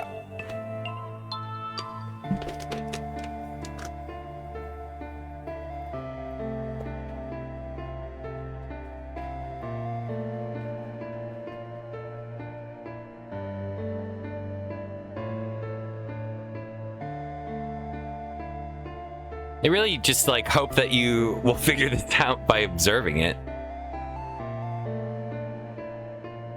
No. June's real. June's real. June's alive and real. Because she solved this puzzle after we solve it. Because we're going to transmit this data back into the past.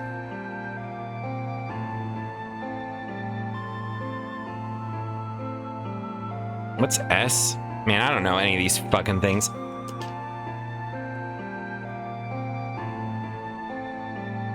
What numbers are the letters? That's what I don't want to fucking do. It's 10 for A.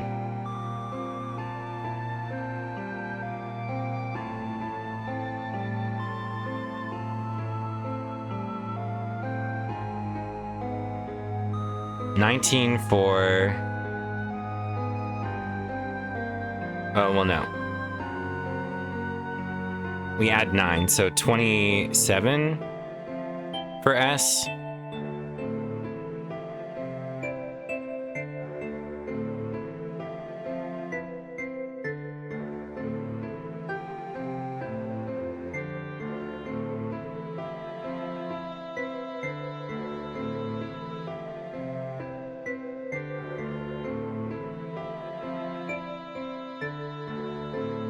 D is equal to 13.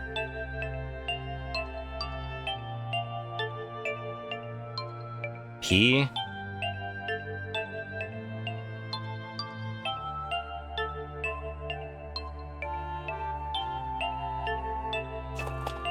oh man.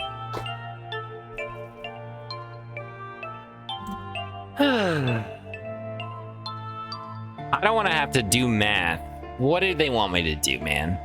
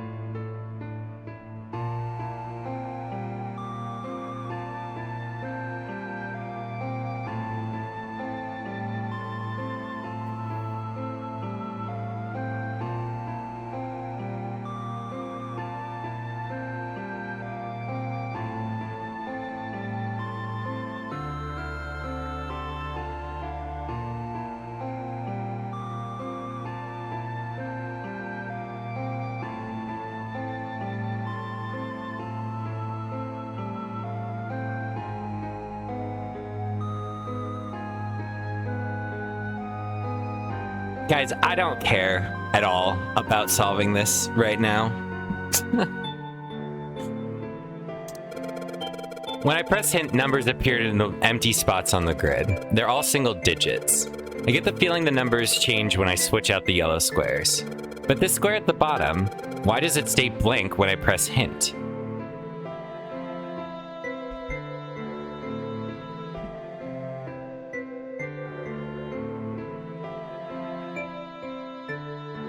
I still don't know what it wants me to do.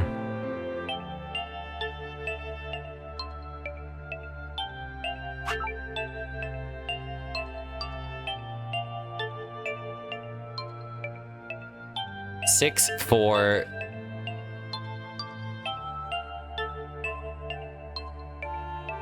Eight, 12, 19. 1? That's 10.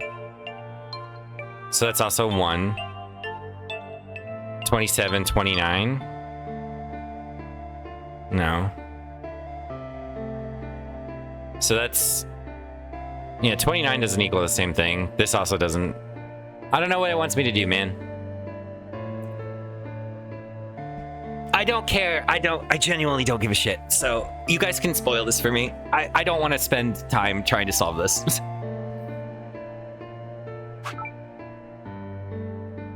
Password? Oh.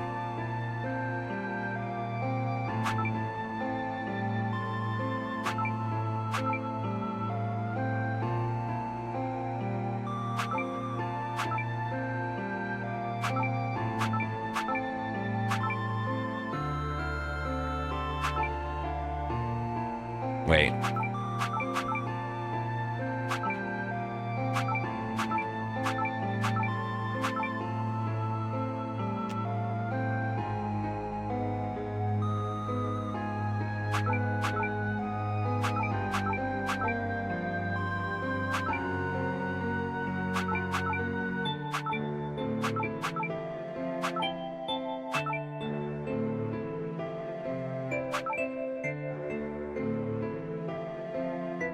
Oh, I need to do it down here? Oh, I see.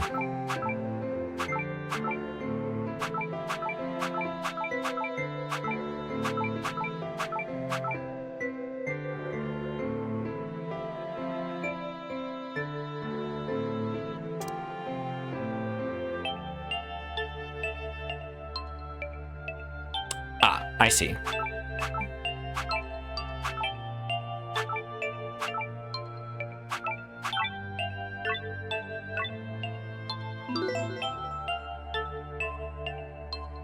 Please enter password. Dude, that fucking is asinine.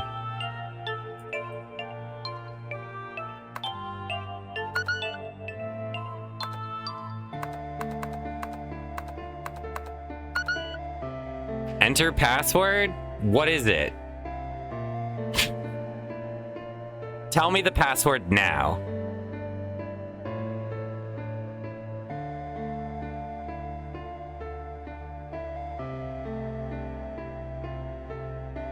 I look down.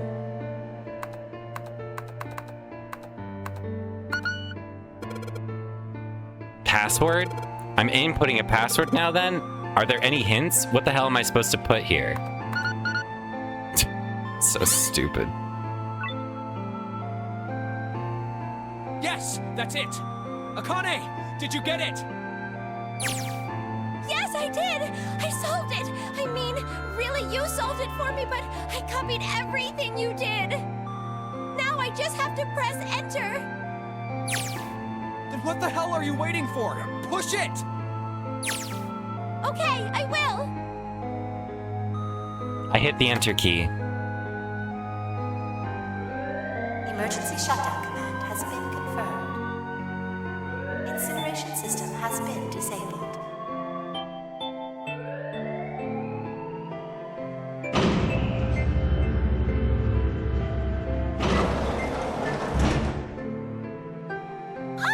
Jumpy! It worked! It worked! The incinerator shut down! It worked! Tears rolled down my face as I cried out to him, but they were very different sort of tears. A wonderful feeling of accomplishment and relief flooded my body. At the same time, what strength I had left disappeared and I collapsed to the floor. For a while, I just lay there, laughing and crying and enjoying being alive. No, I get what the vision that they had here was, but I think that this fucking sucks. Every time I thought about him, I thought my heart would burst. Whew. I can't quite believe I did that. But I'm so, so glad. I feel like my heart's on fire.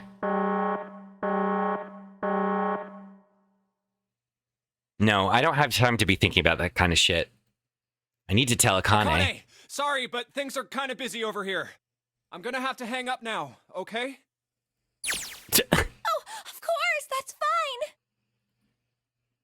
I wiped the tears from my eyes and nodded vigorously, even though I knew he couldn't see me. Then I looked over at the corner of the floor. There were 2 bracelets Hongo had left behind.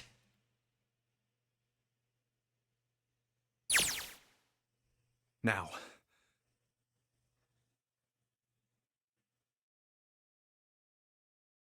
Well, I mean, that's a creative solution. And you're not. Me, I was just like, you want me to do math. And I didn't even bother really thinking about the letters as anything other than the base 10 values that they had been giving me before. And then I was like, oh, God, I don't want to have to do math if that's what the goal of this is. And I didn't recognize... I think if I'd actually written all of the letters down, because I had P-A-R-S-D, and then I just was like, I don't want to do this anymore. Maybe I would have noticed after I wrote all of them down. But then somebody was like, oh, so I would be dead in 2 minutes if you was actually trying to solve the puzzle, and it pissed me off. So I decided that I didn't care anymore. Well, Seven and Lotus don't look particularly happy with me. Not a very nice look to give somebody who just saved your lives, guys. Junpei, are you... Okay. Shut it. Right. Okay, so maybe they have a reason to be pissed off. So what if I hadn't pressed the enter key yet? All right, nothing holding me back now. Here goes. Wait. Incineration will begin in 90 seconds. June's like, all right, bye, fuckers. It doesn't sound like it's stopping. What the shit? Why isn't it stopping? Okay, maybe I didn't hit the key hard enough. Just hit it again. And again. And again. Okay, that's not working either. The alarm's still going off. What the hell's going on? I've got all the right numbers in the right boxes. It's perfect. So why the fuck isn't this thing stopping? Incineration will begin in 60 seconds. Wait, of course. That's what the numbers were showing, or that's the numbers that showed up after the puzzle meet. 2 + 4 + 5 + 7 + 8. Snake, Clover, me, Seven, and Lotus. Then, door 9. No, that's it. That number on the door isn't a 9. Not even a number. It is hidden, but an exit can be found. Seek a way out. Seek a door that... Has the letter Q on it. Holy shit. Of course. Then we just have to put the right number into the red and... Incineration will begin in 30 seconds. Run, guys! Get to the door! Run! Oh shit, oh shit, oh shit, oh shit. Don't have much time. Man, I sure hope that you can just trust me on this one or we're fucked. Alright, no time to explain, just go. Quick! Verify your numbers on the red! Verify? Who? What combination? All of us! We all need to verify! Why? You really think this is a good time to ask questions? Just do it! Hurry, hurry, hurry, hurry, hurry, hurry, hurry, hurry. Incineration will begin in 10 seconds. 9, 8, 7, 6, 5, 4, 3, 2.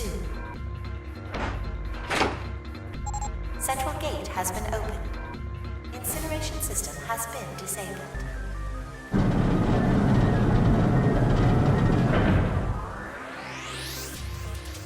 Oh, thank fucking Christ.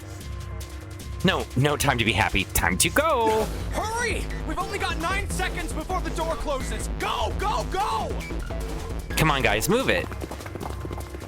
Okay, they're all through. Move it, Junpei. Me too, Jad. Add snooze for 5 minutes? Thank you, Wolf. I don't think anybody in here is unsubbed. Thankfully. Unless you're lurking, which don't get out of lurk just because I said that. Yeah, thank you, Wolf. I wish I could just fucking turn them off for like 30 minutes. I could just do pre-rolls. Do you think pre-rolls would be better? No, don't calm down yet. You're not done. We still gotta find the dead.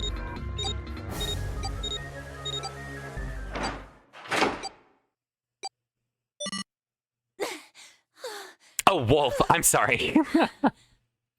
I'm so sorry, Wolf.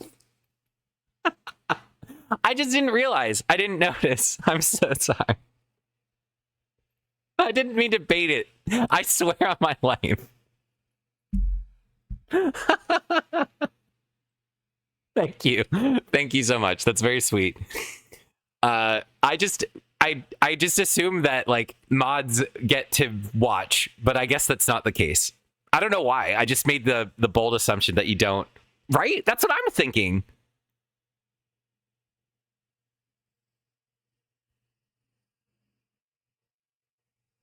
I just assumed that mods didn't watch ads. I don't know why. But thank you very much. That's very sweet.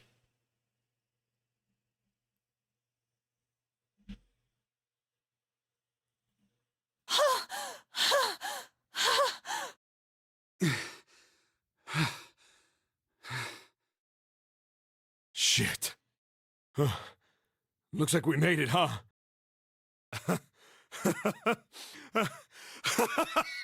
I have a lot of questions. Okay, those questions may be answered. Man, that guy can sure laugh when he wants to. Looks like Clover and Lotus are totally out of energy. Snake is shaking his head wearily. I just want to take a nap, but... Akane? Akane! Can you hear me? Akane! I want to tell her we made it. I want to tell her how good I feel. But nothing.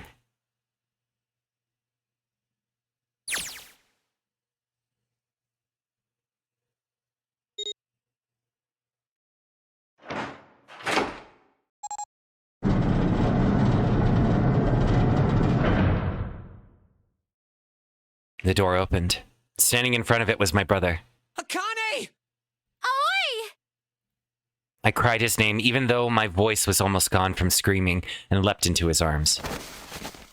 Oh, oi! Akane! I buried my face in his chest and cried again. I cried and cried and cried. The steady thump of his heart in my ear made me feel like I was home. Its beat was almost like a lullaby. I wrapped my arms around him as far as they would go and held him as tight as I could. Just to be there felt like a miracle. I hadn't felt the warmth of another human body in what seemed like an eternity. I just wanted to stay in there in his arms forever, but I couldn't. The moment I'd passed through the door, my bracelets had begun the countdown to death. I leapt away from him and looked around. The door had already closed. I spotted the dead only a short distance away. It took me only a moment to get to and scan all the bracelets. I left the ones Hongo had dropped me on the scanner panel. That was it.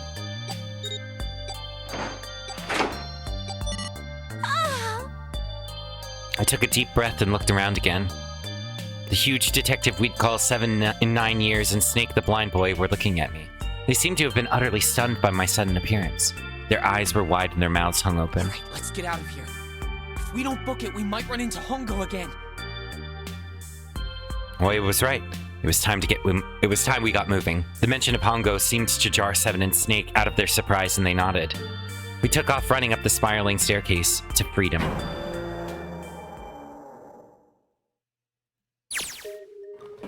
Time for more running. But if they can get us out of here, no wonder we're running so hard. My heart's beating so hard I can barely hear. God, I can't wait to breathe real air again. Huh? Is Seven talking? Hey, Junpei, can I ask you something? What's up? That door, the one with the 9 on it. Why'd it open? Yeah, all 5 of us verified our numbers on the red. 2 plus 4 plus 5 plus 7 plus 8 is 26. That makes our digital route 8. It shouldn't have opened. That's not like you, Lotus. I thought you would have figured it out already. Oh, he's so cocky right now. Huh? Why? Because you were the person who taught me about the idea of bases. Bases? Yeah. What are the 2 numbers in base 2? 0 and 1. How about base 10? That goes from 0 to 9, right? Then how about base 16? 0 through F. After 9, it starts at A and goes from there. B, C, D, etc. You're right.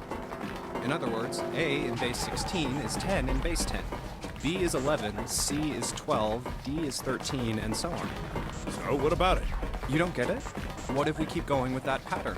What if you go way past base 16 all the way to base 27? Base 27? Yeah. Well, the numerical digits are the same. So I guess you'd add alphabetical digits. E is 14, F is 15, G is 16. This is what I was doing while I was writing down the numerical values of all of my letters to solve that puzzle. H is 17, I is 18, J is 19. K is 20, L Dude. is 21, M is 22. N is 23, O is 24, P is 25. Yeah, and? What comes after that? Q. 26. And what does that mean? You know what's kind of crazy is I did say the other day that 26 is my favorite number. Wasn't a 9 on the door. No. I was saying that legitimately. I was saying Q was my answer. It was a Q. A fucking lowercase Q. Yep, that's pretty much it. I guess to put it another way, you could say that it was a 9 in base 10, but a Q in base 27. Time for more running. Oh my god, my thighs are killing me. God, my thighs are killing me. I swear any moment now I'm gonna tear a muscle. I feel like every single cell of my body is dying for air. Damn, every breath I take is a chore now. Look at Snake. He's out of shape. I feel like my lungs are gonna burst. Maybe just a short rest. No, I can't stop. Don't have time. Come on, legs. There can't be many more of these steps left. Yeah, it's fucking ass shot of Clover. And they do have to run pan. I think the ship is sinking, right? Like, it's maybe sinking? You could get all of Mr. Rogers' Neighborhood on DVD. I remember growing up with Mr. Rogers. Let's run. Run like a bullet down a rifled barrel. Like a tornado cutting through a sea clouds. I feel like we're running along the back of a giant coiled dragon. Finally.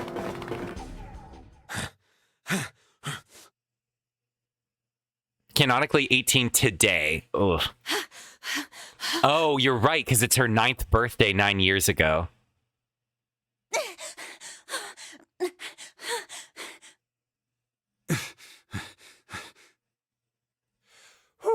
The face I'm making is just like repugnant. It's just so I fucking hate anime, man.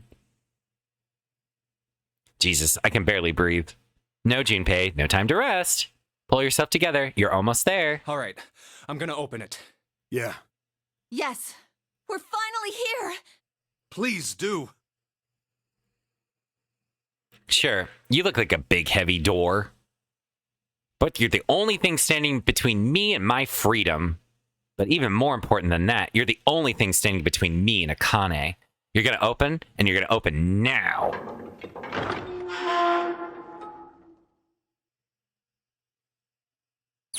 Ugh, flashbang. I felt a hand on my shoulder. It was Aoi's. He gave it a small, reassuring squeeze, and I was so happy I felt like I could melt. My heart was at peace. And not only because my brother and I were back together again, thanks to the huge detective, all 9 of us who had been kidnapped. We're finally able to escape from the gigantic. Bitch, how the fuck did they get the ship back then? On the distant horizon, we could see the faint outline of the ship as it sank. It gave a thunderous roar as it finally slipped beneath the waves. Its last cry echoed out across the ocean, and then it was gone. It's over. Aoi whispered. Yeah. It was over. It was finally over. Or was it? Was it really? I turned to the camera and I gave you a wink. No, that was wrong. That wasn't it at all. Oh, sorry. I'm supposed to be serious in Akane vision. I'm not supposed to be goofy, except when I'm doing Junpei vision. I was sure of it. This wasn't the end. It was only the beginning. This was only a prologue to what would happen in 9 years.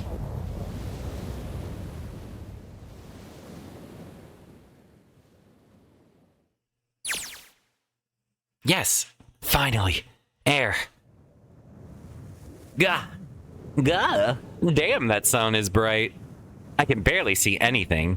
Huh, I gotta admit, this doesn't look quite like Wait. No way. We weren't on the ship at all, were we? You gotta be shitting me. We were at Nevada the whole time? What? It can't be. This is...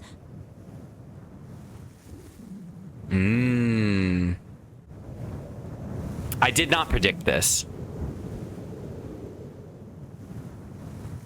This is the building in the Nevada desert. I didn't predict this. the mock experiment building. Oh my god. This whole time we were in Building Q. It makes perfect sense, though. Sure enough, that's a desert out there with mountains all around it. Hello there, sun. Boy, am I ever glad to see you. I don't think I've ever been so happy to see sunrise. Huh? Did I just hear something fall? Right, our bracelets. I guess I've never really got a good look at them, the underside of these things. Let's see what's inside you. Just a little electronic chip, like in an ATM card. That's it. There's nothing else. Nothing that even looks like a detonator. There was never a detonator to begin with. Figures. Akane. Jumpy. Huh. Guess I must be pretty crazy about that girl if I think I'm hearing her voice in the wind.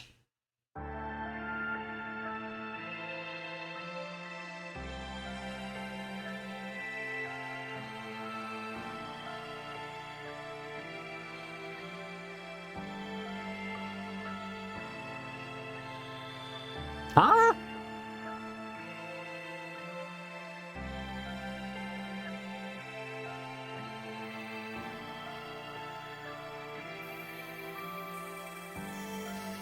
I have a lot of unanswered questions. How would you rate this game? It's not over yet, so I'll give you my honest feedback in a moment. I really like reviewing games at the end of them, so I will. It demands a 9. I can't give you an honest answer until I've finished the game. You know the answer? That it's a 9? It is not a 9. That is absolutely not the case. Nope. This is a... I view this a lot like I do movies that I think are bad. And it was really fun to experience. But in no way would I say that this is like a good game. In a like traditional... compare it to all of the video games that I have played in my life. Yeah, exactly. It's a fun in a campy way. But put up against, like, better storytelling, it absolutely falls flat. Because there's so much about this that's absolutely fucking stupid. It's just extremely, extremely goofy and silly. Are you okay? Oh, come on. This is nothing. Really? Yeah. You don't look okay. It was just before the end of elementary school. Jumpy and I were sitting next to each other on a small hill looking down at the town as the sun slowly set. How does it look then?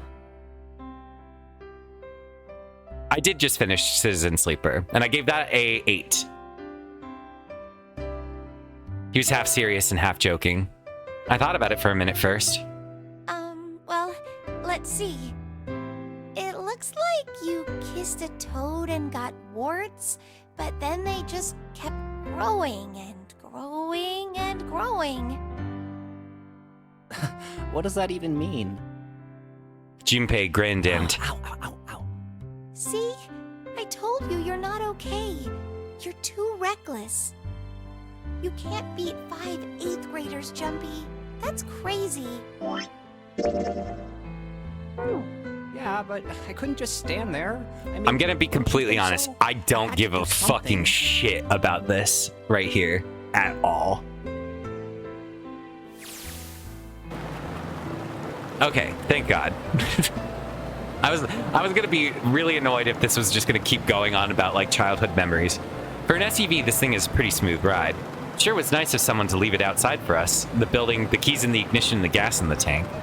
Almost like it was a present, you know? Anyway, we jumped in and now we're here, screaming across the desert.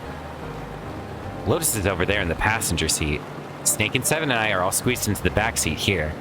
I still can't believe we let her drive. Woohoo! This is so fun! That's cute. This is so awesome! Driving is so great when there's nothing around. And there's no speed limit. She's fantastic. I love Hey, Clover. Clover, watch those bumps, all right? This car jumps even a little, and I think I'm gonna get crushed to death. Hey, shut it. I can't help if I'm big, all right? Suck it up. Why don't you drive, Seven? I'm a cop. I ain't gonna break the law.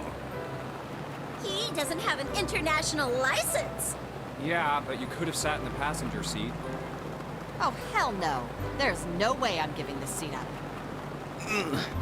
And Clover, there's no need to slow down. Hell yeah. The car Santa and June are in should be somewhere down this road ahead of us. Yeah, I saw some fresh tire tracks going out. There's no doubt about it. Then we've got to hurry if we want to catch them, don't we?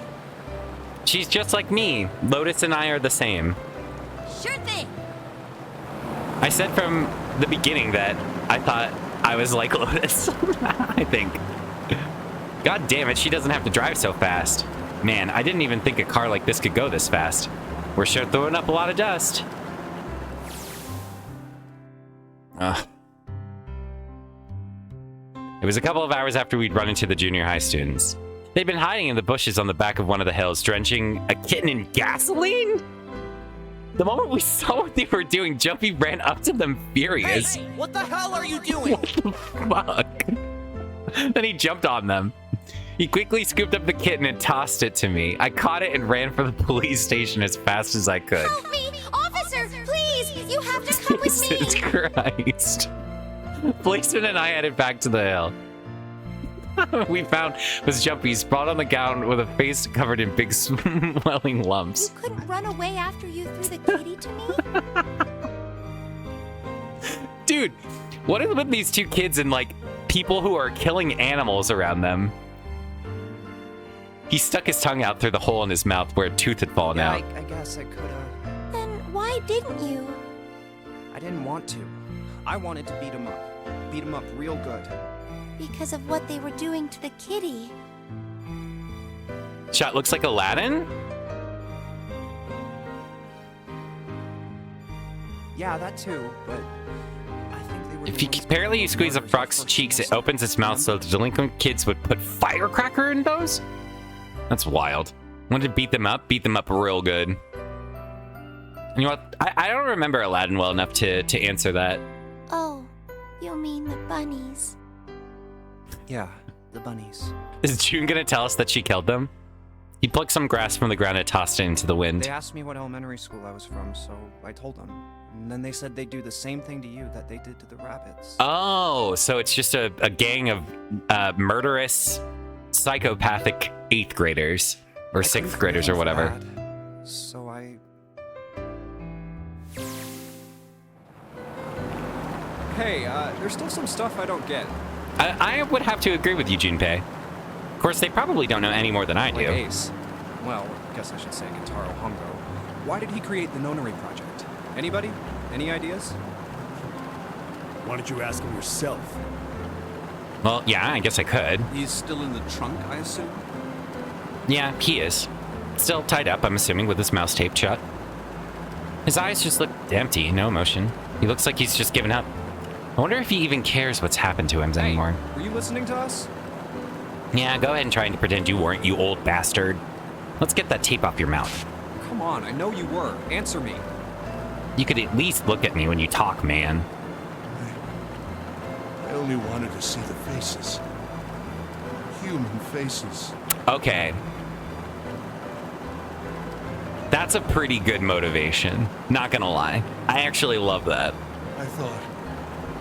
I thought if I could gain the ability to access the morphic field set, then perhaps I could see faces. I like it. This is better. I think I don't like Ace at all. Like, from, I know... I think he's not a very good villain, personally, but... By peering into people's minds... I like this motivation, at the very least. Understand how they were processing the expressions of others. That's it? That's a good motivation, Junpei. Yes. If you want to put it simply, but if you are looking for a more philosophical answer, I can supply that as well. You see, the human collective consciousness... I think that's enough out of you, pal. I wouldn't mind that. I would like to have heard it. Time for the tape to go back on. All right. So what's your second question? You said there were some things you didn't get, didn't you? Well, somebody's a little nosy. Well, my next question doesn't really have anything to do with you two. This is for you, Seven. It's about the whole Alice thing. What's the deal with that? Well, see, 9 years ago, after I escaped from the Gigantic, I kept going after Hongo on my own, hoping I'd catch him when I finally slipped up. And during the course of my investigations, I learned a lot more about the Gigantic. I also found out about Bourdain and Alice. You're not really answering my question. Was there actually a girl who wouldn't melt at room temperature? Sounds like Hongo has something to say. All right, fine. I'll let you talk, but you gotta behave. What? Alice doesn't exist. 9 years ago, I found Alice's coffin behind the library on the bottom deck. You know what's gonna happen? All right, we're gonna do another little prediction. Here's what I'm gonna toss out here. We're going to get a shot of the facility, and it's gonna be Alice like standing on the roof or something, and she's gonna be like looking out across the desert or some shit like that. There was nothing in it but the root of a peculiar plant. My research determined that it was a member of the genus Madrigal, of the family Solanaceae, and was able to extract a particular alkaloid from it. I used that extract to create Soapera. Its creation was a tremendous boon to my firm, and we grew rapidly. Shit, this is gonna go on forever. Tape's going back on, Hongo. The rest of my questions can wait a bit. For now, I think I'll just enjoy the ride. Here, this is for you. What's this? This is a for you doll. His name is Junpei. Oh my god. Jumpy pulled something out of his pocket and shoved out his arm toward me. In his hand was a doll made of yarn small enough to fit in his palm. Jumpy, are you sure it's, for you, doll? Huh? Yeah, the lady at the shop said so, so that means it's for you, right? This is cute. Are you sure it's not a voodoo doll? Wait, what? That's... Oh, man. Oh, man. I wonder if that's an interesting comparison to make. Is voodoo in a way of like an engagement with the morphogenic field? Morphogenetic field, rather? Well, it sure looks like a voodoo doll. I mean, you do know what a voodoo doll is used for, right? Yeah, I guess calling it Junpei isn't a very good idea then. Why are you giving me this anyway? It just seems really sudden. You know how after June, we aren't gonna get to see each other too much? I mean, we're gonna be in different schools, and I just thought I'd, Oh, okay, well, how about we call it June then? Okay. So, I wanted to give you this. Dude, the fact that they gave her like a kind of younger sounding voice, but absolutely did not give him any instruction whatsoever to sound somewhat younger is just fucking taking me out. You sound like some sort of tribal chief in a bad movie. Yes. I, head of tribe. This doll, traditional charm of tribe. Oh, Junpei. No. So I give this. It me. So we always together. He sounds... It's so funny. Hi, If Zaro. something bad, then hold and pray. You gotta drop the bit, buddy. I go wherever you are. So here, take. You gotta drop the bit. I reached my hand out and picked up the doll gently. Thank you. Thank you so much, Jumpy. You did better than you did in high school? They are not in high school. They are 9. Like younger than 9, right? Before I knew it, I was crying. Tears streamed down my face and fell onto June's tiny yarn body. Jumpy, I'll never forget you. Aw. I promise. Oh, that's the point. Hey. Jumpy looked straight into my eyes and just said 5 words. ... That's 6 words. I'll never forget you either. 1, 2, 3, 4, 5. That's a... I guess it counts. 11? Maybe. The sky was a beautiful crimson red as it melted down towards the horizon. The last golden rays of sunlight stretched out across the city and painted themselves across the hills. We sat bathed in the warm light of evening, just the two of us leaning gently against one another, shoulder to shoulder. The sun set and we still didn't leave. So did he just never know about fucking the fact that she had a brother? We watched in silence as the darkness deepened, and one by one the lights of the town began to flicker on.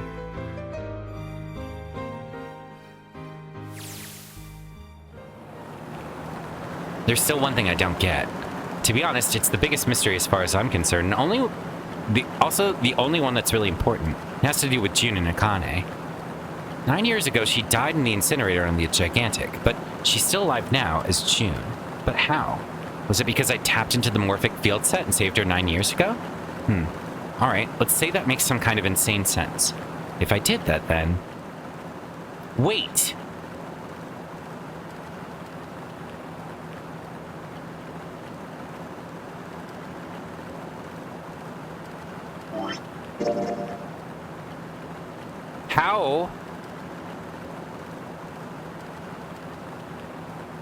How is this ending possible? This ending is only possible where we're in the desert because we went through the morphic field. We were on the boat in this one because it never sank.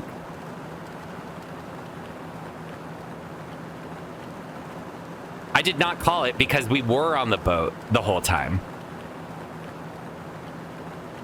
We were only in Nevada because we went through this timeline.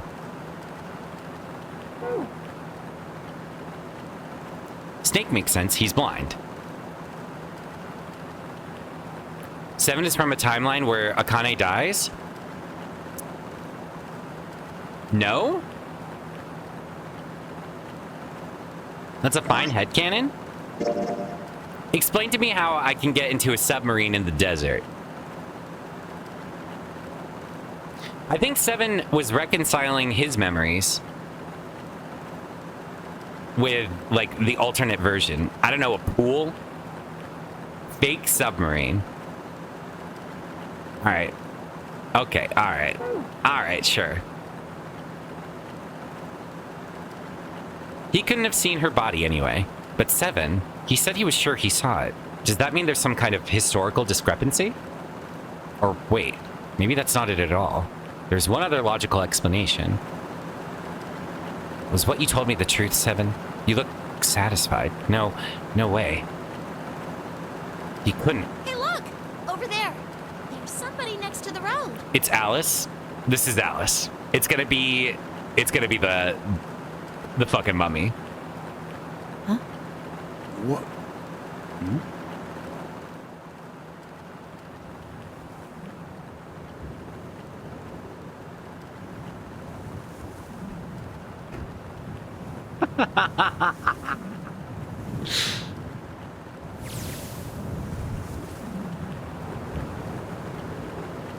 The burning gaze of the Nevada sun pounded down on her head.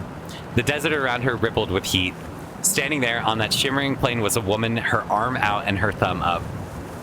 It wouldn't be long after. Okay, so my guess was that she was going to actually be at the facility. This isn't what I expected, but as soon as they said a woman was going to be on the road, it had to be Alice. Come on. Listen, it was obvious the asset art that they developed for her was going to be used in the game at some point. They were going to introduce this character.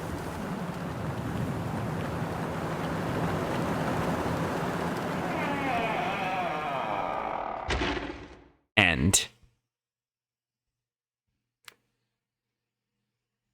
How abrupt. But I don't have the... What's the next scene? Would you like to save the info? Yeah.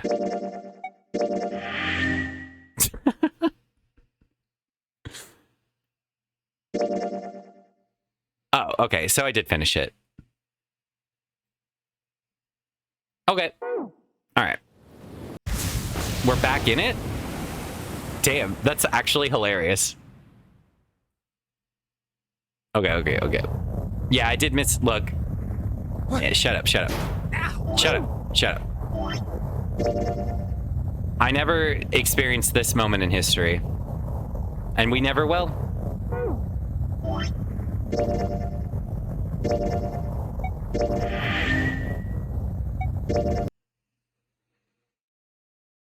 Listen, forget the VA in my review. Unfortunately, I cannot bagel because the voice acting in my Disco Elysium review is crucial to why I think it's so phenomenal. And the VA in this game was atrocious. Okay. We're going to swap to just chatting for a little bit. We'll go ahead and see if the 999 soundtrack is on Spotify.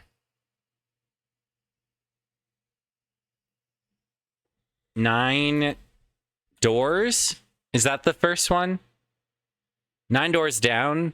Is that it? No. What's the game called? 9 windows, 9 tables, 9 bureaus. It was not that. What's the fucking game called? 9 hours, 9... I can't see what it is. 9 hours, 9... it's not on Spotify. Okay. Instead, we'll listen to the Tunic soundtrack.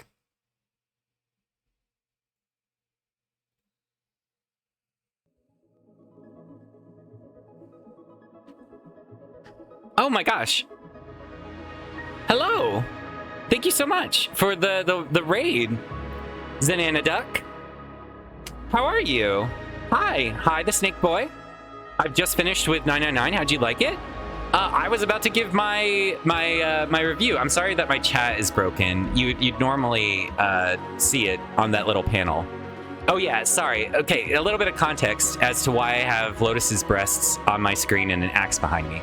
We were doing a running bit where I kept running out of paper to write down my notes, and so I decided that it was a smart idea to take a picture of Lotus's breasts and start writing on them. Scuff is part of streaming? Yeah. I hope you had a good time with it. So I also literally just finished it for the first time. I did the Akane ending. Didn't you get them for some other reason? I wanted Bath to feel like he could participate in scenes that he missed. And then the axe was because I wanted you all to understand that I think it's part of being a respectful member of our community to appreciate when women are axe murderers. Yeah. He missed the hacker scene, so I wanted him to feel like he was included in that moment. I'm gonna give this game probably like a 6 out of 10. I think it was good. There are elements to the writing that I really liked, certain characters that I really, really enjoyed, and there were moments that I felt were extremely engaging and gripping. I think that the voice acting was extremely bad, and it was inconsistent between characters. I think Junpei's voice actor is god-awful. I think he totally took me out so many times because the cavalier way that he would read some of those lines made me feel like he had absolutely no fucking thank you. Yeah, exactly, Zenana Duck. Snake is my favorite character. I'm getting sidetracked. Junpei's voice actor really took me out of it occasionally, and that's why I started giving him, I started reading his lines that way. I gave him a completely flat affectation because that's what his voice actor gave. He gave me nothing. Snake was phenomenal. Clover was great. Lotus was phenomenal. Seven was great. June, I think, suffers from the writer rather than as a character herself. I think she was used as a prop. And while it's really fucking cool that she's Zero, I wish that mattered more.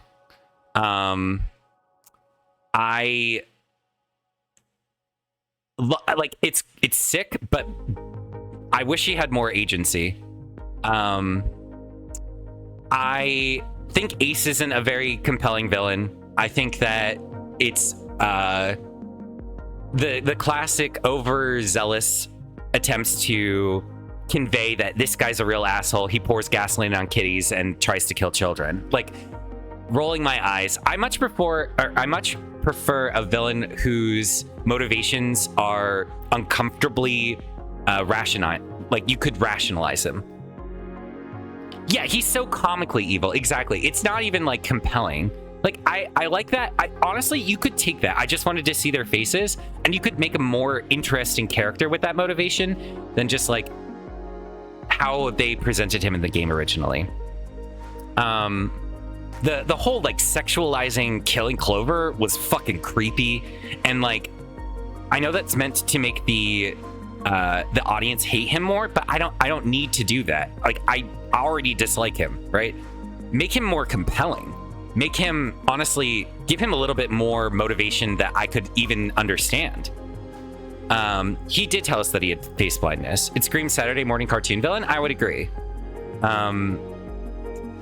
He is extremely one-dimensional. During the scene where he couldn't match the ID cards, that was extremely funny.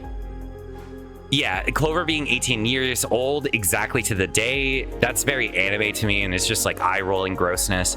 I did not like the fact that June is entirely framed around her relationship with Junpei, stripping her of any sort of agency, whereas, like, there's a part in the game where Lotus just gets used again as a prop. The women in the game are just completely stripped of their ability to like have any sort of agency, and it sucks. They had to bury the reveal, I guess, but is that a good reveal then, or is it just like another example of how women are used to elevate the story of the main character?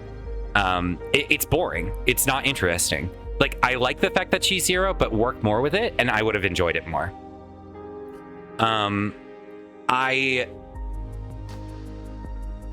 Yeah, like, I think the puzzles sucked. So the gameplay element of it was awful. I did not enjoy any puzzle room, I would say. It was just a time sink, and I genuinely don't really want to have done them. Like, there was never a time where I was looking forward to doing a puzzle. And every time that I like stopped in the middle of one, I just was like, fuck me, man, I gotta do this again. And that really detracted from the experience. The reason why I'm giving it a 6, you fucking struggled? Dude, I just straight up asked what the answer was. I was like, I don't want to be here. Just get me the fuck out. I want to enjoy the story. It was another interruption to the cadence of the storytelling that I disliked. I really liked I mentioned this in the last stream, actually. One thing that it has a huge strength for was I loved that this is the game where all of the endings actually had an impact on the final ending. I played a lot of dating sim games, right? So I played a fuck ton of visual novels where the central idea is that you are playing a character whose inevitable goal is to match up with one of the characters, right? And typically those endings are completely divergent and don't really overlap with the central golden path. And I liked that this one, the bad ends, actually contributed to the story and the morphogenic field concept overall. Like, I think that every moment that I spent in the story contributed to the ending in a really great way. Do I have a favorite dating sim? I would probably say I like...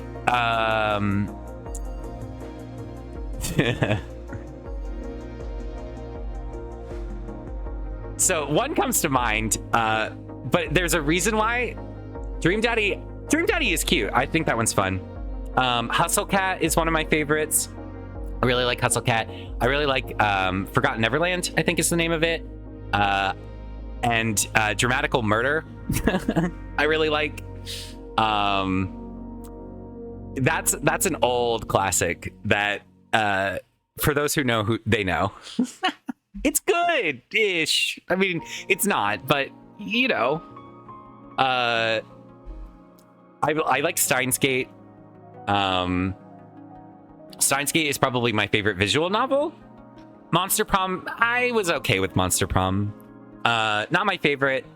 Not really my, like, it's not entirely my cup of tea. Some of the characters I did like, others of the characters I didn't. Damien is my favorite character in Monster Prom, which I don't think is a surprise to anybody. I loved him. So yeah. Anyway, back to 99. So all of the bad ends contributing to the overall meta plot, I think, is phenomenal. I liked all of the so much of the game was carried by the weird, like, scientific and conspiratorial storytelling that they kept introducing. I thought that was sick. Like, I was engaged and gripped in those moments, and I really liked the character interactions, but the overall, like, and even the major conflict, like setting up the Nonary Games to serve it, and it being June attempting to save her life. As a concept, I fucking adore that shit. Time travel, where we're transmitting information across, like, the barrier of character, I think that's super interesting. The problem that I'm having is that it's all framed through Junpei's experience, and I think Junpei is an awful character. I think that he's boring. I think that the way that the narration is written for him is so stupid. It doesn't match tonally with the rest of the game. He's not serious. His voice actor was fed these lines and didn't deliver. And so the game's central character, the voice that you are hearing, the lens at which you are observing the whole game, because he sucks, it devalues the rest of it. And I think if the main character were more interesting, and if they had just stripped the entire romance subplot, I would have liked this immensely more. Who had the best voice actor? Lotus. I think Lotus was the best voice actor. Next best, probably, honestly, Seven. I think Seven sold his character exceptionally well. I think Clover did a fine job. I think Snake did a fine job. Santa did great. Santa also was really good. Like, in terms of just straight up quality, I thought he did an excellent job. I did not like June's voice acting very much, but I think that's because of the way that the director wanted her to be presented. Not because, again, I'm like excusing June like fucking crazy, because I honestly think that in many cases, the women who are written in scenarios like this are being written by men who are incapable of writing interesting and compelling women. Like, as a concept, they did a good job with her, but in execution, it fucking fell flat. I forget, like Clover honestly had the most agency in the game, and it's because she got to kill people. Like, good for her. But every single one had a gun pointed at their head. And it's just boring. Early 2000s Japanese game? Yeah, true. Yeah, I also agree, Pan. Like, if she had more to work with, she could have done... Like, at the end, I thought it was great. There were so many more moments during the final storyline, like the final pathway, where everybody kind of brought their A game in their voice acting, and Junpei still was fucking awful. And it really disappointed me. The way to activate the morphogenetic field is varying levels of misogyny, yeah. One of those better women characters writing from that era of JRPGs, yeah. That's true, Clover is a good math whiz. Spike Chin stuff is better now, true. Yeah, exactly. I pushed Lotus aside so that I could do it, because I was connected to 9-year-old Akane, or however old, and she was like, oh, I have so many feelings for adult Junpei in the future. Which just fucking skews me the shit. Like, fuck that. That's so gross. Because then it, like, completely devalues her character so much that she's only motivated, like, by, Junpei saved my life in the future, and I can never repay him. I will always love you. Like, jerk off motion. Yes, axe murderer based, I agree. I agree, Pan. Again, I think that there's a lot of really good architecture to the game, but in execution, it falls flat because, like, there isn't enough actual quality writing behind the concepts. I I don't want to give it just like a, like, I was even thinking about giving it a 5 because I don't like the gameplay. I think the main character sucks. And honestly, some of the like level design work, the camera work was atrocious. But the meta narrative is really cool. The the Nonary games are really cool. I liked a lot of the characters quite a lot. All that, and you're still gonna play VLR. So yeah, of course. Why wouldn't I? If it were below average, I would say no. But I'm interested in the world. I'm curious about the rest of the story. Like, there's enough here that I think that something interesting could happen. There's a lot more puzzles. You left for the 999 criticism, and I'm back. It was pretty scathing, Bagel. But I gave it a 6, if you wanted to know what my final verdict is. 6 out of 10. I think maybe don't play the third one. Not percentage of puzzle games, but it's a big game. Yeah, it's much bigger. If I get to a point where I'm just finally fed up with the time sink of the puzzles, I'll just ask for answers and enjoy the story, because I don't care. Like, I enjoyed some of the like brain shit, like having to come up with some of the answers, but like the math and shit, I'm like, I don't care. Oh. I love the third one so much, but I don't know if I could understand criticisms. Wait. So you're not saying that I shouldn't play it because it's bad. You're saying that you don't want to hear my opinion on it. Well, Bagel, you can always mute the stream. This is a wall thing? Dude, yeah, like, this is the way that it would handhold me, like, this is a shower head. We're gonna try and open every single door. It was very comedic. I think, like... Oh, yeah, no worries. I understand now. I would say, like, my experience was elevated immensely by everybody being here and me laughing and enjoying it as much as I did. Like, the comedy was peak. It was so funny. I enjoyed that experience of it. Like, the community aspect of it. This feels like a movie night to me, you know? Like, we're all kind of hanging out and watching this. Junpei being the only dude that knows what a showerhead is. Yeah, exactly. Like it's so goofy. The hallway bit, like the stupid boob joke that I did, like all the little jokes that we ended up having. Oh, don't worry about it, Max.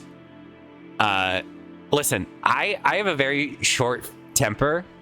I get easily pissed off, and it's very fleeting. So if I say, like, fuck you, or I'm you know, like, if I snap at you, don't take it too personally. Was bad enough to kill you? Been dead ever since? I'm sorry. It's just it's one of my toxic personality traits. I have a quick to anger, quick to forgive. I get annoyed very easily, and I am incapable of just, like, containing my emotions when I am, like, irritated or happy or sad or really anything. I am somebody who wears his emotions on his sleeves most of the time. I am very, very easy to... I get snippy very fast. True, actual anger. I rarely get, like, actual, true anger. Because that is a very different state of mind than just, like, irritation. I reserve that for the cruelties of the world. Yes, exactly. Yeah, true anger would be a ban. Exactly. I will not express true anger on this platform. Anyway. But yeah, no, don't sweat it, dude. And I apologize for reacting that way. I always feel very immature when I get snippy like that. But I can't help it. I mean, I could help it, but I'm not going to. So yeah, overall, I really enjoyed this. I know that it sounds like I didn't, right? But you gotta understand, I enjoy media criticism. I enjoy like looking into the work that I've experienced. And it does not mean that I didn't have a good time. It's just that part of what I enjoy immensely. Yeah, exactly. And I'm so glad about that too, Wolf. Like it's about communication and understanding one another a little bit more. Exactly, Max. Like, it is imperfect, and it is like, it's like eating junk food. This is great. Like, I enjoyed it from an incredibly surface level, funny, comedy, cheeky, you know, schmaltzy experience, especially hanging out with everybody. Like I said, this is like a movie night. We're all just palling around, shooting the shit. I liked going on tangents about stuff. This was a very fun, just chatting game at times where we could just talk about shit. And I want to continue that. So I will absolutely be doing the next game, 100%. We'll probably do that next Saturday, same time. Yeah, exactly, Wolf. Like, I think friends that don't ever fight or don't talk about, like, things that irritate you, will struggle. Like, I am very quick to express when I am irritated. And exactly why I'm irritated. But then I'm quick to be like, all right, we can move past this. And if I'm in the wrong, I also want to hear that. True.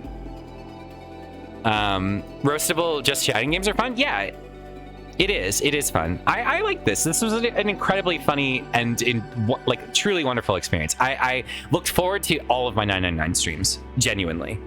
There were times where I did not look forward to Celeste, and there were times that I did not look forward to Hollow Knight. And every time that I was going to stream this game, I looked forward to it. Like last stream, I streamed it for almost 8 hours, and it was awesome. I loved it. Did I have a favorite arc? Easily, see, the thing is, I was going to say easily it's the axe murdering arc. I don't really think I can separate them. Snake going apeshit was good. Guilty pleasure? So, yeah, exactly. Watching the 999 stream on vacation, what more can I say than that? Yeah, exactly, Mike. Like, it's a really, really fun game to kind of engage around. There's 10. Could see no flaws or holes. That's fair, Bagel. Like, at the time, too, I'm sure you hadn't really experienced a lot of, like, more, like, richer writing. There are games that I played as a kid that I know would not hold up now. That, I'm not an incredibly sentimental person when it comes to media or even like physical objects. So I'm not too unwilling to criticize the things that I liked as a kid. But yeah, exactly. Like there's still nostalgia and the joy of like how you experienced it first. Like for example, Final Fantasy X. I love Final Fantasy X. Is it a good like game? Arguably, it's an okay game. Is it good writing? No. I just see past all of the flaws because I think the story sticks the landing and it's unrivaled for me. What is the landing to you, Beth? I'm curious about that because I don't think it landed on anything. What did it land on? I still don't know. The landing being that we were able to transmit information through time. I don't think that I have all those questions answered, which is cool. I want those questions answered in future games, but I don't think it stuck the landing because I don't think it ever actually got to the ground. I knew Halo 1 didn't look like it looks these days, but hell if I remembered it looked like that. Final Fantasy X was rated one of the best JRPGs ever made. I mean, it might be one of the best JRPGs ever made, and it speaks to the quality of most JRPGs. It's junk food. Just the way all the characters were connected, it was all set up to June 0 time loop resolution. I don't think it stuck that landing. I think it's cool that those things existed. The architecture exists, but I think it totally fumbled the landing. It is cool. It's definitely cool. Like the resolution of the main and central plot of the games being orchestrated by somebody who was in it previously is extremely cool. Have you ever played Trials in the Sky? No, I haven't. If you link the Steam page, I'll open it up and I'll check it out. Like I said, my criticism of it fake bracelet numbers. Yeah, that was cool. Like, but all those things, Beth, are details about the story and not a concrete resolution of everything. The only thing concrete that you really can get out of it is that it was orchestrated by June to ensure that she lived. But there's an inconclusivity to it because you don't know where June is. You don't know how she managed to do it. You don't really understand, like, why was Lotus there? Lotus was just there. She now is one of the least understandable characters to be there, aside from her being a parent of some of the children that were there. It's been really nice to hear your thoughts. I have to sleep now. Oh yeah, wonderful. Thank you so much for stopping by, Zanana Duck. It was delightful to have you here. And I'm sorry that like it was just me criticizing the game, but it is interesting to talk about this stuff. But I hope you have a wonderful rest. She knew base 16. Yeah, that was the whole reason. There was no need for that deception. No, wanted to give her closure. Okay. I like that interpretation. I guess there was no need for deception. The not so vague nod like it's playing chess, but secretly you're king and queen swapping hats. Maybe she was there because she didn't understand what her kids went through, and now she does. Yeah, Jad. That's I kind of like what Bath is suggesting, because her entire thing was not knowing what her kids went through. But how did June know that? How did June know that was what Lotus wanted?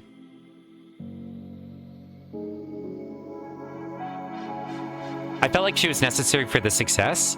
I agree, but she seems the most detached from the central group because everybody is connected somehow to June, except for her. Directly. Like there's a direct line to all of the characters to June. Oh. That's an excellent point, Chad. I love that explanation. June knows everything Junpei learned, including what Lotus said during the game. I think that's sick. You know how Death Game masterminds can be? So true. An inscrutable mind, how could we ever perceive into her madness? I don't know. I like what it had going. I just don't agree that it stuck the landing there. But I do want to see where else it goes. Hey, since my VOD kind of ended abruptly, I figured it would be nice for me to do just a quick, I don't know, synopsis at the end. Give my final thoughts. So yeah, overall, I did enjoy this game despite all the criticisms you likely heard if you listened to them. Honestly, the joy and fun that I had sharing this game with my community, who really do love this game, overshadowed any of the elements of the game that I found a little unsavory. So overall, definitely a really delightful experience. The score being kind of representative of the game aspect of it, as well as the relatively glaring issues that I find in the writing and the gameplay elements and the voice acting. Those are kind of the most glaring issues that I have. I don't like the main character, but I like everybody else surrounding him in the world that he operates inside of. And I'm looking forward to more of those games. I think the OST is really good too. I didn't really talk much about that. I think I was listening to the remastered OST in order to find the song that I wanted to play in the background. I settled on this one. The song that kind of plays during the 7 Junpei and Clover segments. And I thought it was really, really, really delightful. I do think that it would be more interesting to play this game a second time, knowing all of the information that I do now. I was even, while editing some of these VODs, noticing, the way that foreshadowing works in this, all of the allusions to the outcome of the games being clearer at the beginning. The way I would interpret the characters now is going to be radically different, knowing who they are. And so there is some replayability even to this. Or if not replayability, certainly watchability of somebody else who's experienced it. I like to keep my scores within the realm of plausibility, where 5 truly does mean like average. And I would say that this is slightly above average in terms of the games that I've experienced. I had fun with it, right? Like a lot of fun with it, obviously. But I do still think that it's weighed down relatively heavily by the fact that its main character and its voice acting in a visual novel, those two being an exceptionally important aspect of these kind of games, really took me out. But the world and the lore and the concept is strong enough that I'm willing to continue it. Not to mention my community is awesome and loves this game, and so sharing that with them is enough to continue anyway. So yeah, I mean, there's more to talk about, I feel, but maybe I'll save my deeper thoughts about the broader plot in the ending of the next one. Maybe I'll do kind of a joint analysis of both of those games, because I'm sure that the next Nonary game will tie into this one. But I hope you did enjoy watching the series. I definitely enjoyed playing it. You know, like I said during the VOD, media criticism is a fun part of the whole journey. So even though it may sound relatively scathing, it's truly not that big a deal. I enjoy plenty of media that's not of the most superlative quality. And I certainly enjoyed this one. So I hope you had fun. And maybe you'll check out my series of the next 999 game. Well, I guess it's not 999, is it? It's just the next Nonary game. Whenever that may be. Alrighty. That's it. This game was fun overall.